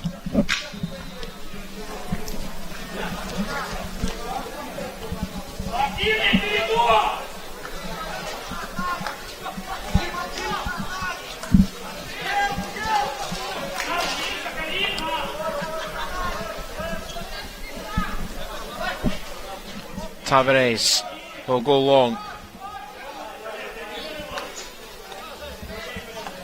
Doesn't find anyone in red, and now there's a chance here for Ukraine, and Kovalenko on his own. Almost skipped through. Shevchuk around, also on the fluke. And that goes to the baseline and out, so Again, a little bit dicey for Portugal. It was a bit, but compared to the first quarter though, they had much better numbers back and they limited the Ukrainian striker to a shot from quite a wide angle and the keeper was very comfortable, so if they can keep doing that, I think their coach will be pretty happy. They seem to have got their structure that wee bit better and the balance between defence and attack seems to be a lot more solid at the moment. Tavares went long but only found Chenko. Ukraine just need to settle. They've not really strung 2 or 3 passes together in this quarter, playing into Portugal's hands at the moment. 8 minutes to half time. Tavares. Pinheiro, that was just a bit of lax play.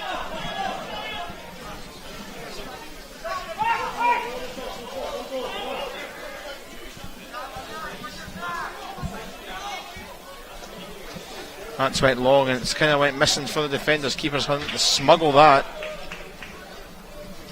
Onofriuk was there, now he's quickly trying to tee it up. Kalinchuk around. Cleared by Ivo Moreira. Yeah, keeper did well there, just closing down the angle. Tight angle for the Ukrainian. Good tomahawk shot, but well out. Antonio Camacho, the keeper, has got flair in him as well. It's not just outfield players.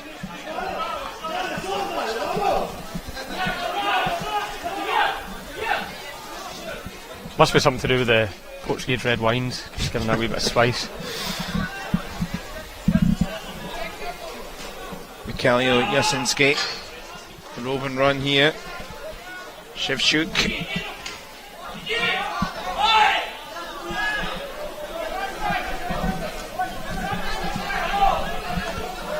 Into Alexander Diachenko. And just poked away. That was a poor move, Vitali. Shevchuk again, back it goes. Sustained possession from Ukraine.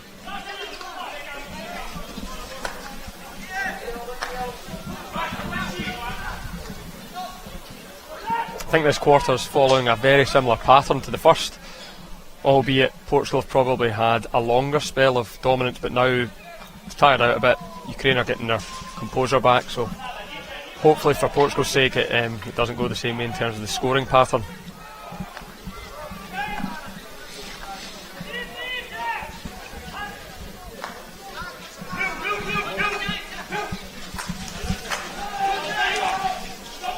Santos in a bit of a sandwich.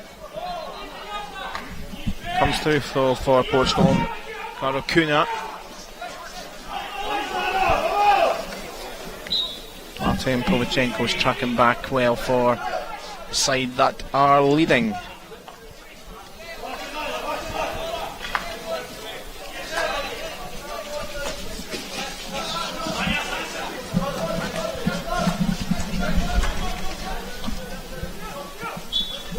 Kalinchuk trying to continue his run. He was trying to link up with Bodan Kovalenko.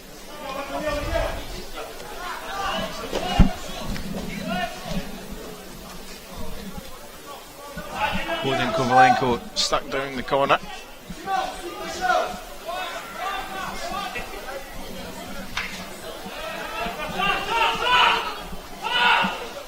Nice one back by Tavares. He ups it towards Miguel Rodriguez. Bit of a slip and a slide. Now in danger. Andrei Kochelenko. Save comes in. Andrei Kochelenko protesting again. And cynical play. It's a stroke. Yeah, credit to the umpire. He played a really good advantage early in that move. And a wee bit cheeky by the Portuguese players. Goes to strike it, he just obstructs his stick, knocks it out of the way. Keeper will be a wee bit disappointed because he'll feel that he had a chance to save it. Is Andrei Kochelenko. Scored 5 goals at World League 2. Second top goal scorer behind Kalinchuk in all phases of the World League that they're in. And he makes it 2-0. And very punishing for Portugal. They feel hard done by, but they haven't taken their chances. Ukraine have been clinical. It's just the same as the first period, as alluded to earlier. All Portugal for the first half of the quarter, and then Ukraine almost just soaking it all up. Wait for the moment where the pace drops, and then they take advantage. 2 set plays, and you have to wonder if Portugal's heads are now thinking, we've put all this in, we've played well, but we've got nothing for it. I've been there, it's a tough one to swallow. But good umpiring there, allowing that to come to that part of the game by allowing the advantage early on.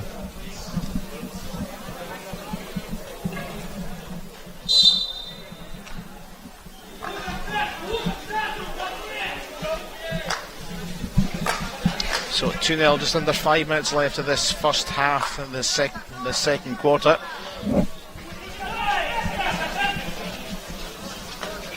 And Koshelenko with that penalty stroke.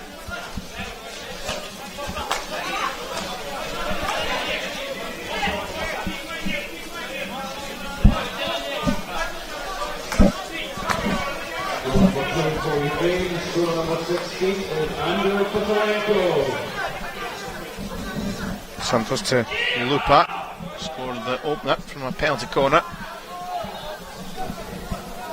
Left team Povachenko, and now in it goes. Oli Polishuk doesn't quite fall for Vanachenko. It kind of maybe shows, Alan, about how the games went so far, that Portugal had a lot of the chances. Ukraine haven't too many clear-cut chances. There's 2 goals coming from a penalty corner and a penalty stroke. Yeah, I think Ukraine are confident in their game plan. They know that the Portuguese will play with abandon and will attack without real care for defence. And if they can just absorb that, the chances will come. They're obviously very confident in their set plays. And I think as the game goes on, they'll maybe become a wee bit more expansive and we'll see a different side to Ukraine. But most important thing for them will just be getting the win.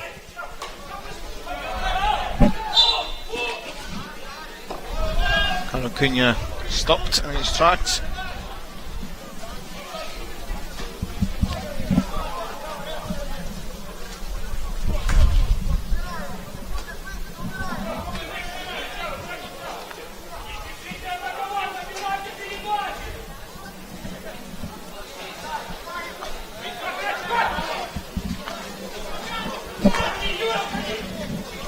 Paziuk into Moroz. Good defending there by the Portuguese captain Tavares. There he goes to try and get it up the park. Didn't find the intended target of Vasco Ribeiro. I suppose for any young player watching the coverage, it's interesting to note that Ukrainian players are very capable of doing individual skills, but they tend to opt to do the simple thing, pass and move, whereas the Portuguese are maybe more limited in that. So the message being, you don't have to use skill if you have it. Pass and moving is very effective as well, but they just possibly make better decisions and rely on team play rather than individual play.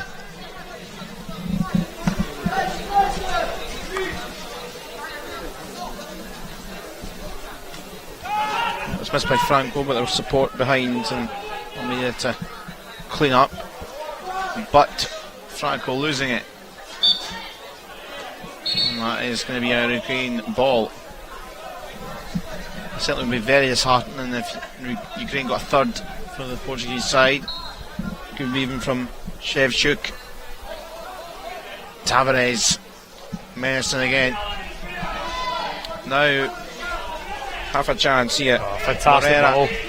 Absolutely sensational for Pedro Pinto. That wasn't quite so good a ball, but will still stay with the Portuguese.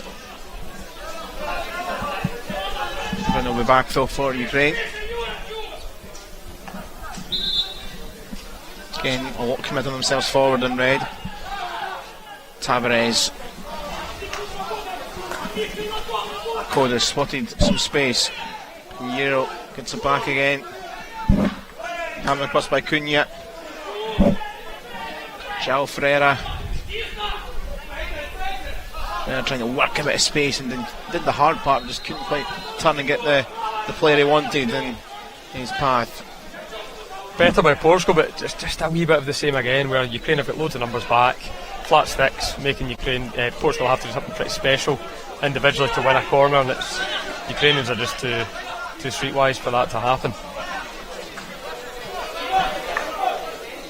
It's also difficult when you don't feel you have a fantastic penalty corner threat. You can't just look to win feet, you have to look to do something magical in there, and that's difficult against a stubborn defence.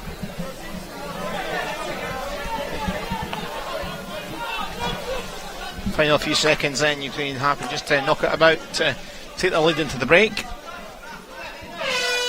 And there we are for the first half, the first couple of quarters, and Ukraine really bounced into each half in the latter stage to take control. 2 goals towards the end of each half. Dmitro Lupa with it from a penalty corner, Andrei Koshchenko from a stroke. Means they have the advantage by a couple of goals to nil. Let's have a little look at some of the best of the action from the first couple of quarters. First half. That was an early Portugal penalty corner. And I see a series of these chances. This was one, still can't believe how that's not went in.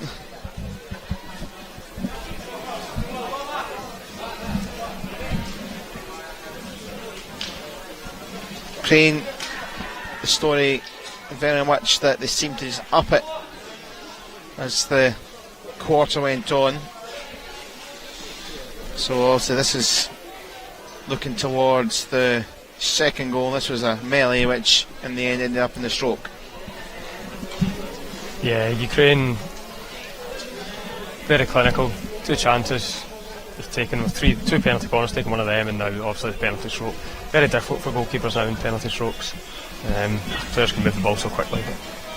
So here is another look at the first goal, which opened things in the first quarter, just to keep you rounded up with everything that's happened. So we've seen the second one there, that was the first, so that's how things are at the moment. We'll take a pause there, but at the half-time period, Ukraine have the advantage by a couple of goals to nil against Portugal.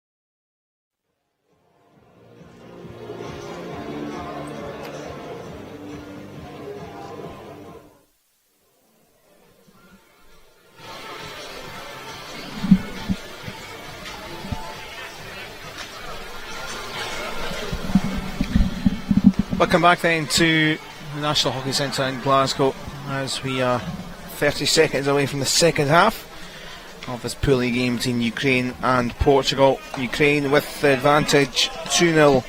They lead over Portugal's side, the lowest ranked side here, 43rd. Bit of a gap between them and Ukraine in the rankings, but Portugal have played well, had chances but haven't taken them. Ukraine have been clinical from a penalty corner and a penalty stroke. Alan Meikle, head hockey club player, is alongside myself, Callum Patterson. Alan, with it being a 2-0 lead now to Ukraine as the second half gets underway, does it look like a bit of a foregone conclusion the way the game will go? It's a tough one. I don't think Portugal have got anything to lose, so there's a chance that they could steal a goal. They've certainly got the skills to do it, so if they could steal a goal early on, 2-1 game, you never know. But I would say Ukraine have just got a wee bit too much for them, but hopefully we get a bit of a game and they make a game of it by getting that early goal. I think that's probably the key of what we've seen so far. If they're going to get a goal, they have to get it early in their quarter because they're struggling towards the end. Yeah, they just don't have the endurance for that 15-minute intensity which the kind of top teams do. Just highlights how harsh sport can be. They haven't played badly at all, but yet suddenly they're 2 goals down. But they certainly play with a lot of enthusiasm, passion. And here we go, a good opportunity here. Pinto is trying to luck it in. It might come back to Pinto, but he's not happy. Came off stick, I think, and bit of a timeout here for the keeper. Always makes me laugh when the most padded man in the pitch is the one that comes off injured, yet the non-padded defender's absolutely fine. A special bunch are our keepers. Bordy Irzlov is the keeper. I don't know if that is that a little bit of dig to maybe one of your teammates that's watching on nearby. I couldn't comment. I think you're on about Jamie Friel headed domestic game. It's going to be part of our coverage throughout the week as well. Saying that, I mean, you have to be pretty brave and pretty special to go and goal, so fair play to them. Not something I would ever commit to. Not that Jamie's special or brave, but we've not really got much choice at the moment. I'll give him his right of reply when he joins us for our coverage. With us on Tuesday night, Jamie, part of a great team of co-commentators throughout the week for our EuroHockey Championship coverage. Here is David Franco trying to fire it in towards the D. Yet again, this quarter's following exactly the same pattern as the previous two. Portugal really positive, big attacking intent, but Ukraine holding firm.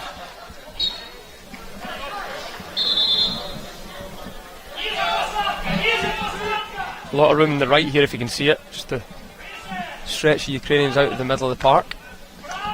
Right backwards with Tavares, Morero to the right if was required, but it's a little bit static. Back with Joe Coda. Franco,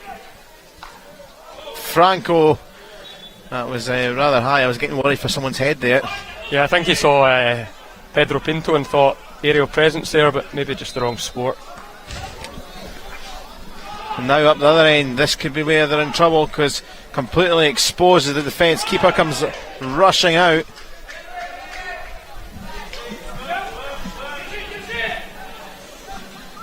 Oh, alone was Maxim Onufruk. Turn from Shevchuk, that will go away, but that was completely open there.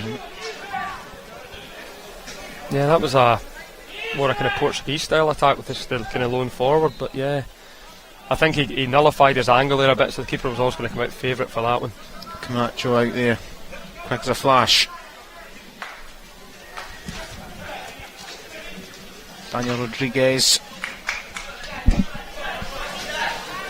big tall player. Tavares switches it up towards Pinto. Good argy-bargy with Artem Povlichenko. Got away from him. Been really impressed by Pinto. He's quite elusive. Big languid steps, but he can certainly shift and he's got really good skills. And Franco, and here is Pinto. Oh, what a strike that is from the big man, the veteran. Wow, 2-1, and they were talking about they needed a goal in the early stages of a quarter. That's when they're fullest energy, and there you are. Wow, that's an absolute world. I mean, top corner. Absolute, what a strike. I mean, the angle was, you would say, favoured the keeper, but it'd take a keeper to save that. Fantastic by the 38-year-old. A moment to cherish for him and Portuguese hockey. Now let's just see how the Portuguese can respond to this. I would imagine we're going to have a couple of minutes of pressing hockey as they push for that equaliser. I think we'll struggle to see a better goal for the rest of the tournament. Yeah, well, that's an early marker for the tournament with that statement, because still got a lot of hockey, but it was a fantastic effort. And that was a move started and finished by the big man, so certainly one for the collector's item.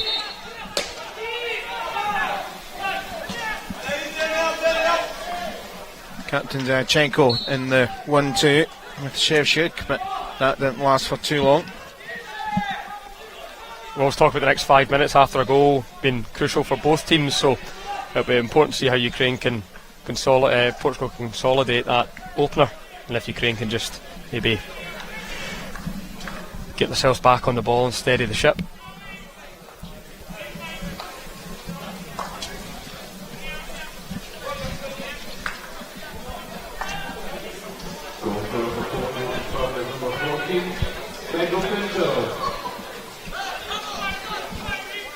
Pajuk in a defensive position. Forward it goes from on the Fruk.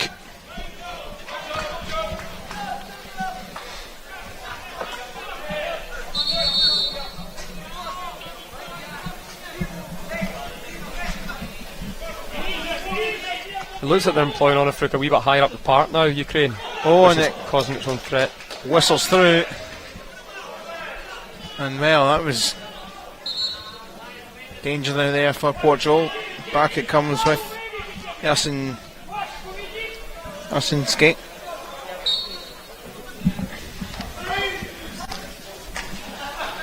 Shalenko didn't come to anything, and now Portugal go forward. Here is the twist and the turn from Miguel Rodriguez. David Franco making the run. Big tall figure of Pasyuk in front of him, though, and just watches that disappear out.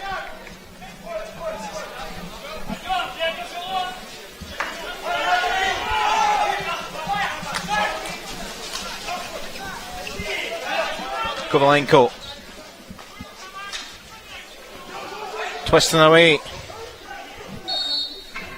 Joel Koda not happy with that, but he's disrupting a little too heavy-handedly. Yeah, it looked like he might have been obstructed there. I think that was maybe a bit of third man obstruction, but and maybe took a wee knock for his efforts, so maybe a bit disappointing for him there. But umpire Bell normally gets these big decisions right.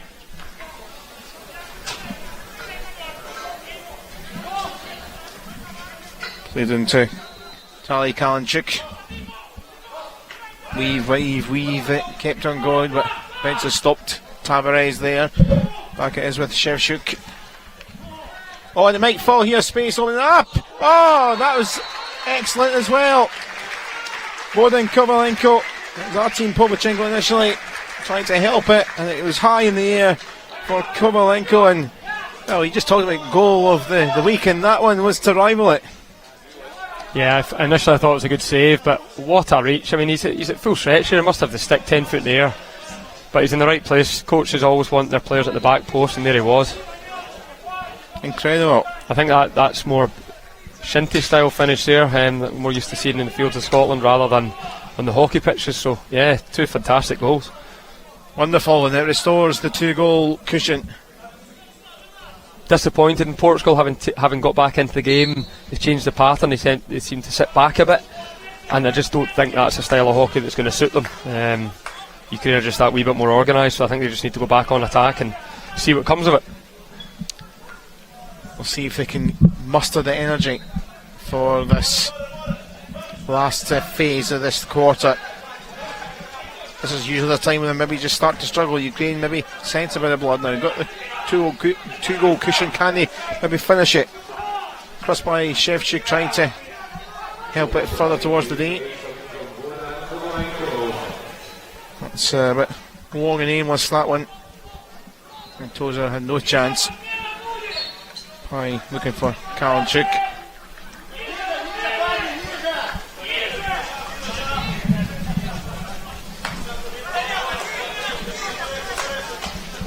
Daniel Rodriguez forward, but again just straight into the path of a blue body.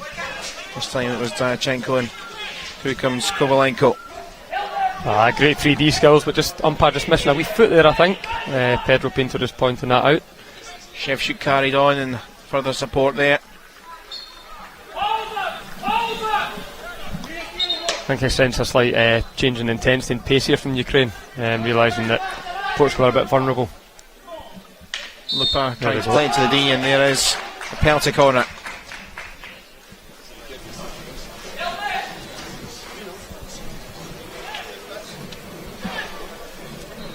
Conversation going on between Luis Tavares and the umpire.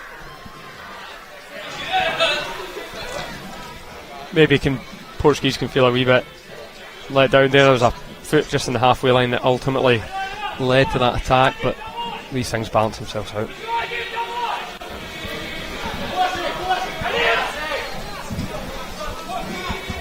So Alexander Diachenko with the injection here for Ukraine. Just under 7 minutes left on the clock. Lupa could be in the pocket again. Instead it's a different option, and drilled in. Vyacheslav Paziuk with it, and that may well be the clincher for number 4. Yeah, fantastic, powerful. That's what I watched them do in the warm-up. Really, really powerful. Top left corner. Very little the keeper could do about that. Fantastic finish by the big number 3. Paziuk with it. Scored 4 times at World League 1 last year. Didn't back up any goals in World League 2. But third top goal scorer in all phases of the World League 1 for Ukraine, jointly there with Polishuk. So he gets on the board for this competition, and it's looking more comfortable now, and that may well and truly be the sails taken out of Portugal. Yeah, there's no way back for Portugal now, barring a miracle. They're tiring, their bench isn't as strong as the Ukrainians, and as we've seen from that pass, they're panicking and just giving the ball away cheaply now. Kovalenko to that 4 scorer, Paziuk. Just ran out of road. Still got the big game for home fans, for Scottish supporters, but big game in general of the day in Group A. France, who are behind where we are in the stands, watching a bit of this before they get ready to warm up against Scotland. France look to try and get off to a good start to try and win back their place at the top table in European hockey. It's a massive game for both teams, because winning the group is of paramount importance. So you get that easier semi-final, and then if you can get through to the final, you're guaranteed the promotion to the next division. So I fancy Scotland tonight. I know France have had the better of them the last couple of outings, but a home crowd, a couple of big players returning from injury, I think Scotland can do it. Better duck all the French players are behind us. That's actually why I'm saying it, see if I can get a reaction from them. But nothing so far. Generally it should be a good game. Oh, anyway. I'll be a cracker. And a few of the Scotland guys are behind us too. Here is Franco making the roving run here for Portugal. Just slid away. It's a bit careless corner. Yeah, it was Dmitry Lupa just sliding in. So chance for Portugal. Still 5 minutes left of this quarter, so they can get second, sneak a second, then you never know. Yeah, that was a bit unnecessary from the Ukrainian defender. He had a wee bit more time than he thought, just going to ground and playing it off his own defender's foot. I'm sure his keeper will be less than not too impressed by that. I think Portugal would be well placed to actually work a wee routine here, because the Ukrainians have been fairly in trouble by their corners so far. Tavares ready to inject here. Will it be Rodriguez? Will it be Franco? We'll see. There's going to be Miguel Rodriguez. Might get a second goal, and skiffs away off the stick of Diachenko.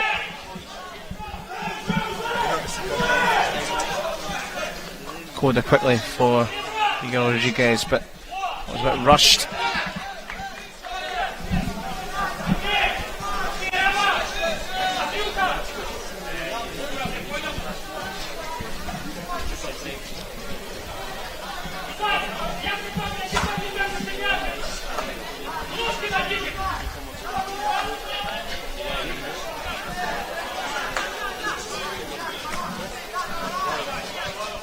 echoed it. Good turn and good win from Franco.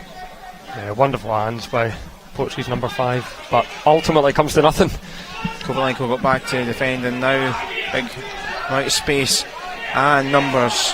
Polishuk. They must use it left again in the run. Kovalenko. 3v1. Diachenko played it across and side netting for Sergei Diachuk. Yeah, that's a massive opportunity missed there. If a wee bit more composure, could have brought the ball back across the right post, and they would have had 2 players to aim at there. So I think he maybe saw the goal and thought glory rather than team glory there. Probably one of those, if it was 2-1, you'd be slightly more frustrated about if you were I think head coach. I think we'd hear from the coach, yeah. Good run for Santos, had support out wide. And again, that was a bit of space that did open up for Miguel Rodriguez in there. Yeah, end-to-end stuff there, which is hockey at its best, particularly for the spectators and those watching on the live stream. Tavares trying to wriggle it through. Came off Lupa, who's having to battle hard.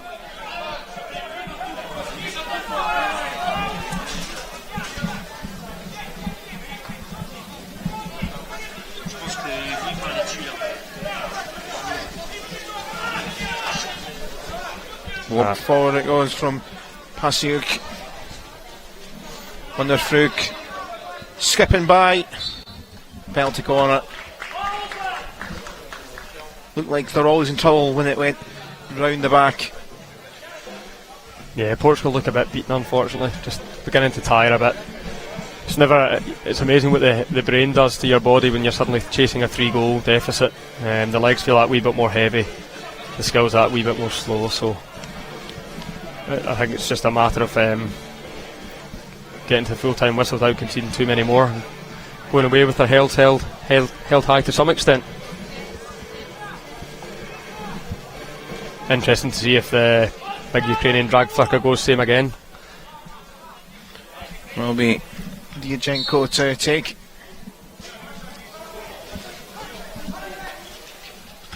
Oh, and it was a similar route. Pasiuk flying in, but will be another goal. Yeah, pretty easy save for the keeper. Just didn't quite have the accuracy of his successful goal. Lots of power, but I think that would have troubled many keepers. Unfortunate with the rebound out though for the Portuguese. Well, we've seen penalty corner goals from Lupa and Pasiuk, so it might be Lupa's turn to have a try. I fancy him low here.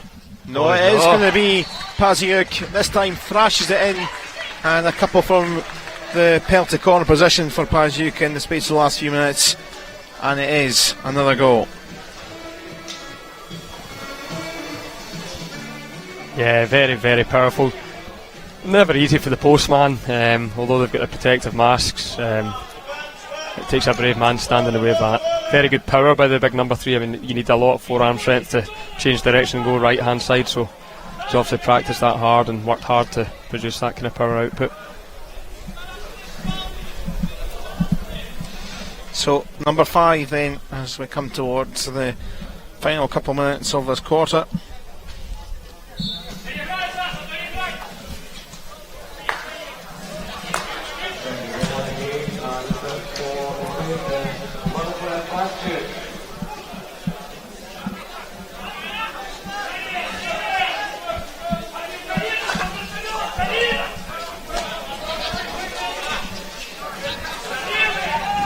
Turn for Moreira.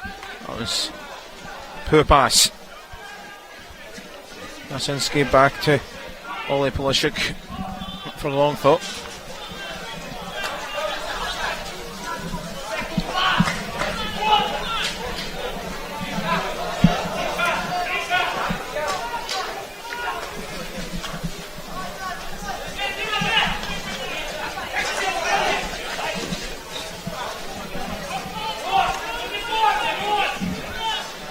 Ball forward here, looking for Ventosa initially.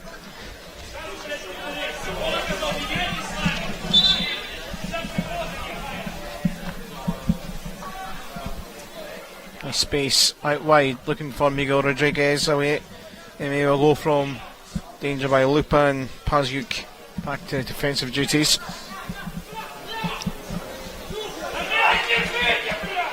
It's a couple of times how Ukraine have broken out in the right hand side and there's been lots and lots of room in the left. They just get their heads up. Portugal have it back here. Miguel Rodriguez. It comes, it's not really cleared.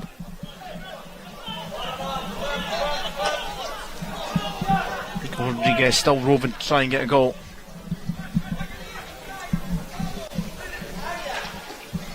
In from Ivan Moreira, but away.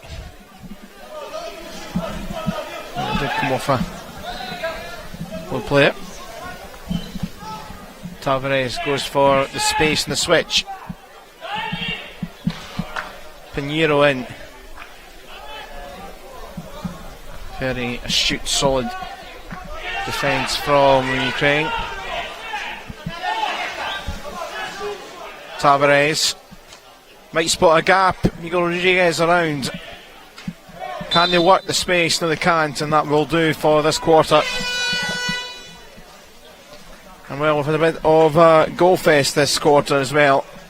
After such a promising start to it for Portugal, flood of goals through Kovalenko with one and Paziuk with a couple from penalty corners has put things to bed.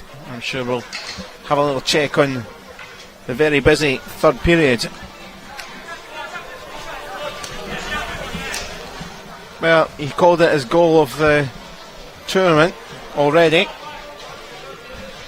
Oh yeah, it's an absolute...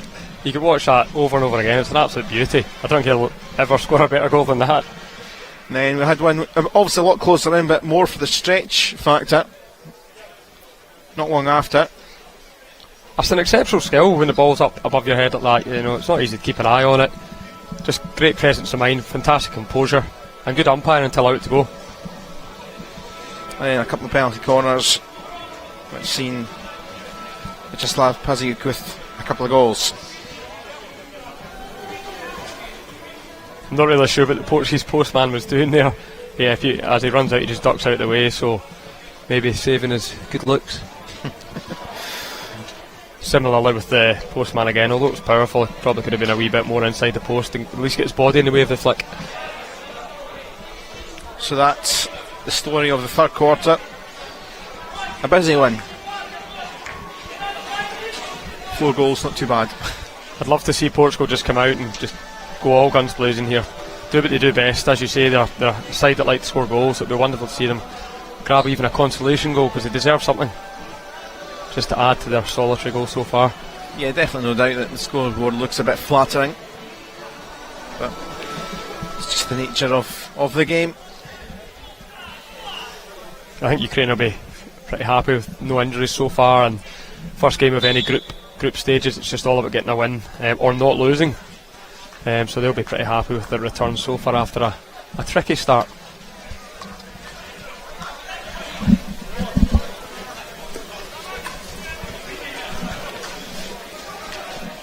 Gorey trying to wriggle through for Ukraine as Sergei Chuk in the again. Bigoni back it goes.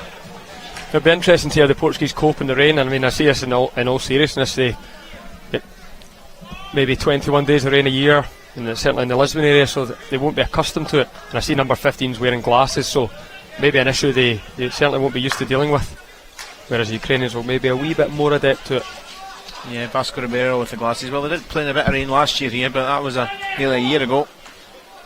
Ball flying across. He's going to skip to the other side for Lupa. Lupa's fire. Important pick up there by the Portuguese defender. Ukraine wait to pull the trigger.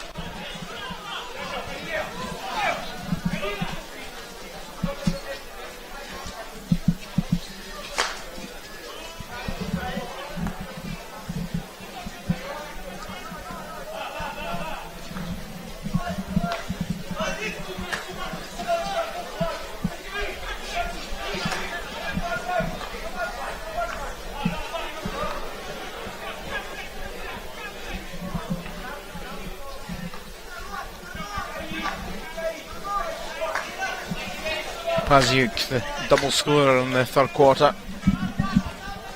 Nice play to Find Kovalenko. It's high and that'll end that.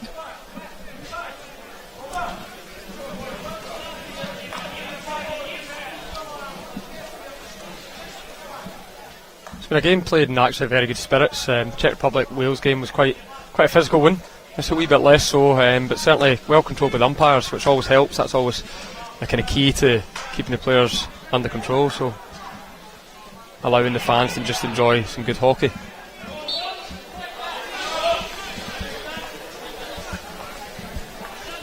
Tavares for Ventosa. Coda. Ribeiro trying to keep it in the side's possession.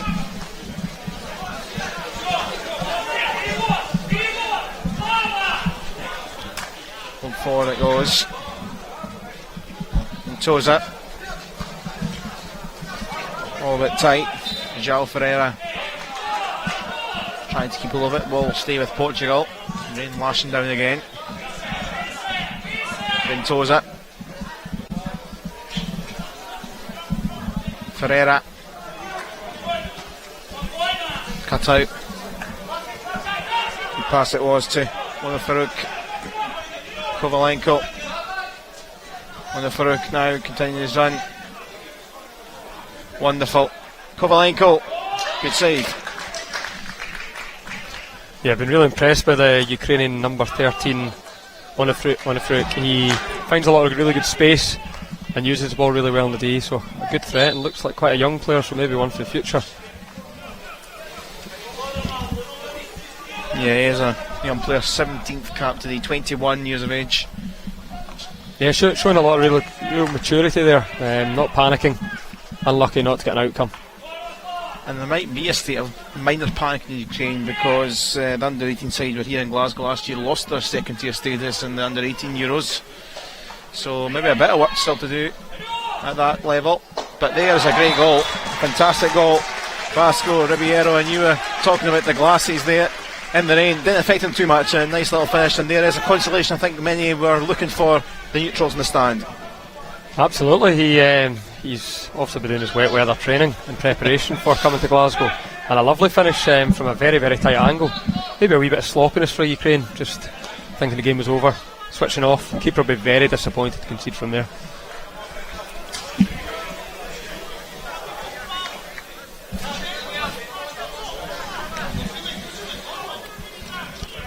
Now, given the pace of hockey, you just never know. You know, another goal for Ukraine here, for Portugal here, and we come in for a thrilling finish. Certainly no point defending, that's for sure. Ribeiro scored one goal here last year in World League One in that 5-3 win against Slovakia.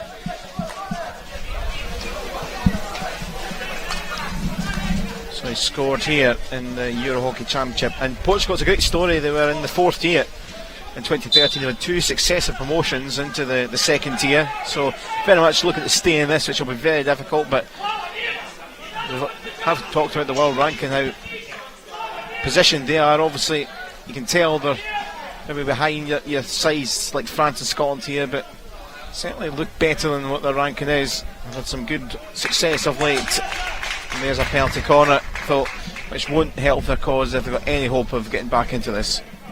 Yeah, it was a really, really nice flowing move by Ukraine. Wonderful give and go off the ball. Beginning to find their stride, but yeah, don't fancy their chances here.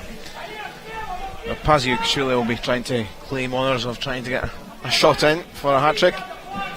Yeah, the match balls in hockey are very sought after. I mean, a good kookaburra is going to be at least £10 worth, so he'll be keen to take that home with him.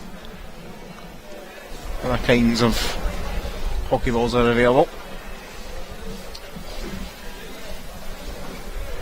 We shall see what they go.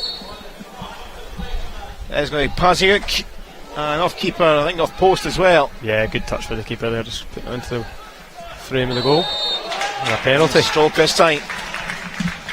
Oh, a mess, wasn't cleared. Under 10 minutes left, a chance for another here for Ukraine.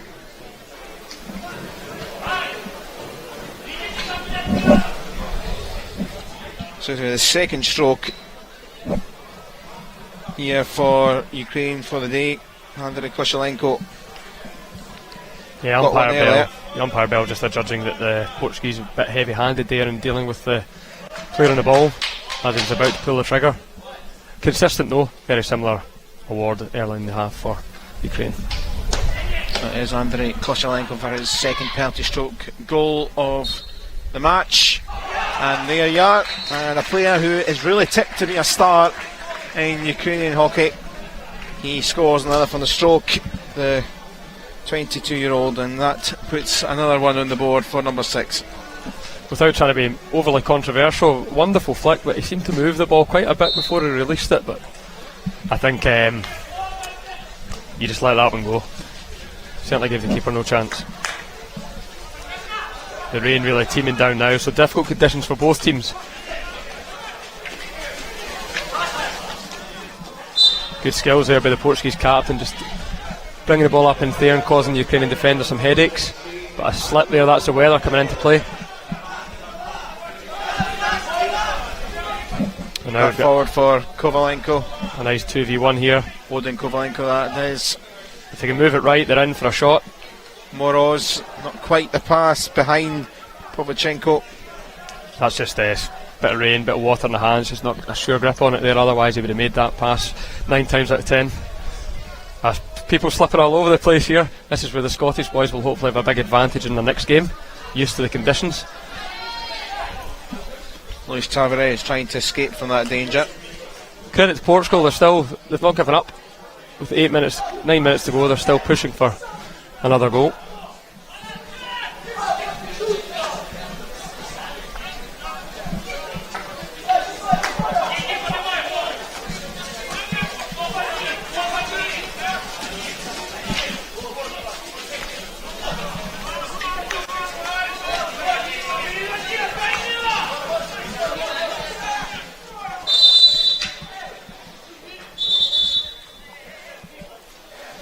Inuit. Oh, that's quite a harsh yellow. It's just an arm in the back. I think I actually thought he was going to get a green card there, but yeah, I thought green would have been harsh as well. It was a nothing foul, middle of the pitch. Looking at the balance of the game, but I think yellow's really quite a tough one, unless there's been previous.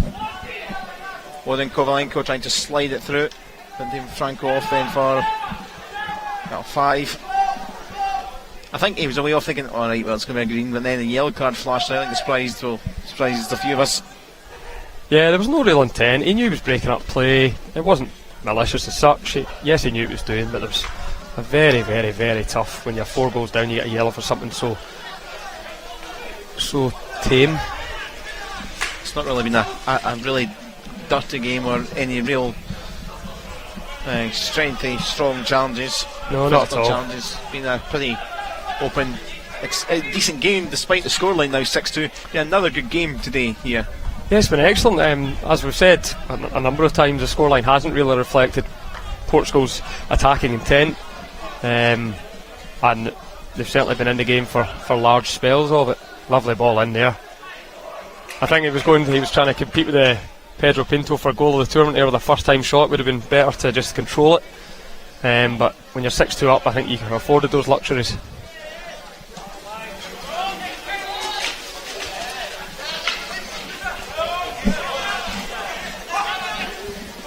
Andrei Kostelenko with it back, good strength.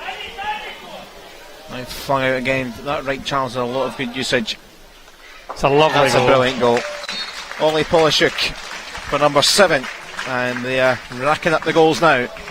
Yeah, that's a great example of how to use the ball and run off the ball. Ukraine just recycling it and ultimately just causing overloads all over the pitch. Nice celebration. Happy with that. Singing in the rain. Number 7. I think a lot of the Portuguese players will be thinking to the Lisbon, the Algarve and sunnier climates as they chase down this 5-goal deficit. Nice to see a bit of a moment there. Sometimes some teams do it, but the keeper's getting a little bit of a swamp over. Miroslav Horny's got an awful lot to do. A couple of times they conceded.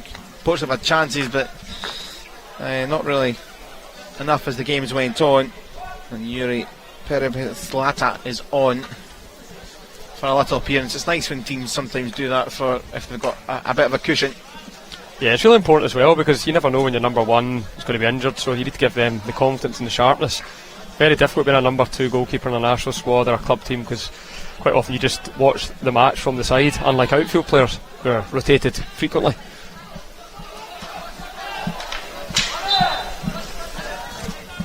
But again, Portugal still battling. Portugal just never stop. Daniel Rodriguez, in he goes. Stopped initially by Jasinski. Lupa there trying to help it out of danger. Daniel Rodriguez trying to keep it down in that corner.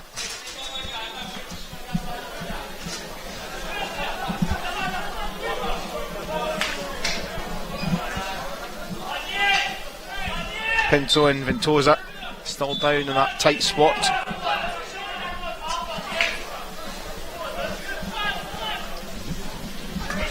Pinto for Tavares.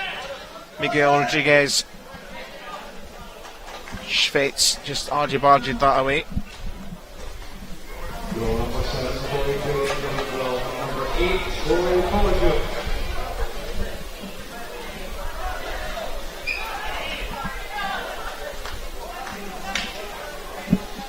Moro is breaking for Ukraine into the final 5 minutes of this quarter. Portugal still with a man light. Even Franco with the yellow card. Yeah, if you look at the way Ukraine are set up now that the game's gone, they've stretched the pitch, lots of width and lots of height, making it really hard for Portugal to contain them. Lots of space to attack here through the middle now, having switched it a couple of times.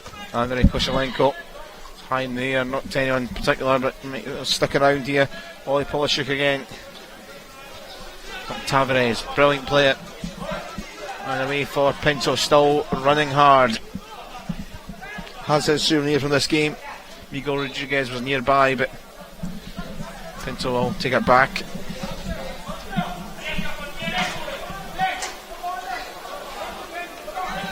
A bit dicey control from Paziuk.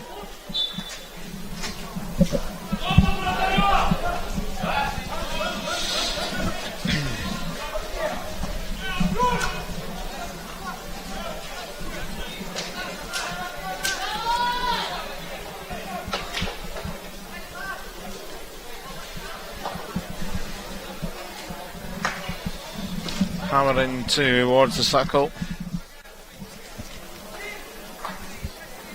Shankozuki's time to try and tee it up. Moro's there down in that corner too.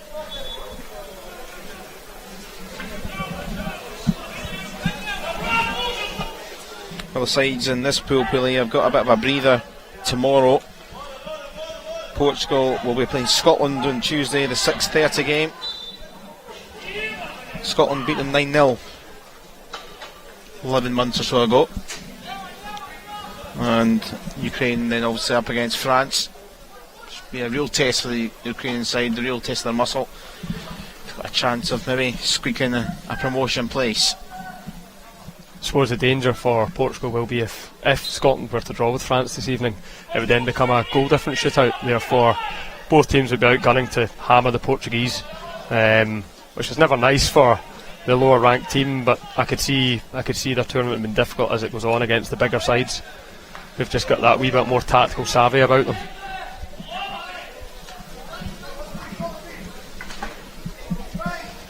Nice ball in. Cunha was trying to help him this way. You're shaking your head a little bit there. I just thought it was really good control by the Portuguese forward umpire, just a bit quick in the whistle. No real danger, but Portugal still coming forward, just not really getting the impact or the penetration required to threaten the Ukrainian number 2 goalkeeper. Forward from Moreira. Can it be kept in? Not quite up full stretch, Ricardo Cunha.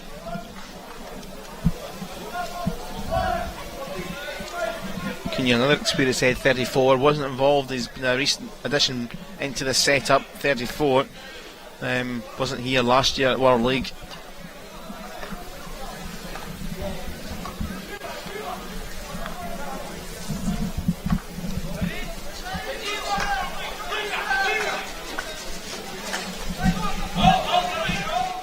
I think Ukraine quite content here just to keep the ball moving.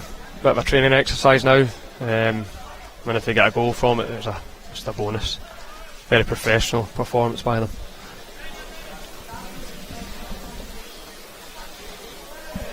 We've seen the likes of Russia, Wales train here. They've got the job done. Been the favourites tagged, possibly, maybe not Wales as such, going by rankings if you believe them, but they've not played A star, maybe a B plus, could say. Miguel Rodriguez will fling it out wide. Penalty corner.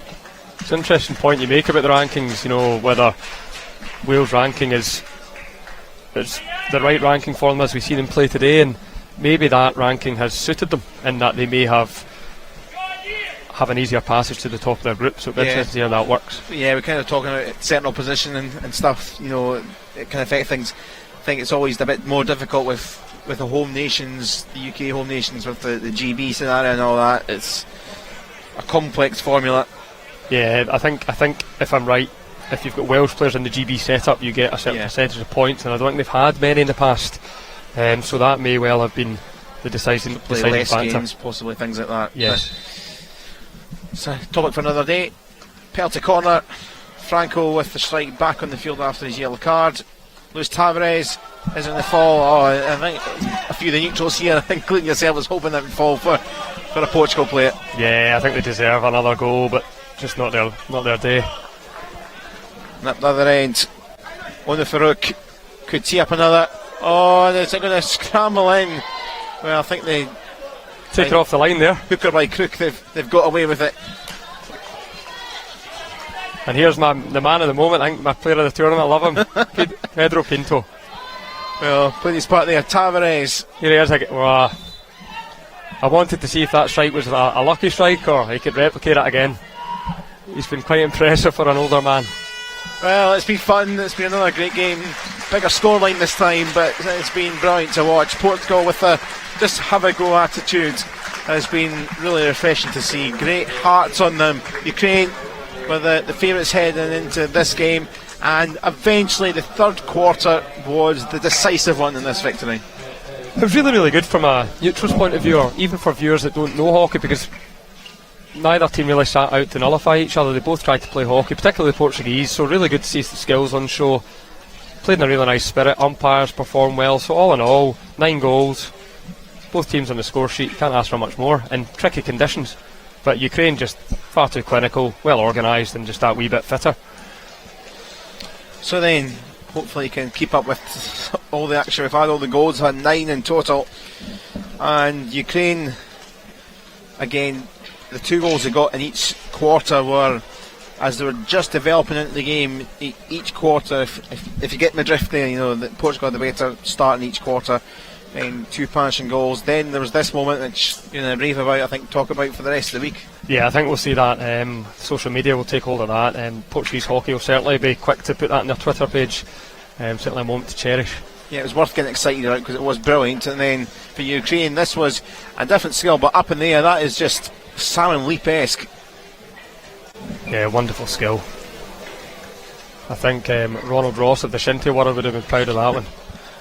I think that might go by the Portugal faithful supporters that are watching our coverage. And then the goals just came flooding through penalty corners. Maybe that was the downfall in the actual fact that in open play, Portugal cost themselves a lot of goals from penalty corners and penalty strokes. So a bit of ill discipline, sometimes a bit unfortunate for a leg or whatever, but that seems to be the real punishing moment for the Portuguese. Yeah, it's quite a severe punishment. It could just be for something so innocuous as a foot. And there's that lovely reply by the young Portuguese striker. Yeah, Ribeiro. Consolation, unfortunately, at that stage. But this was the other stroke in the game. 2 strokes for Ukraine. And Portugal getting tired at this stage. This is a wonderful team goal. Maybe 5 or 6 passes in the build-up and nice striker's instinct there. So that is how it finished. Hope you kept up with that. 7 goals to 2 for Ukraine. Very much a job done in this pool. Do join us just before 6:30 for the final game of the day. Hope if you've been watching us from 11:45 you're enjoying the marathon of hockey. For the wins for Russia, Wales and now Ukraine. The big one for maybe Scotland supporters, home supporters, and their home crowd will be funneling in into the stand. France have brought a few as well. It's going to be a great one. France against Scotland. Do join us just before 6:30 for that. But the final score from this one: Ukraine 7, Portugal 2.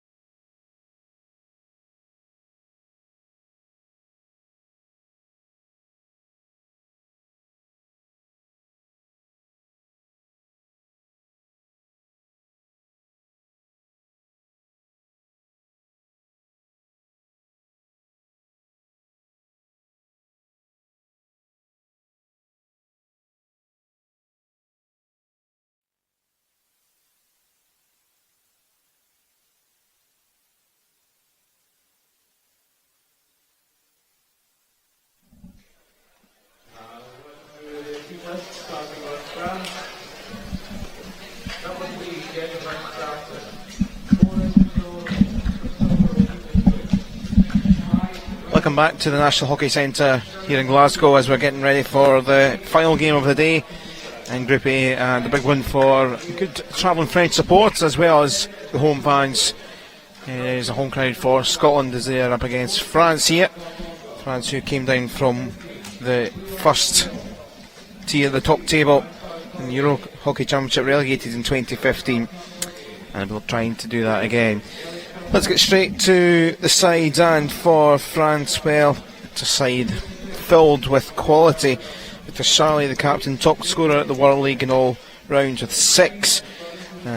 Real sense of the next phase coming through. 3 under-18 players in the squad, including Etienne Tynevez. He was here last year at the under-18 EuroHockey, starred in that, and has already been starring for the senior side.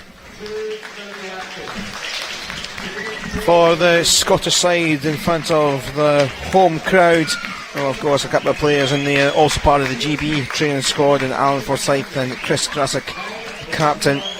Plenty of goals in there. Forsyth 15 in the World League, which was a great run to the semi-finals. Kenny Bain also with a good haul of goals in his career, including 8 in the World League. 156 caps now as well for Kenny Bain. Just a couple ahead of William Marshall, part of a real blend of experience and youth for Derek Forsyth, the head coach.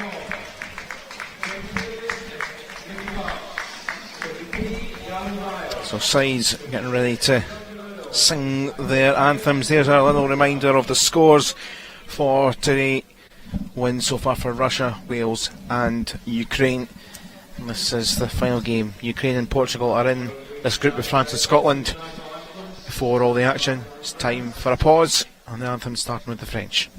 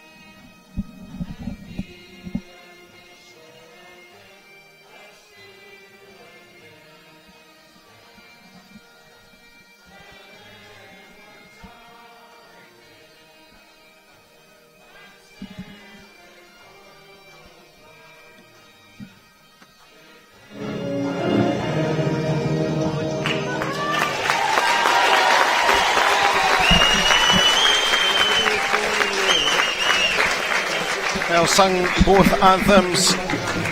We talked a fair bit just before the anthems there about both sides, the French and the Scottish. Just another look at anyone late joining in just before we get underway. There's another look at the Scotland lineup. Talked about some of the big players, but we'll bring in a co-commentator for this one, Alan Meikle, who plays for Hillhead. Some great experience there, some great times for Scotland looking at that lineup. I was talking about Kenny Bain, the likes of him, Alan Forsyth and Willie Marshall. Some of the caps, Bain and Marsh particularly. Bain's only 27, 156 cap he's about 10. It's pretty incredible. Yeah, there's 3 or 4 players in the squad with over 100 caps. Quite a few of them with Great Britain experience as well, so it's a really exciting Scotland squad and a fairly young one, so all to play for here.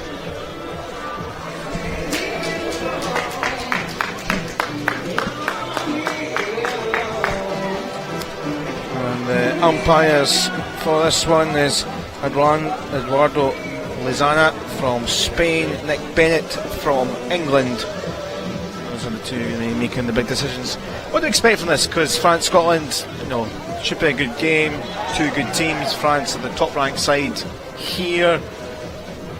We've had 3 decent games so far. Hopefully don't jinx it with this last one. As alluded to in the Ukraine-Portugal game, I think the key in the opening game of a group format is not to lose. I think we're probably going to face a more cagey affair where both teams will try and be fairly tactical and will play various systems against each other. I don't think it'll be as open-ended as the previous game until the latter stages of the game. Scotland definitely have an opportunity here to possibly create an upset, but looking at the French in the warm-up, they're not going to be a pushover by any means, but hopefully home advantage will be enough to see the Scottish boys through. Yeah, you were saying that interestingly before we came on the air, that you're really impressed by the French warm-up. What was so impressive about that? Just the ball pace. It's easy enough to do that in the warm-up. If they can translate that ball pace into the game, it'll just give them that extra split second to make good decisions and to put their opponents under pressure. It's going to be Scotland. You guys going there in white tops, and from right to left, France in the blue tops. And it is Scotland and Alan Forsyth to get this anyway. A few nerves in the crowd, some excitement as well. In a little while since the end of the World League, both these sides have been in the semi-final. Scotland was a bit of a surprise but played really well in the London stage. France were in Johannesburg. Both World Leagues ended for them both at the semi-final stage, and now it's this EuroHockey Championship 2 to relish for both these sides. Yeah, I think the experience of the World League playing against some of the top nations will really, really benefit Scotland now.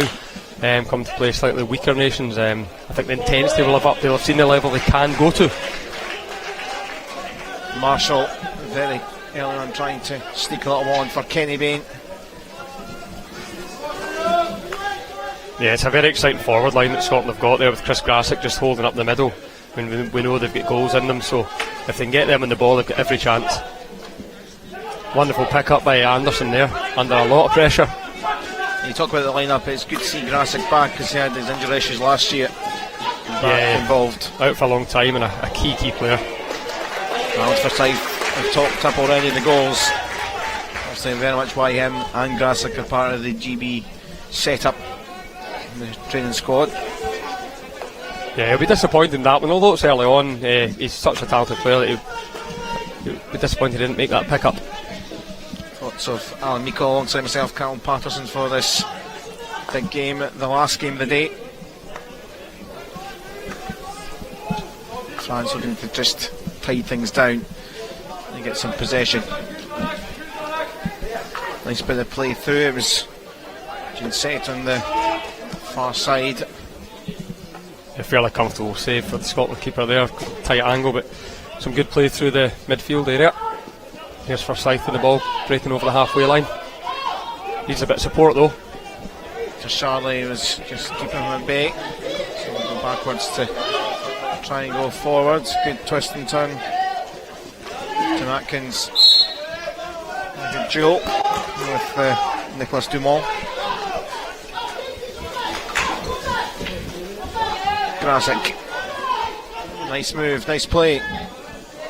McIntyre was along there as Alan Forsyth managed to get it, and straight at the keeper again, but saved and it's cleared.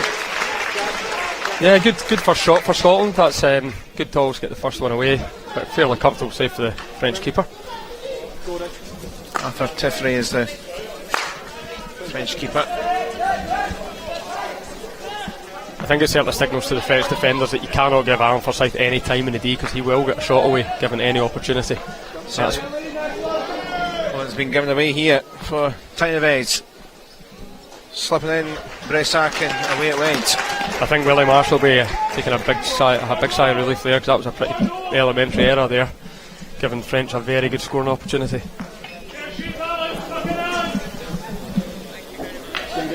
At 5. Scotland sitting quite deep here, just allowing French to come through. Here is Charlie once more. Peter Dutes. Nice play, Bressic. No, it's slipped its way through, just going to squirm itself away, and one or two shakes of the head in the crowd, certainly from the Scottish supporter side. That was a very good opportunity for the French. I mean, getting the ball baseline, a couple of players to draw back to, but well done for the keeper and defenders clearing it up.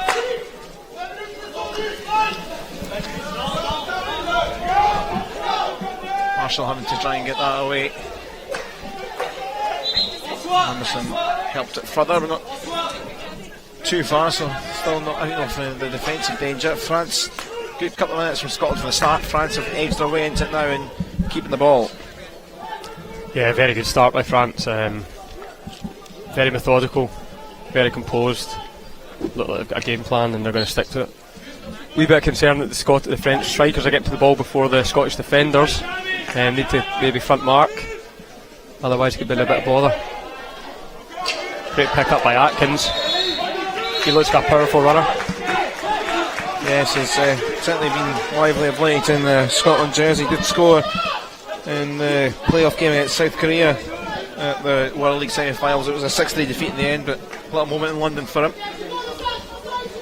Yeah, quite a new addition to the squad, I believe, but it seems to be fitting in fairly well. Yeah, plays for Redden, 27. It's only his 12th cap this evening. Scotland made almost like an ice hockey substitution here. All 5 players coming on, 5 players replacing them, so see how they settle into the opening moments. Big space here for Charlie, who collects. Straight into Fraser.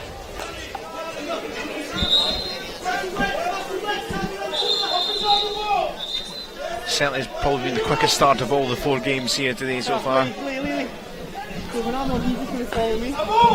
So ideally, I'll just take the white one. Obviously, I'm not going to do this. Yeah, which means we don't really look to settle with that. Van Garten goes wide.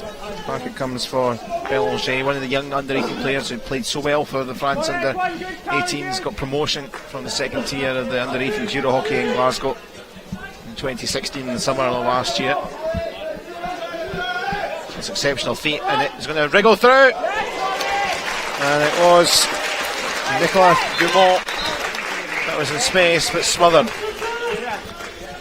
Yeah, it all looked a wee bit too easy there for the French, just opening up the Scottish defence, but a good reaction save from the keeper. Good off the ball movement to create the chance in the first place, so Scotland really need to be on guard here. Dumont, one of the few in the French squad that play in Belgium with the Waterloo Ducks, has played for Belgium as well, but switched allegiances. Lovely tuck in behind the back there. That's a good bit of French flamboyance. Elliot Courty to Belanger. Nice for Kiefer. Again wriggling into a good spot. And another save. Rogier this time with the attempt at goal, and a very busy start for Alexander in goal. Yeah, I think it's quite ominous when the keepers had more touches than any of your defenders, so hopefully he has a man of the match performance at this rate.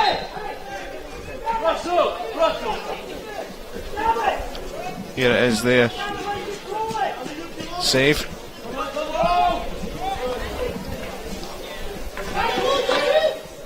Maybe a wee bit unsettled, Scotland, with the 5 changes at a time. I know that's a modern way, but you know, a big tournament, maybe some nerves for some of the less experienced players showing here. Good hands by Michael Bremner there under a lot of pressure.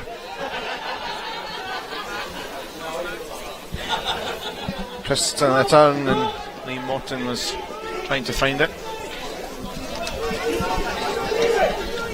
Interesting hairstyle. Always a trendsetter, is Lee. Still young enough to get away with it, I think. think he'll look back though and maybe regret it, but we'll see.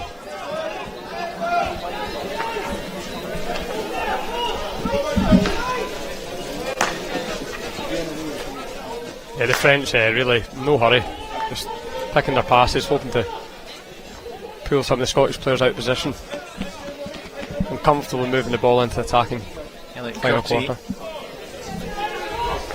Good support back, just patient stuff. Charlie again in space, recipient of that. Tidy from Belanger. Peter Dukes to the well, and now the run from Goye.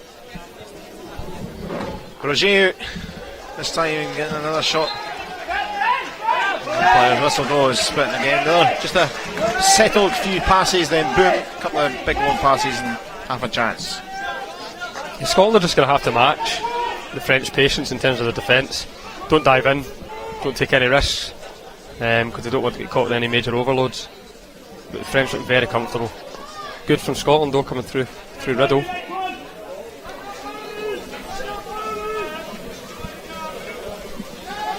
It's a French side that the core value of this French side has been together for the last 4 years. Gail Foulard, the head coach now, was the under-18 head coach, was part of the Junior World Cup in 2013. A lot of these guys came through then, so it's a group that has been predominantly together.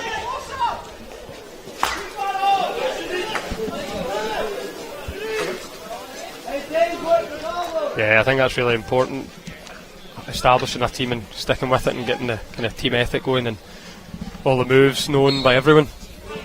Scotland team's fairly settled as well though, not many new additions to it.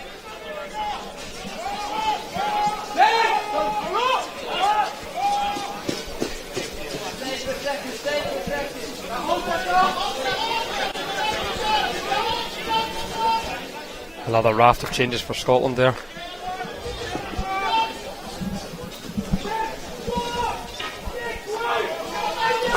There's Jamie Wong, Krasik, McIntyre. Krasik sculpted in space down the channel.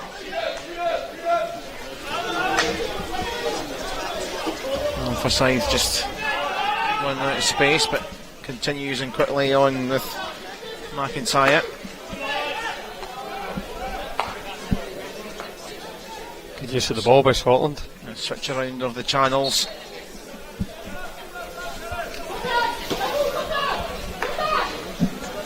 Krasik and further on Morton around. Oh, great wriggle room, great play, and excellent save.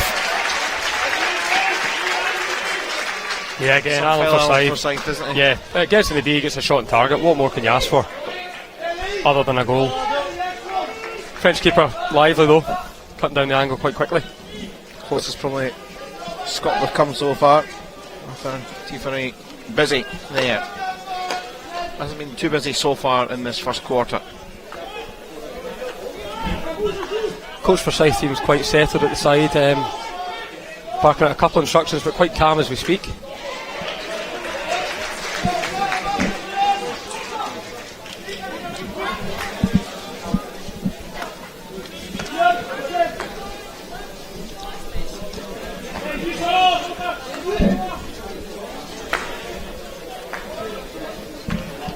Charlie in the change from Francois Goye. Doing really well to skip it by. And just took a little extra touch too many. 12 minutes gone, still no penalty corners for either side, so that'll be possibly a source of frustration for either coach. Be interesting to see if that might be what's needed to break the deadlock.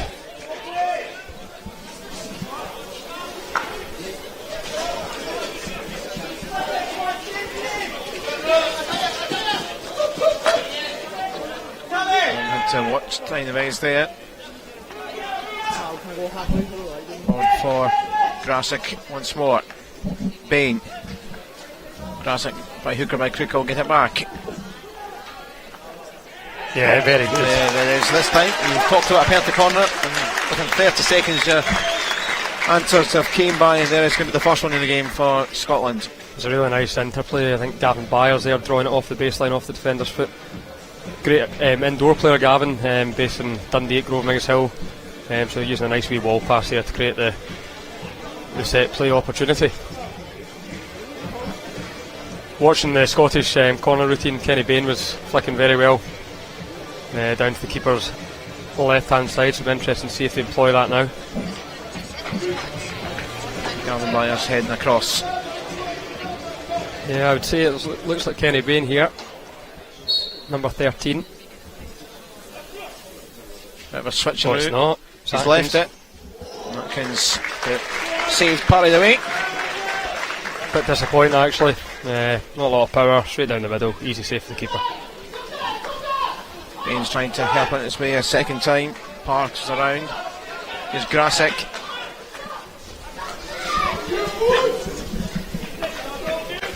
Back with Jamie Wong.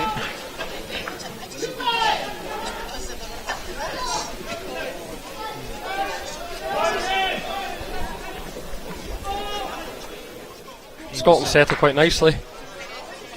Grasic switching a change. Great hands. Dummy by Townaves. Good recovery though by the French defender, just Grasic pondering on the ball a bit too long. But just showing a return to the form that he had before his knee injury.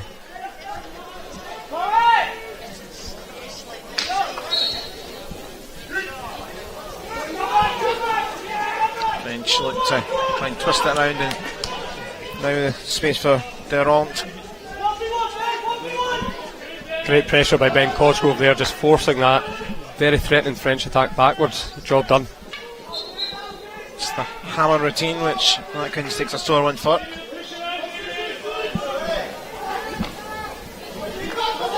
Set quickly. Roger cross and away into the last minute, just under that now, of this first quarter. Yeah, fairly cagey affair as we thought it would be. I would say Scotland have probably finished the quarter the stronger team, but not a lot to choose. I think it might just take a moment of magic from one of the teams to open that deadlock, and that'll be a huge confidence boost for whoever that comes to.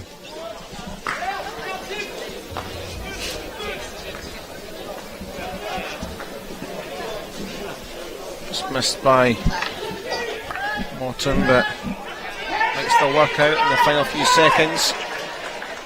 Elite dash towards the goal. There is the hooter. So 0-0 after the first quarter. Not too many chances, as just mentioned there. Prediction before the game was could be a cagey start. In summary, it's been a cagey start. Yeah, I think France started possibly the better team, showing a wee bit more composure possibly, but Scotland have come into the game really, really well. I think getting rid of the early nerves, some of the subbing, just to find your feet. I'd like to see Kenny Bain, Lee Morton running with the ball from a wee bit deeper, and certainly getting Alan Forsyth in the ball more in the day, because he's already shown himself to be quite the threat. Well, let's see what we can find from that first period. They're setting some early chances for the French. Dumont with one. It's another one. It's coming from Boisy Roger. Up the other end for Forsyth. And then there's this Perth's corner. But you said it was a bit tame in the end, this one. Yeah, he lost balance there, just a slip. I think looking at the chances, they were actually better chances than the final result showed. Most of the shots were actually directly at the keeper, so whilst the keepers may claim a good save, I think the strikers could have done a lot more. There was certainly more of the goal available to them, but that's the fine margins, I suppose, between scoring and not. So 0-0 as it stands. An absolutely superb crowd in here in the stand at the National Hockey Centre. Touched on it earlier, I'm sure we'll touch on it more throughout the week, but it's this Commonwealth Games legacy, and just past the 3-year anniversary since the Glasgow Commonwealth Games. Scotland, Wales also part of the Commonwealth Games as well, but for Scotland hosting this and for the home support here, plus that Commonwealth and still in the recent memory. Bit of a special moment for a lot of these players. Alan Forsyth talked about it this week, how it's great to play in front of friends and family. Oh, it's brilliant. It's brilliant for the players. It's also brilliant for the youngsters coming through in Glasgow and beyond, to see this level of hockey being played in Scotland. So fantastic to have a facility in the West, and it's been well maintained and certainly well used. Underway for the second period.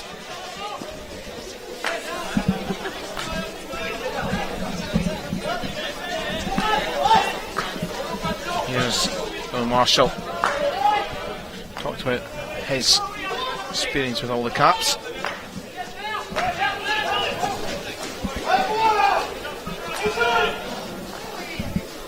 McIntyre to Wong. Thrashed that a little bit there, looking for Cosgrove.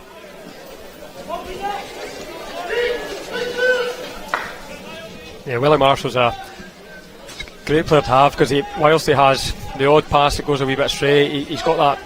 He goes more for reward than the kind of risk side of it, so he will take that big pass now and then, and so it can be a real good attacking threat coming out of defence. It's just finding that balance, I suppose, in terms of finding your own stick rather than the opposition's, but someone to watch.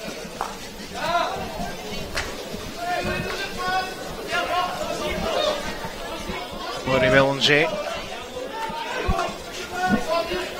going across.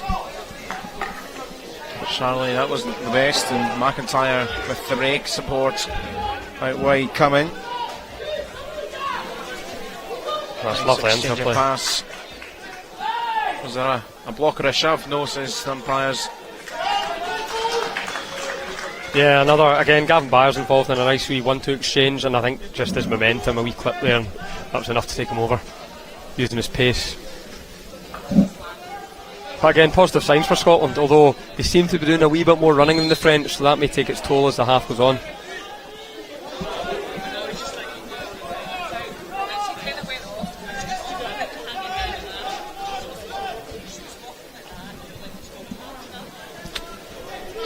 Bit of a waste there by Riddle. Good idea, but just didn't quite execute.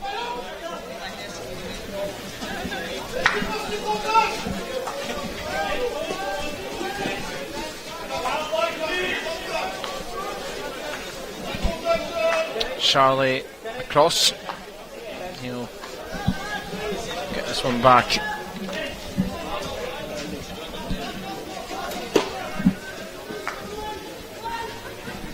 Before it goes to Jinsect.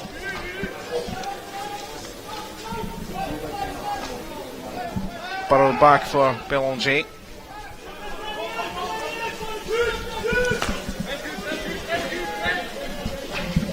Peters Utes. Yeah, it's quite a contrast. France really patient in the build-up. Scotland tend to be a wee bit more quick to attack, so quite interesting to see if the Scottish defence can remain patient. Belanger trying to wriggle through. Yeah, the French player are judged to have just used the stick there to illegally block the Scottish defender, so good umpire and good spot. It'll be good to see the Scottish just play the ball around the back here, get their shape, and make the French do some running. Now switch for Fraser to rattle forward. Forsyth in there in the D, Bain too.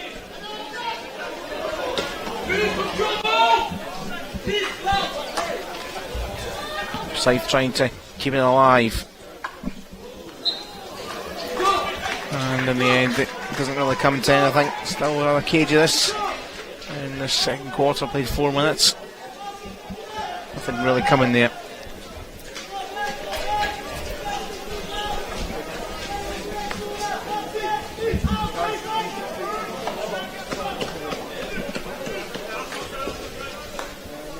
I think we really need a goal to get the crowd behind Scotland and liven this affair up, although a good game nonetheless, good standards, good intensity.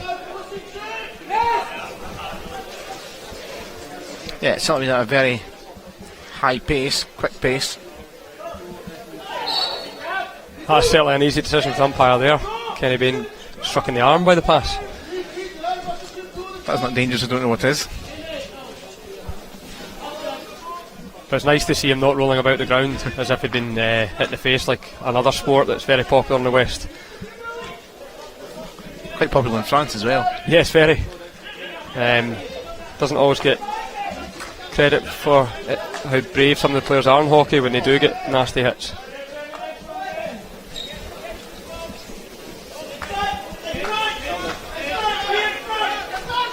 I think it goes to Wong.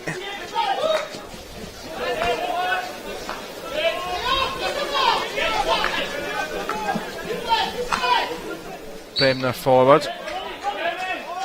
A little tug back on Fraser, so Fraser will have his Bain Fatson to take the free hit.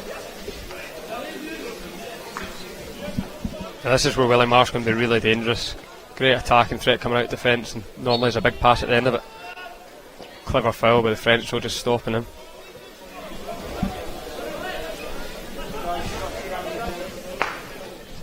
Marshall across to McIntyre. A lot of meat in that for Grasic, but did well to keep it in play.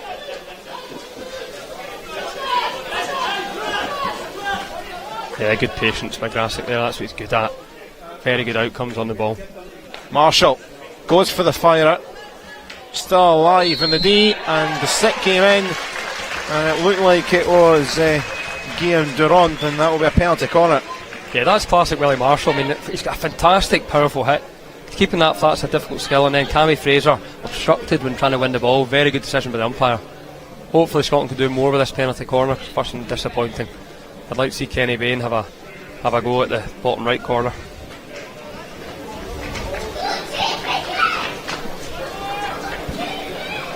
Waiting for someone to break the deadlock.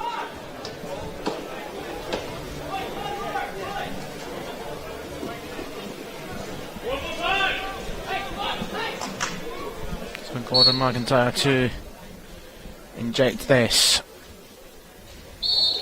French player's broken early there, so makes life a wee bit easier for Scotland. Interesting to see if they change their tactics now. Yep, they're having a chat, so Jean-Laurent Kiefer is heading away to halfway, taking his time, taking all the stuff back off to get back to halfway. I don't know if that was a deliberate tactic. Bantai will try again. yep, It's going to be Bain, and he's going to squirm away. a good save by the keeper there. That's where Bain was practicing the warm-up, but comfortably saved by the big tall French keeper. Still with Scotland here, Forsyth trying to rattle it through the gap. Umpire maybe a wee bit hasty there. Kerry Bain ready to pull the trigger. Forsyth on again, looking for some 3D skills.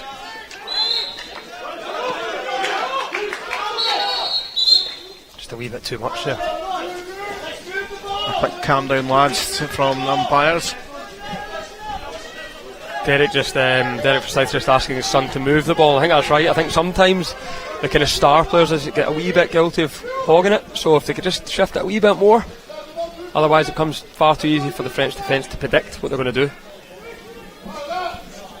But when you're as lethal as Alan Forsyth, you can't blame him for keeping hold sometimes. Change state forward. That one's heading into the field. Far too much venom on it. Yeah, France quite quiet so far in this quarter, all Scotland. Really need to take advantage of this possession and territory as they push into the attacking half.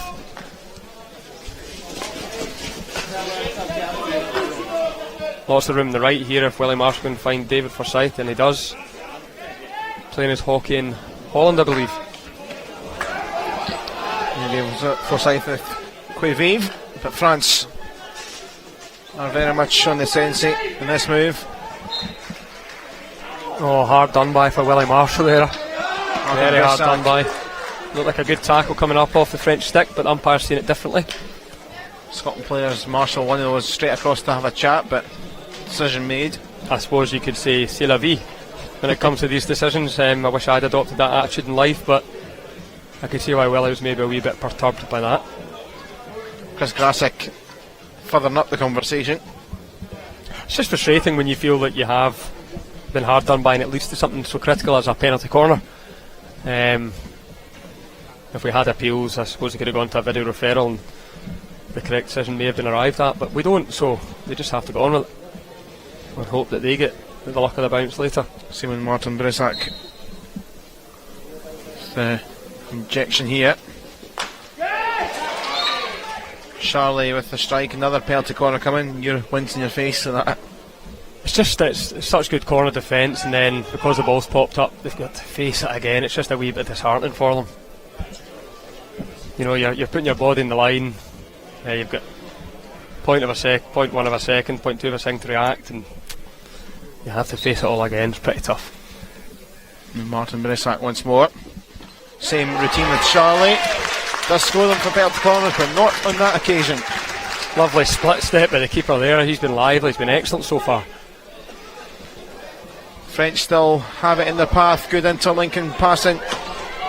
Wriggles through for Lee Morton, who will try and clear for Scotland.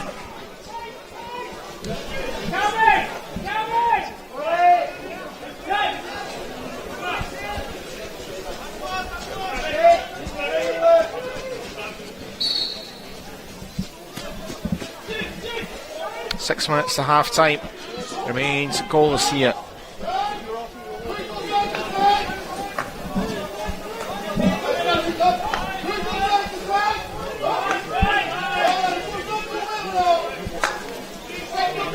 Charlie switching it across, it goes from Forges. Turn from Martin Brisak. Continuing his way. Stopped as he was heading into the D.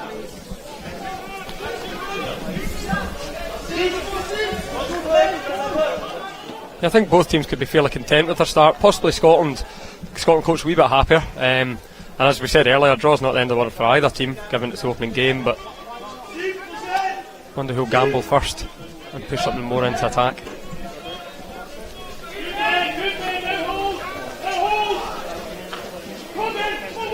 Lovely vision there. Big switch left to right. Charlie smashed off the legs of Byers, but forward goes Martin Brisak. Just off the baseline, I think. It's going to be a... Byers getting pulled up, quite unfortunate because he knew nothing about it. He turned his back, just stuck his stick out, and I think it just hit the back of the stick, so that's why he's been given the green for a 2-minute breather. Yeah, I was going to say it seemed a little bit unfortunate because he just was in the wrong place at the wrong time, but may well have stopped something, you never know. But a couple of minutes. But again, great discipline shown by the players. They take the green, they get off, they get on with it because the time doesn't start until they're on the seat, so they'll let their team down if they take their time. Yeah, absolutely. Good by Scotland here. Cosgrove on the ball. Lovely reverse pass up to Grasic.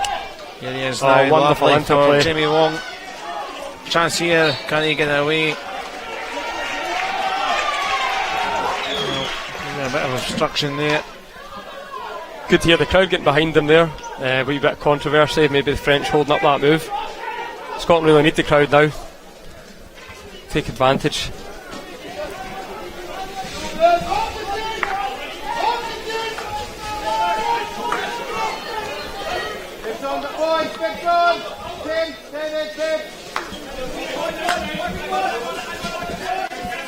Forges with the switch across the field.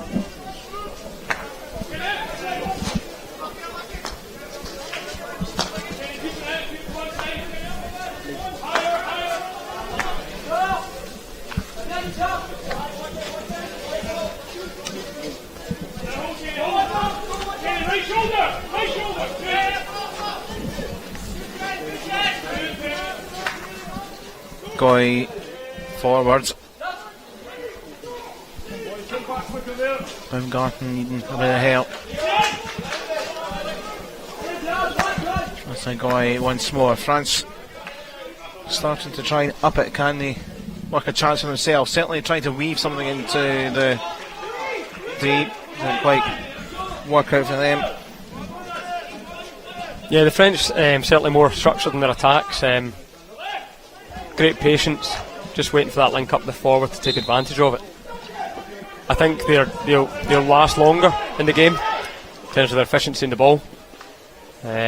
Scotland maybe a wee bit more frantic as they attack, with Riddle on the right hand side here. Nice move, nice play, and slid away. umpire just going to show a green card in the middle of all that move. Gaspar Baumgarten is going to have his couple of minutes. Scotland back up to 11.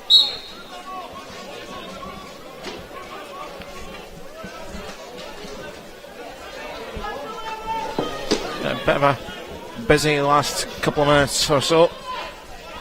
Just a couple of minutes left in this quarter and to the half-time break. So the space required for home side, French trying to put up the resistance. Slightly illegally from Forges. What the French have been good at is breaking down attacks. They've limited Scotland's chances with a very busy D, so good discipline there if they can maintain that. And again, breaking up play nice outside the D. Good block by the defender. Quick with the ball, and ball went flying. Yeah, aside from the crowd there, as it just missed a nice shiny BMW, I think. So Scottish Hockey will be chuffed at that in terms of their insurance.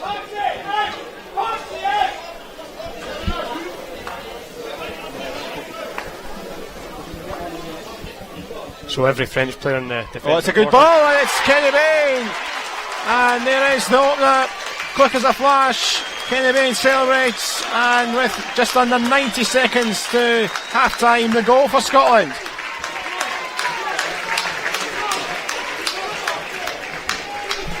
Yeah, very clever disguised pass. Jamie Wong picked up the ball, eyes towards the halfway line, put the French defenders off, and then slides it straight to the penalty spot. So very clever pass and a neat finish by Kenny Bain, doing what he does best. Interesting to see how the French respond now. They've probably had not had as much of this quarter as they would have liked, so I think Scotland will push now, knowing Derek Forsyth. Scotland will push hard for the next minute and a half, trying to get a second. So the French will need to be on guard.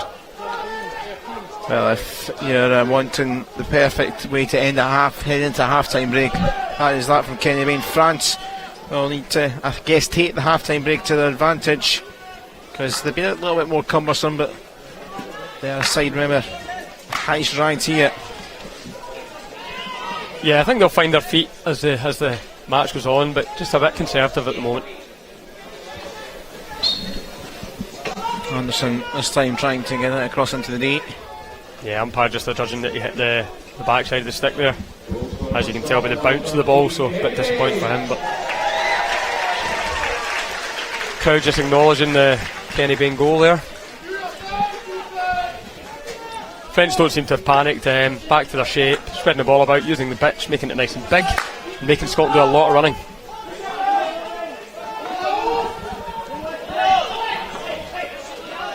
I've been really impressed by the French 22 Charlet, very good at spreading the ball about, good vision, very composed in the ball, orchestrating a lot of their forward play. Durant now thought, is there maybe a sucker punch right at the very end? Marshall, no nonsense. France may well just have to take the half-time break and try and regroup, because they are behind here, the French. Scotland hitting the front right towards the end of that second quarter through Kenny Bain. A lovely ball for Bain to finish. France know how good they are. I'm sure there will be a response in the second half. Let's have a little refresh of what we've just seen so far. And it was the French who had a terrific first quarter, trying to pick out a few of these chances here. The French really started well. Yeah, I think hindsight, if they look back at this game and they were to lose it, they'd be disappointed, because the chances were good chances, and certainly with the strikes could have been better. Similarly for Scotland though, hitting the ball to the keeper rather than making the keeper make a good save. This was a rare chance Scotland had early on. And then the second quarter, that's where things started to develop for Scotland, but it's still been a fairly open game.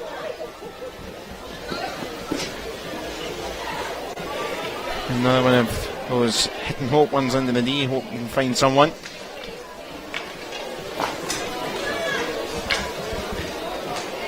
Under the penalty corners, I know you mentioned the Scotland penalty corners have been a bit scratched. The French had a go themselves from a penalty corner. They got two in that situation, they got another one after. Again, it was well saved, but yeah, it was a good save. Good effort. Yeah, from Charlie. Lineman had it covered as well, so a wee bit of height would have helped him there. And towards the end of the second period. This moment, this goal. It's a wonderful pass. I mean, that is the key to that goal. The pass is wrong-footed to defence. Kenny Baines a layup to it, 1-0. Well, cap 156, not bad at all. A goal against France, but there's still plenty of time left for both sides. French, I'm sure, will ramp things up in the third quarter, but for the moment we'll take a pause. At the break, it's France 0, Scotland 1.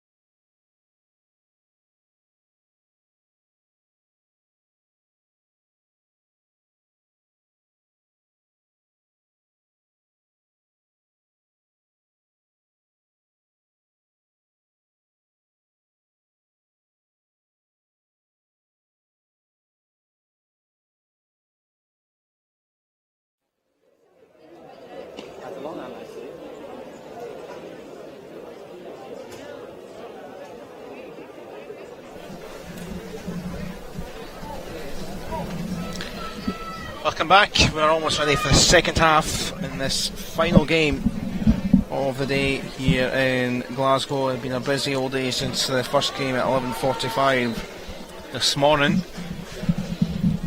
And this is the second game in Pool 8. Scotland with advantage, but we know how good this French side are. And we thoroughly expect up-tempo, like how they played in the first quarter. Alan Meikle, Hellhead player, is alongside himself, Callum Patterson. Thanks for joining us on our live coverage, wherever you're watching. And hopefully we might see a bit more ramped up. We've got a goal now, so I guess the cage of fear, Alan, has to go out the window a little bit, especially for France.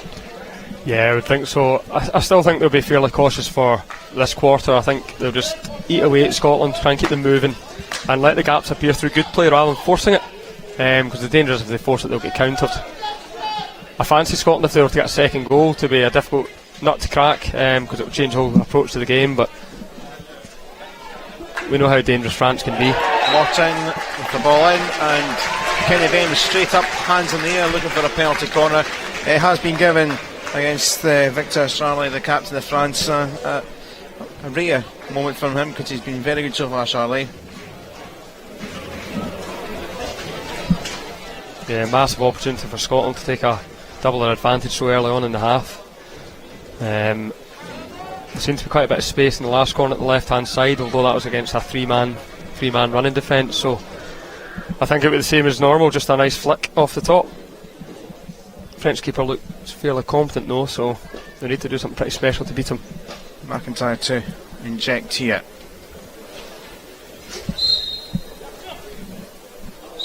An early break there, and he knows it. Etienne Tynevez, the 18-year-old, not happy. And this is what I was alluding to earlier, the corner where this happened in the second quarter. There was a massive gap on the left hand side. If Scotland were to switch it towards, I think it's Alan Forsyth, but it's rarely done nowadays, but it'd be good to see. Goes to Wong. Morton right across the face of goal and away past the baseline. Very, very rare to see an injection not hit the target. That could have been a lot to do with how important that opportunity was, just playing in his mind there. That's disappointing. Big opportunity missed there. If you're of a French persuasion, you're relieved, including Charlie, who gave away penalty corner, and as well Tynevez, who sent away from the move. Yeah, that's the thing about missing chances like that. I mean, it just gives the French that added boosting, just keeps the lead just down to one, so that'll give them a right boost as they push forward. Again, very patient coming out the back here. Sweeper just taking his time, scanning the pitch. There's no panic by the French. They know they've got goals in them. It's just a matter of time before they begin to threaten again. Scotland equally is disciplined though, sitting at about 60 press.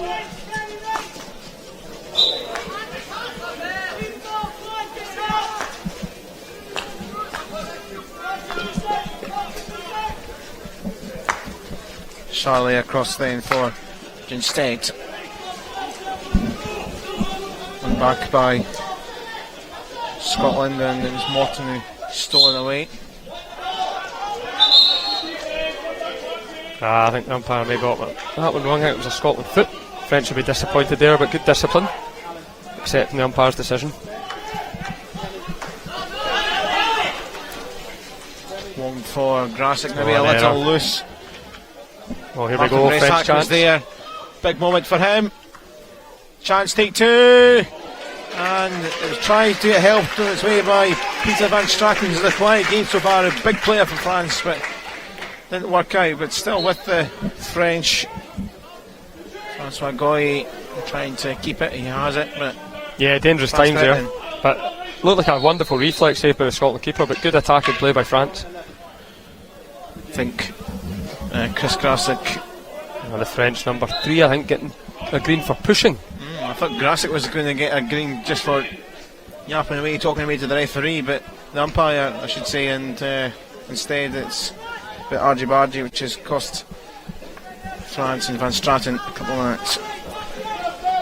Yeah, I think that should be a bit of a shot in the arm for Scotland. France are by no means out this game, and it only takes a matter of seconds to concede, so they need to really sharpen up now. Good by France, who started this quarter really well. Peters Jewett now. Switch for Lockwood.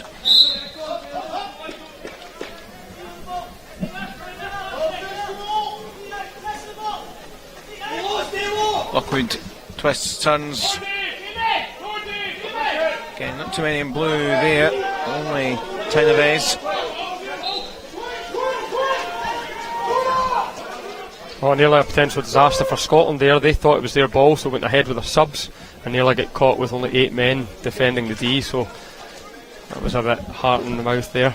Victor Lockwood. Good by the French there, nice and direct. Trying to maintain the pressure. Yeah, this very different pattern to this quarter so far. The French have really stepped it up. A lot more of their players in the attacking quarter. Scotland getting forced deep and not really seen much of the ball. Great penetrating run there, but dealt with nicely by Grasic. John Baptiste Forge is not happy with the little coming together. Umpires disagree, no, but it looks like the umpire in the balls half has got the upper hand with that one. Umpires are Eduardo Lozano of Spain and Nick Bennett of England. Umpires have been impressive in all the matches so far, keeping a lot of control of the games and allowing the game to flow and for the spectators to see fast running hockey. Francois Goy gets it back here, lovely interchange with Tynevez. Yeah, a bit of a French swagger now, a lot of good running off the ball, some good understanding, good linking. Scotland really need to just get on the ball and keep it and frustrate the French. Charlie, space coming. I thought they might have went for the route. Baumgarten with the 14 on his back was making a good run down that channel, but instead tried to find Tynevez, who was in the fringe of the D. Yeah, a very, very searching ball by the big sweeper, just the bounce, eluding the Baumgarten. Nice touch up the line by Riddle. Bain tried to help out on his way.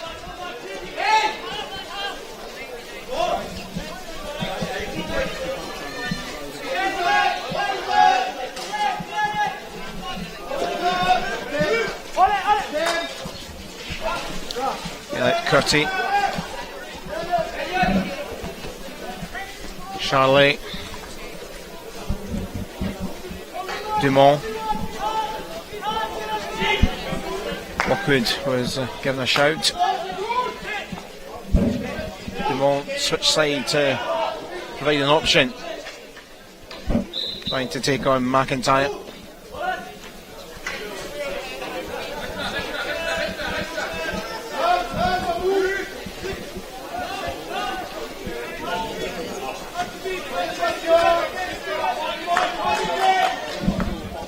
Switch from Durant. Turn for Kieferez. Body is lurking and penalty corner is signalled. Yeah, that was born out of good French patience. They got the ball on the attacking left hand side and brought it all the way out, switched the play to the right where all the space was, and it was a fairly straightforward corner for the umpire to award in the end. That's what impresses me the most with the French. They're not panicking, they're sticking to their game plan. They know that through time they'll create chances and aren't reverting to a plan B or a plan C.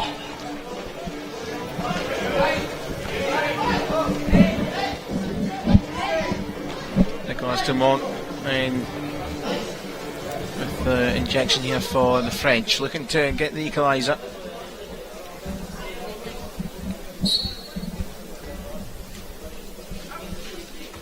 There's Charlie and comes to nothing. Brilliant defence there by Russell Anderson, really brave, charging it down, managed to get a stick on it, how I don't know, but that's selfless running for his team there. Again, French will be disappointed at that. It's a big opportunity.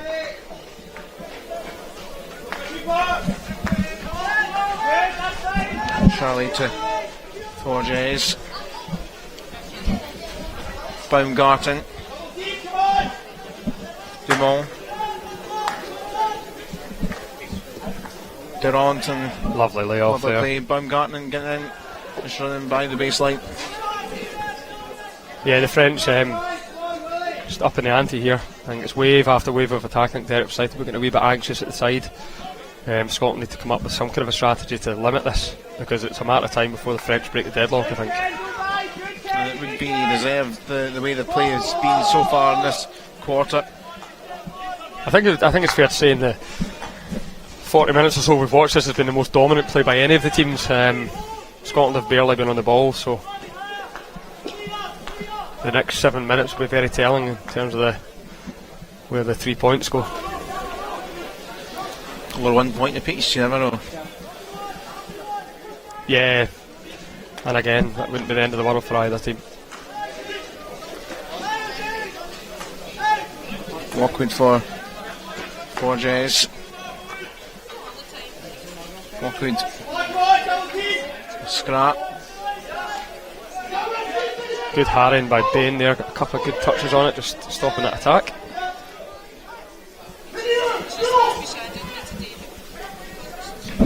Nice wriggle room there, Lockwood. Wonderful skills. If he turned Bremner inside out there. Lockwood plays for Louvain in Belgium. 74th cap. And not a particularly French sounding surname. I wonder if there's maybe a bit of maybe Australian, New Zealand, unusual surname, but Victor does sound fairly French though.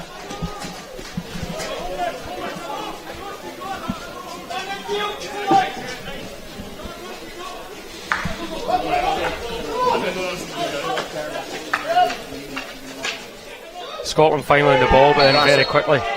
Classic winning that back in a flash. They were going to the rest. Yep. A 2 break minutes for that though. Probably quite a good break up though. I mean, robbed of the ball. I think he saw the danger. Maybe a cynical win. Scotland they just won the ball back. That was a rare chance for Scotland to get possession, and then immediately the French were onto them. So Scotland really need to start shifting the ball, getting their key playmakers on it, and just steady this shit.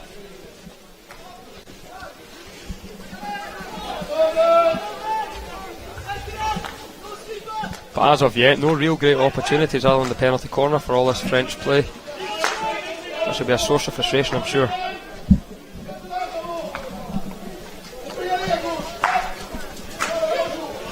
Point of instruction, I'm sure, from Gail Foulard. Certainly, it still seems as you're talking about how calmness about the French play, even from the sidelines. Not feeling the need to rush yet. Taken on though now for Scotland by Lee Morton. Now this is what you want to see Lee Morton doing. You want to see him with the ball running at people, because he is just one of the most exciting prospects in the game. It's wonderful.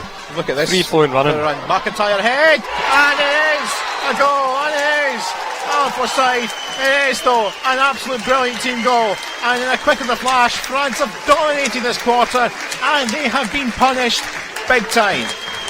A tremendous goal. I mean, Lee Morton got the ball halfway line, jinked past a couple. Lovely crossfield pass to Gordon Macker, and then a beautiful layoff. I mean, it's sensational 2v1 hockey. A goal made in the West. Kelburn to a Greenock original, and then Greenock back to another Kelburn player. Superb. Those watching us from out with Scottish British Shores, some big names in Scottish club hockey. But that is a smash and grab goal there, and the French must be thinking, why on earth, how on earth are Ray too adrift? I think when we talk about the game and how mental factors are so important, that is a sucker punch for the French, because they have been by far the better team in this quarter and have got nothing out of it, and now Scotland have got up the other end and out of nothing, have doubled their advantage. So big advantage to Scotland here. Now here's Dumont though, and some last ditch defending, and it was a great strike. Martin Bressac with it, and it's going to go against the French in the end, but that was almost a very quick reply. Oh, I think that's a save off the keeper. I mean, as good as Scotland's goals have been, they say defence wins games, and if Scotland defend like that, they're going to be very hard for the French to break down. We've talked about the goal by the Portuguese big goal of the season. That could be save of the tournament so far if that's a save. But again, the French are on the ball. They're not holding back here now. They've not really got any choice. Goye. Peter Van Straten supporting that channel. Taken though by David Forsyth. It'll be interesting to see if the French now abandon their patient approach and have to throw caution to the wind. I think I would say so, but we'll see. They're on the grill to get back down to the French. 3 minutes left of this quarter. Yeah, the Scottish quite happy to sit deep, sitting at half court, easily snuffing out most French passes. Grasic, a wee bit cheap in the ball there, giving away possession. Yeah, it could be dangerous here. France trying to get it, they will have it. I think the French coach will be pretty desperate for his team to get on the score sheet in this quarter, otherwise he could be facing a proverbial park bus in the final quarter as Scotland defend their lead. Lockwood hitting hop on, almost came through. Jinstedt, and come off, I think must have came off a body part of, looks like McIntyre. He was first to protest, but they have got a chance here, just over a couple of minutes left. Yeah, I think it's possibly a wee bit tough. The ball coming off the keeper, hard for the keeper to control. I don't think it's necessarily a body part, it's more danger. They try and prevent players coming in swinging waist height. I think if I was a defender, I'd be a wee bit disappointed because I thought it was still safe enough for somebody to control. But as we said earlier, these things balance themselves out. So a chance for France to try and get themselves on the board. Nicolas Dumont. I can't overplay how important it is that Scotland keep this out, and how important this would be for France indeed to open their scoring. Jinstedt looks like he could be the favourite, and it's trickled away wide. Not the best at all. They've not had the best of luck from penalty corners, France. Not really executed anything of high quality, but they do still have possession. Yeah, I think it's a combination of poor execution and really good Scottish defence. I think if they review the game, they'll certainly look at that as an area that they have to improve as the tournament goes on. But again, back to that patient play.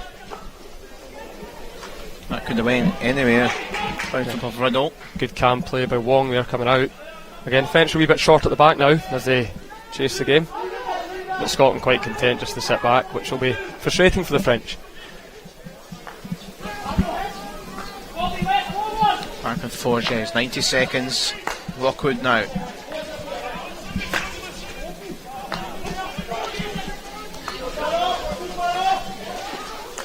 Nice threaded pass here. Curty to the left is going to pick up. Curty driving, and they've got themselves another penalty corner. Pick yourself if you think that came off. I think it may have been David Forsyth, but it could have been a couple of them in there that it rattled off. Yeah, I don't know if it was a slip but I think it just played into his body, which is a wee bit unfortunate. It's been a slip. You would think with the law of averages, talk about trying to convert maybe 1 in 3, 2 in 3 corners. So the law of averages, this should be time for a goal, but see how the Scottish defence stands up to it.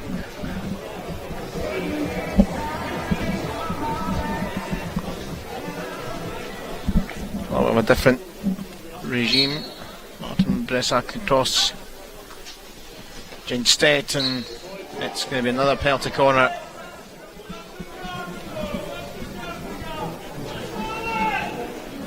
Yeah, the French a bit disappointed the umpire blew because he was about Lockwood. I think was in line for a shot at goal there, but another corner it is.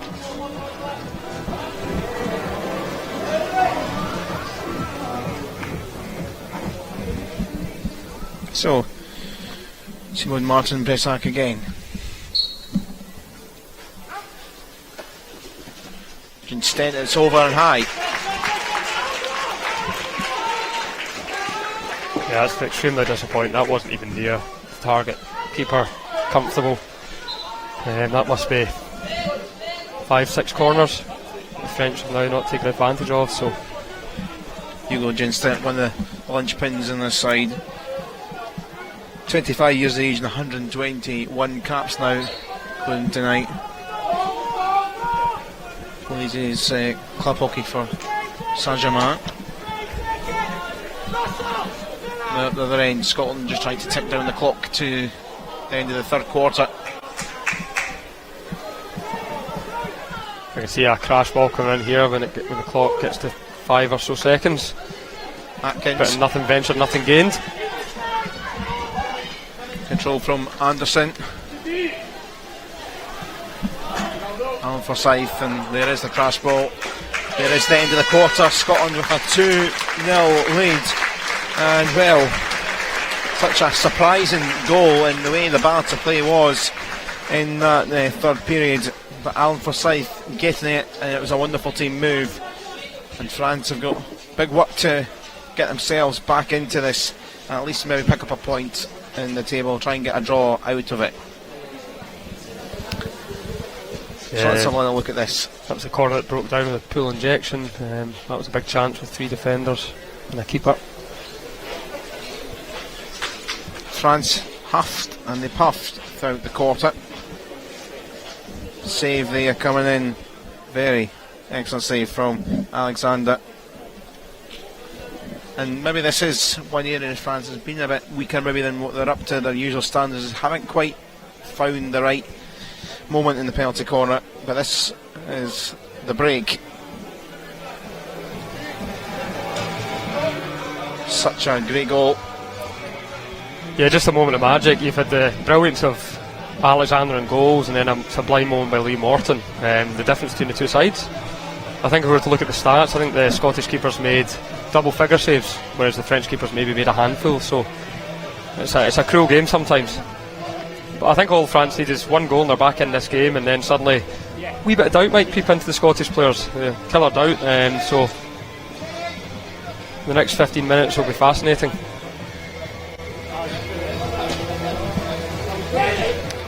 So 2-0 it is here. It's been a cracking day across the board. Wins for Russia, for Wales and Ukraine.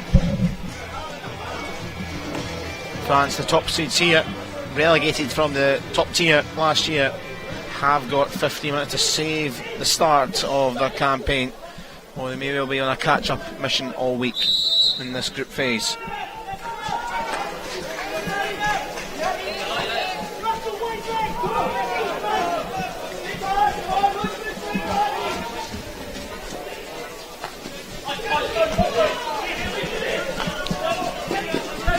Morton then finds Bremner, Scotland.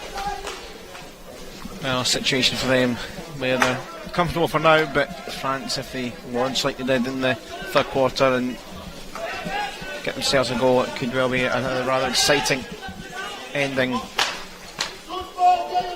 Oh, what a pick by Cammy Fraser. Fraser did so well. Kenny Bain with the turn, and it's saved.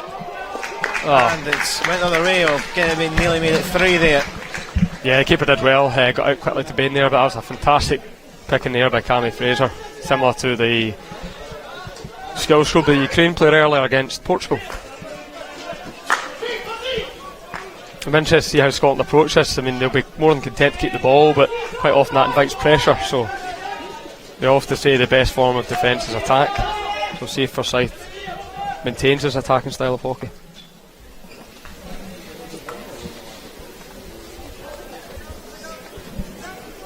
Durant and support down that side without Phil Marshall.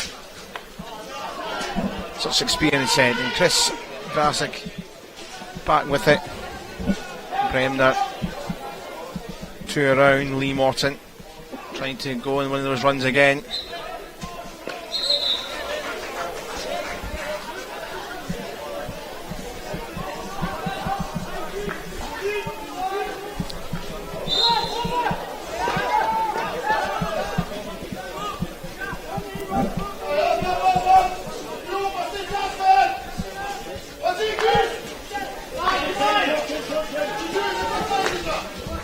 Again, the French aren't pressing the panic button quite yet, although that pass doesn't help in their build-up. They just look a wee bit despondent at the moment. Not a lot of fight in them, but maybe just adjusting to the new surroundings and a different pitch.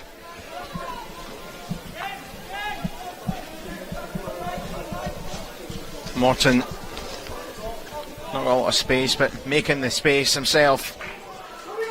Just making the space himself. tremendous 3D skills and elimination skills by Morton again, just unable to find a pass in the D, much to Coach Forsyth's frustration. Atkins. Bain keeps it in. And attacked back by Lazio Rogier. So it seems like Scotland are going for the jugular. They're certainly not sitting back, which is probably the correct approach. Looking to kill the game off with a third.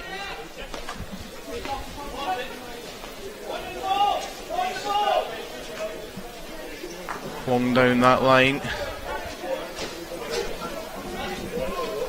Guy Fraser needed a bit of help, did find it. Chance in a hurry, in a rush to get us back and get it up the other side.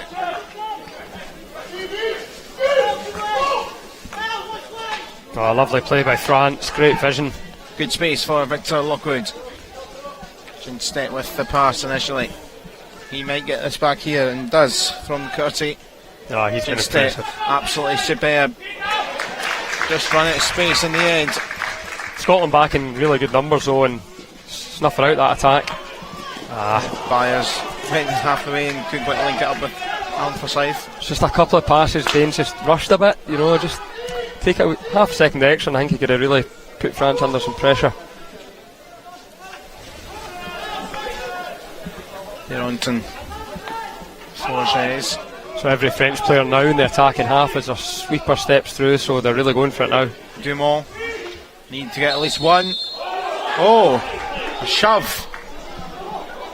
And that changes the complexion. Chris Grassick straight to the umpire. What do you make of that? From my point of view, it was a coming together. I don't think it was a deliberate shove. I think the ball was gone when the player went into the French. Scottish player went into the French attacker. But the umpire probably had a slightly different perspective on it. Obviously, we've got the beauty of replay. But it just looked a bit clumsy. I thought the ball was gone when the umpire's perceived foul occurred. But such is life. Hugo Ginsett then, it's a penalty stroke. And big moment here for France with 10.5 minutes left. This to get them on the board and a chance to get them back. Oh, it's well saved! Thomas Alexander's had a stunning game. Celebration as if he scored a goal. And France has just not been their evening so far. He's been outstanding. It's one of the best goalkeeping performances I've seen in a long time. Wonderful reactions. The flick could have been a wee bit wider, absolutely, but world class.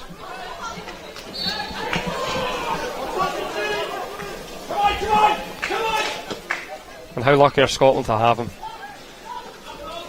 Well, Ginstead's been superb for France this game as well. One of the few players that's shone through despite them being behind, but they're still needing 2 goals. Here is Ginstead trying to work the way through.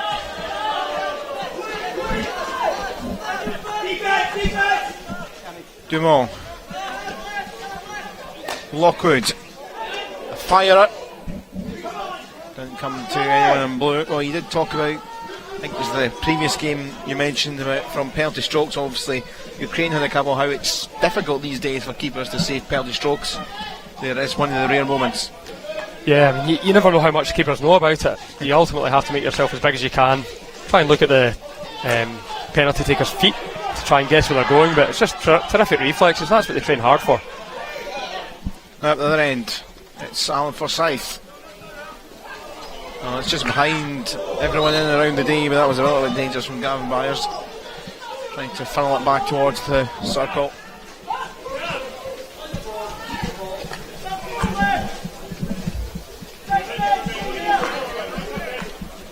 Yeah, I just heard Derek Forsyth speaking to his subs bench, just urging him to keep the ball. He feels that the Scotland side are just maybe a wee bit haphazard in possession.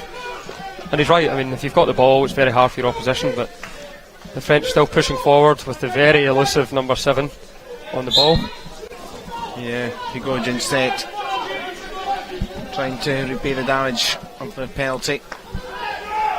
Dumont out wide. Another firer in.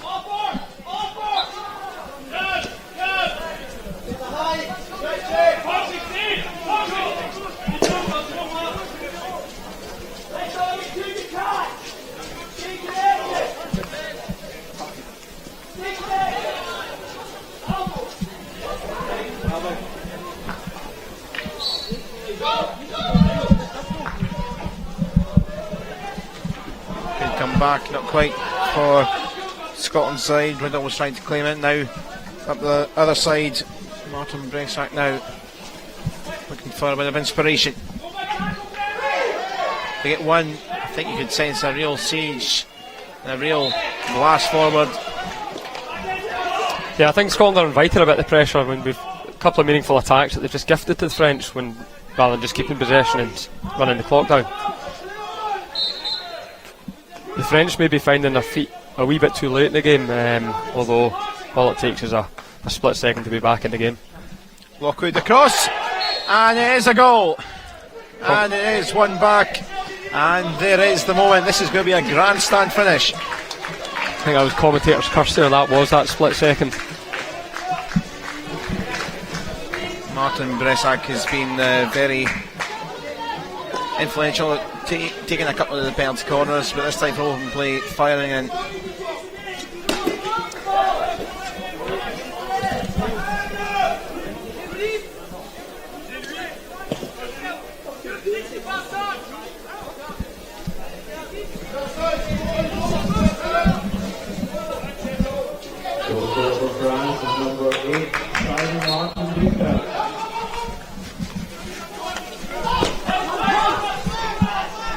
So 2-1, and could be 100 miles per hour this. Atkins now for Scotland. Oh, wonderful skills, one-handed, shielding the ball. Tyne Neves 50 taking metre. on Wong, ran half the field. Lockwood, I did say if they got one, I think there'd be a real confidence they're going to get a second, they would take that. Yeah, you can see the body language, very animated, a lot of energy, and Scotland looking a wee bit weary now. It's amazing what a goal can do. Forward, wriggle through Tyne Neves. Oh, and it slid through, and waiting there was Martin Bressack again if required.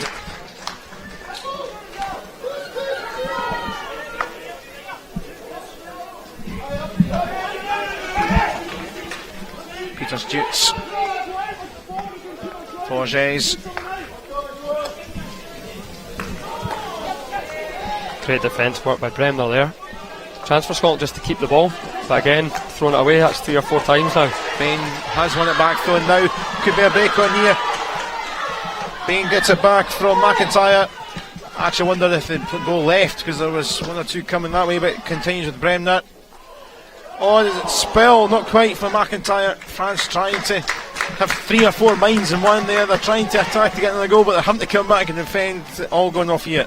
Yeah, that's a difficulty. When you chase a game, you have to take that risk, but Scotland just a wee bit cheap with the ball. Don't need to rush their attacks, but playing into the French hands to some extent, rather than just making them do all the running.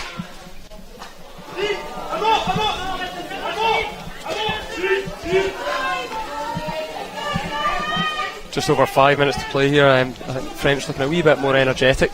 Scotland just have to regain their composure and play keep ball. Corner goes for Baumgarten, just running to Grasic. Morton.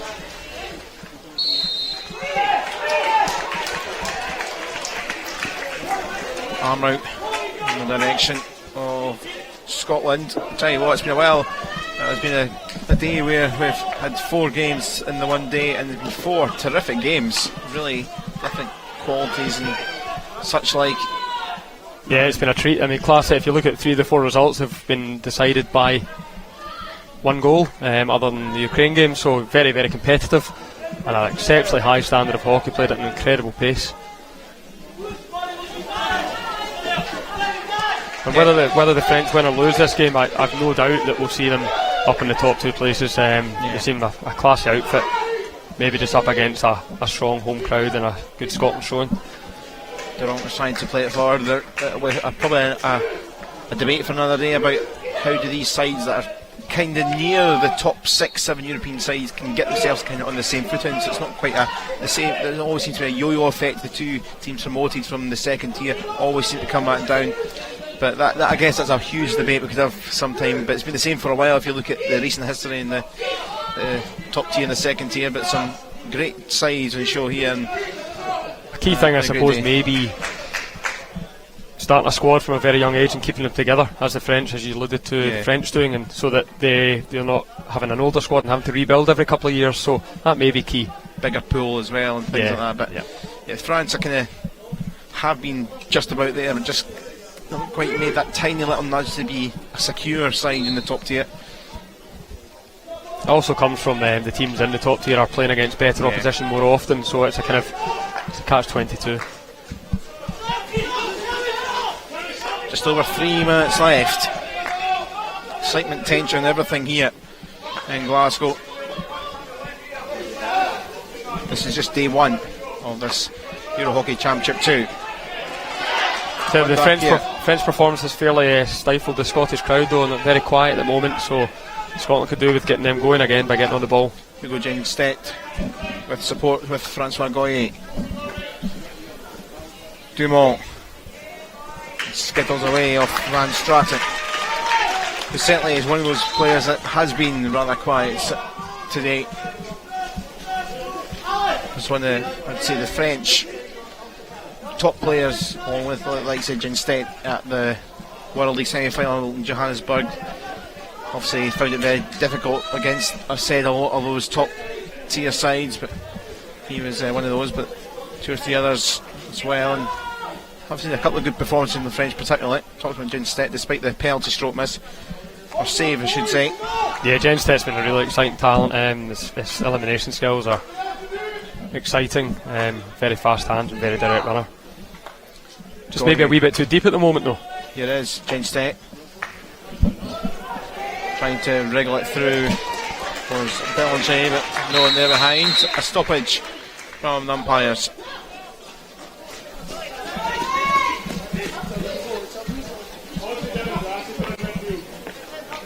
Okay, I think the French have taken their goalkeeper off, so they're going to 11 outfield players and putting a kicking back on.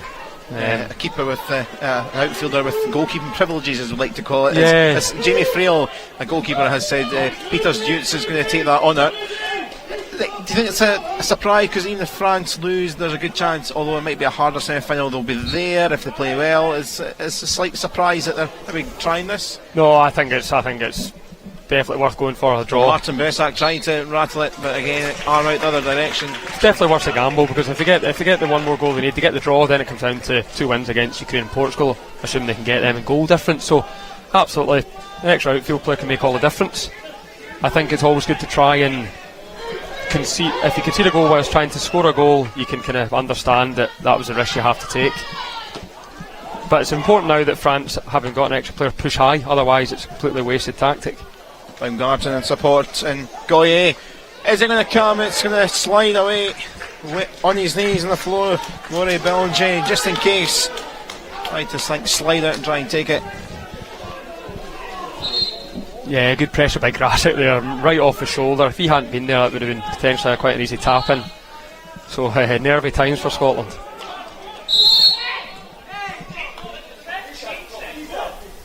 Umpire stopping things again. Kenny Bain having a chat this time. We're just under a minute to play here, so Scotland are sensible, they can see this game out.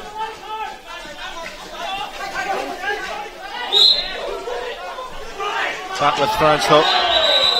Martin Bessac, and now it's going to be a yellow card. Well, not by 5 minutes because there's not that much time left, but Grasic has been lively. Green card, now yellow card. That's a clever card. I mean, the danger was there. 38 seconds to go, 5-minute yellow.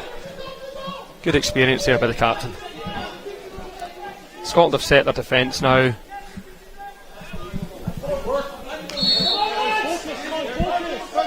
Lockwood across. Genstedt. So the firing straight in goes wide. It's not the best as it's taken by Morton. And trying to play it down in the corner. Final 30 seconds in a pulsating game. Can Dumont maybe get it back?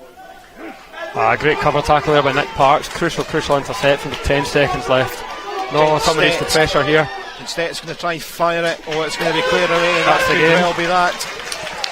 It's been a cracking game, but France, the top seeds, have they got a chance? That's it.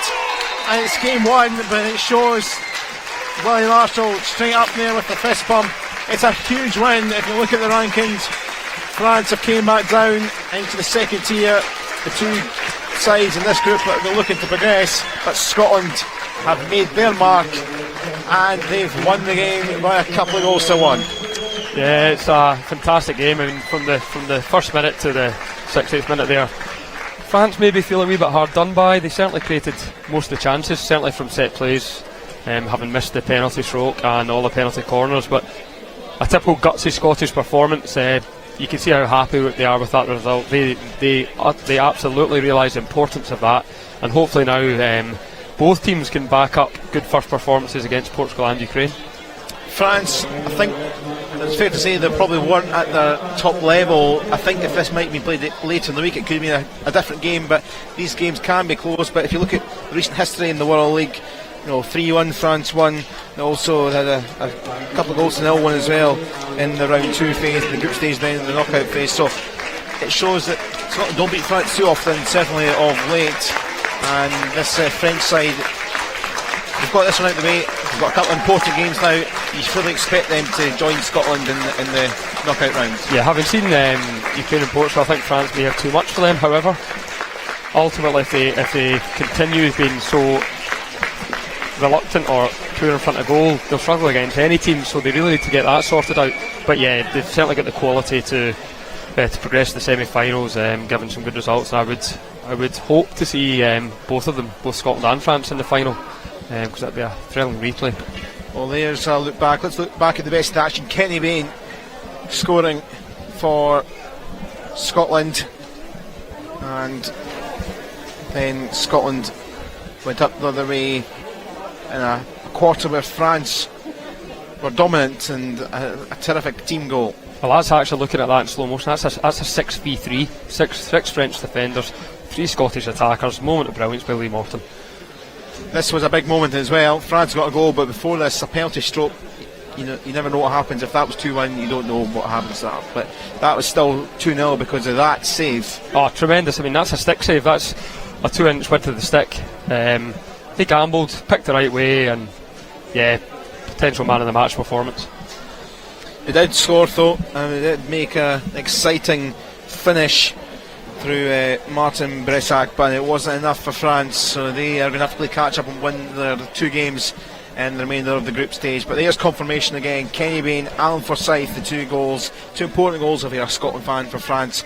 It is work to do, and for this group, they've got a bit of a breather now because they don't play tomorrow. They'll be back on Tuesday. France play Ukraine, Scotland against Portugal.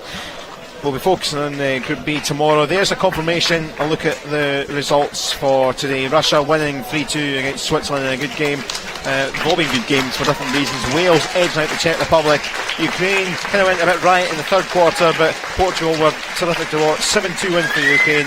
And Scotland, who are getting a big cheer in front of the main stand here, beating France by a couple of goals to 1. So as I say, big focus ahead is going to be the Group B, and there is the look for tomorrow. Switzerland against Wales. It's a 4:15 start. We'll be on there just before then, and then it is the 6:30 game, Czech Republic against Russia.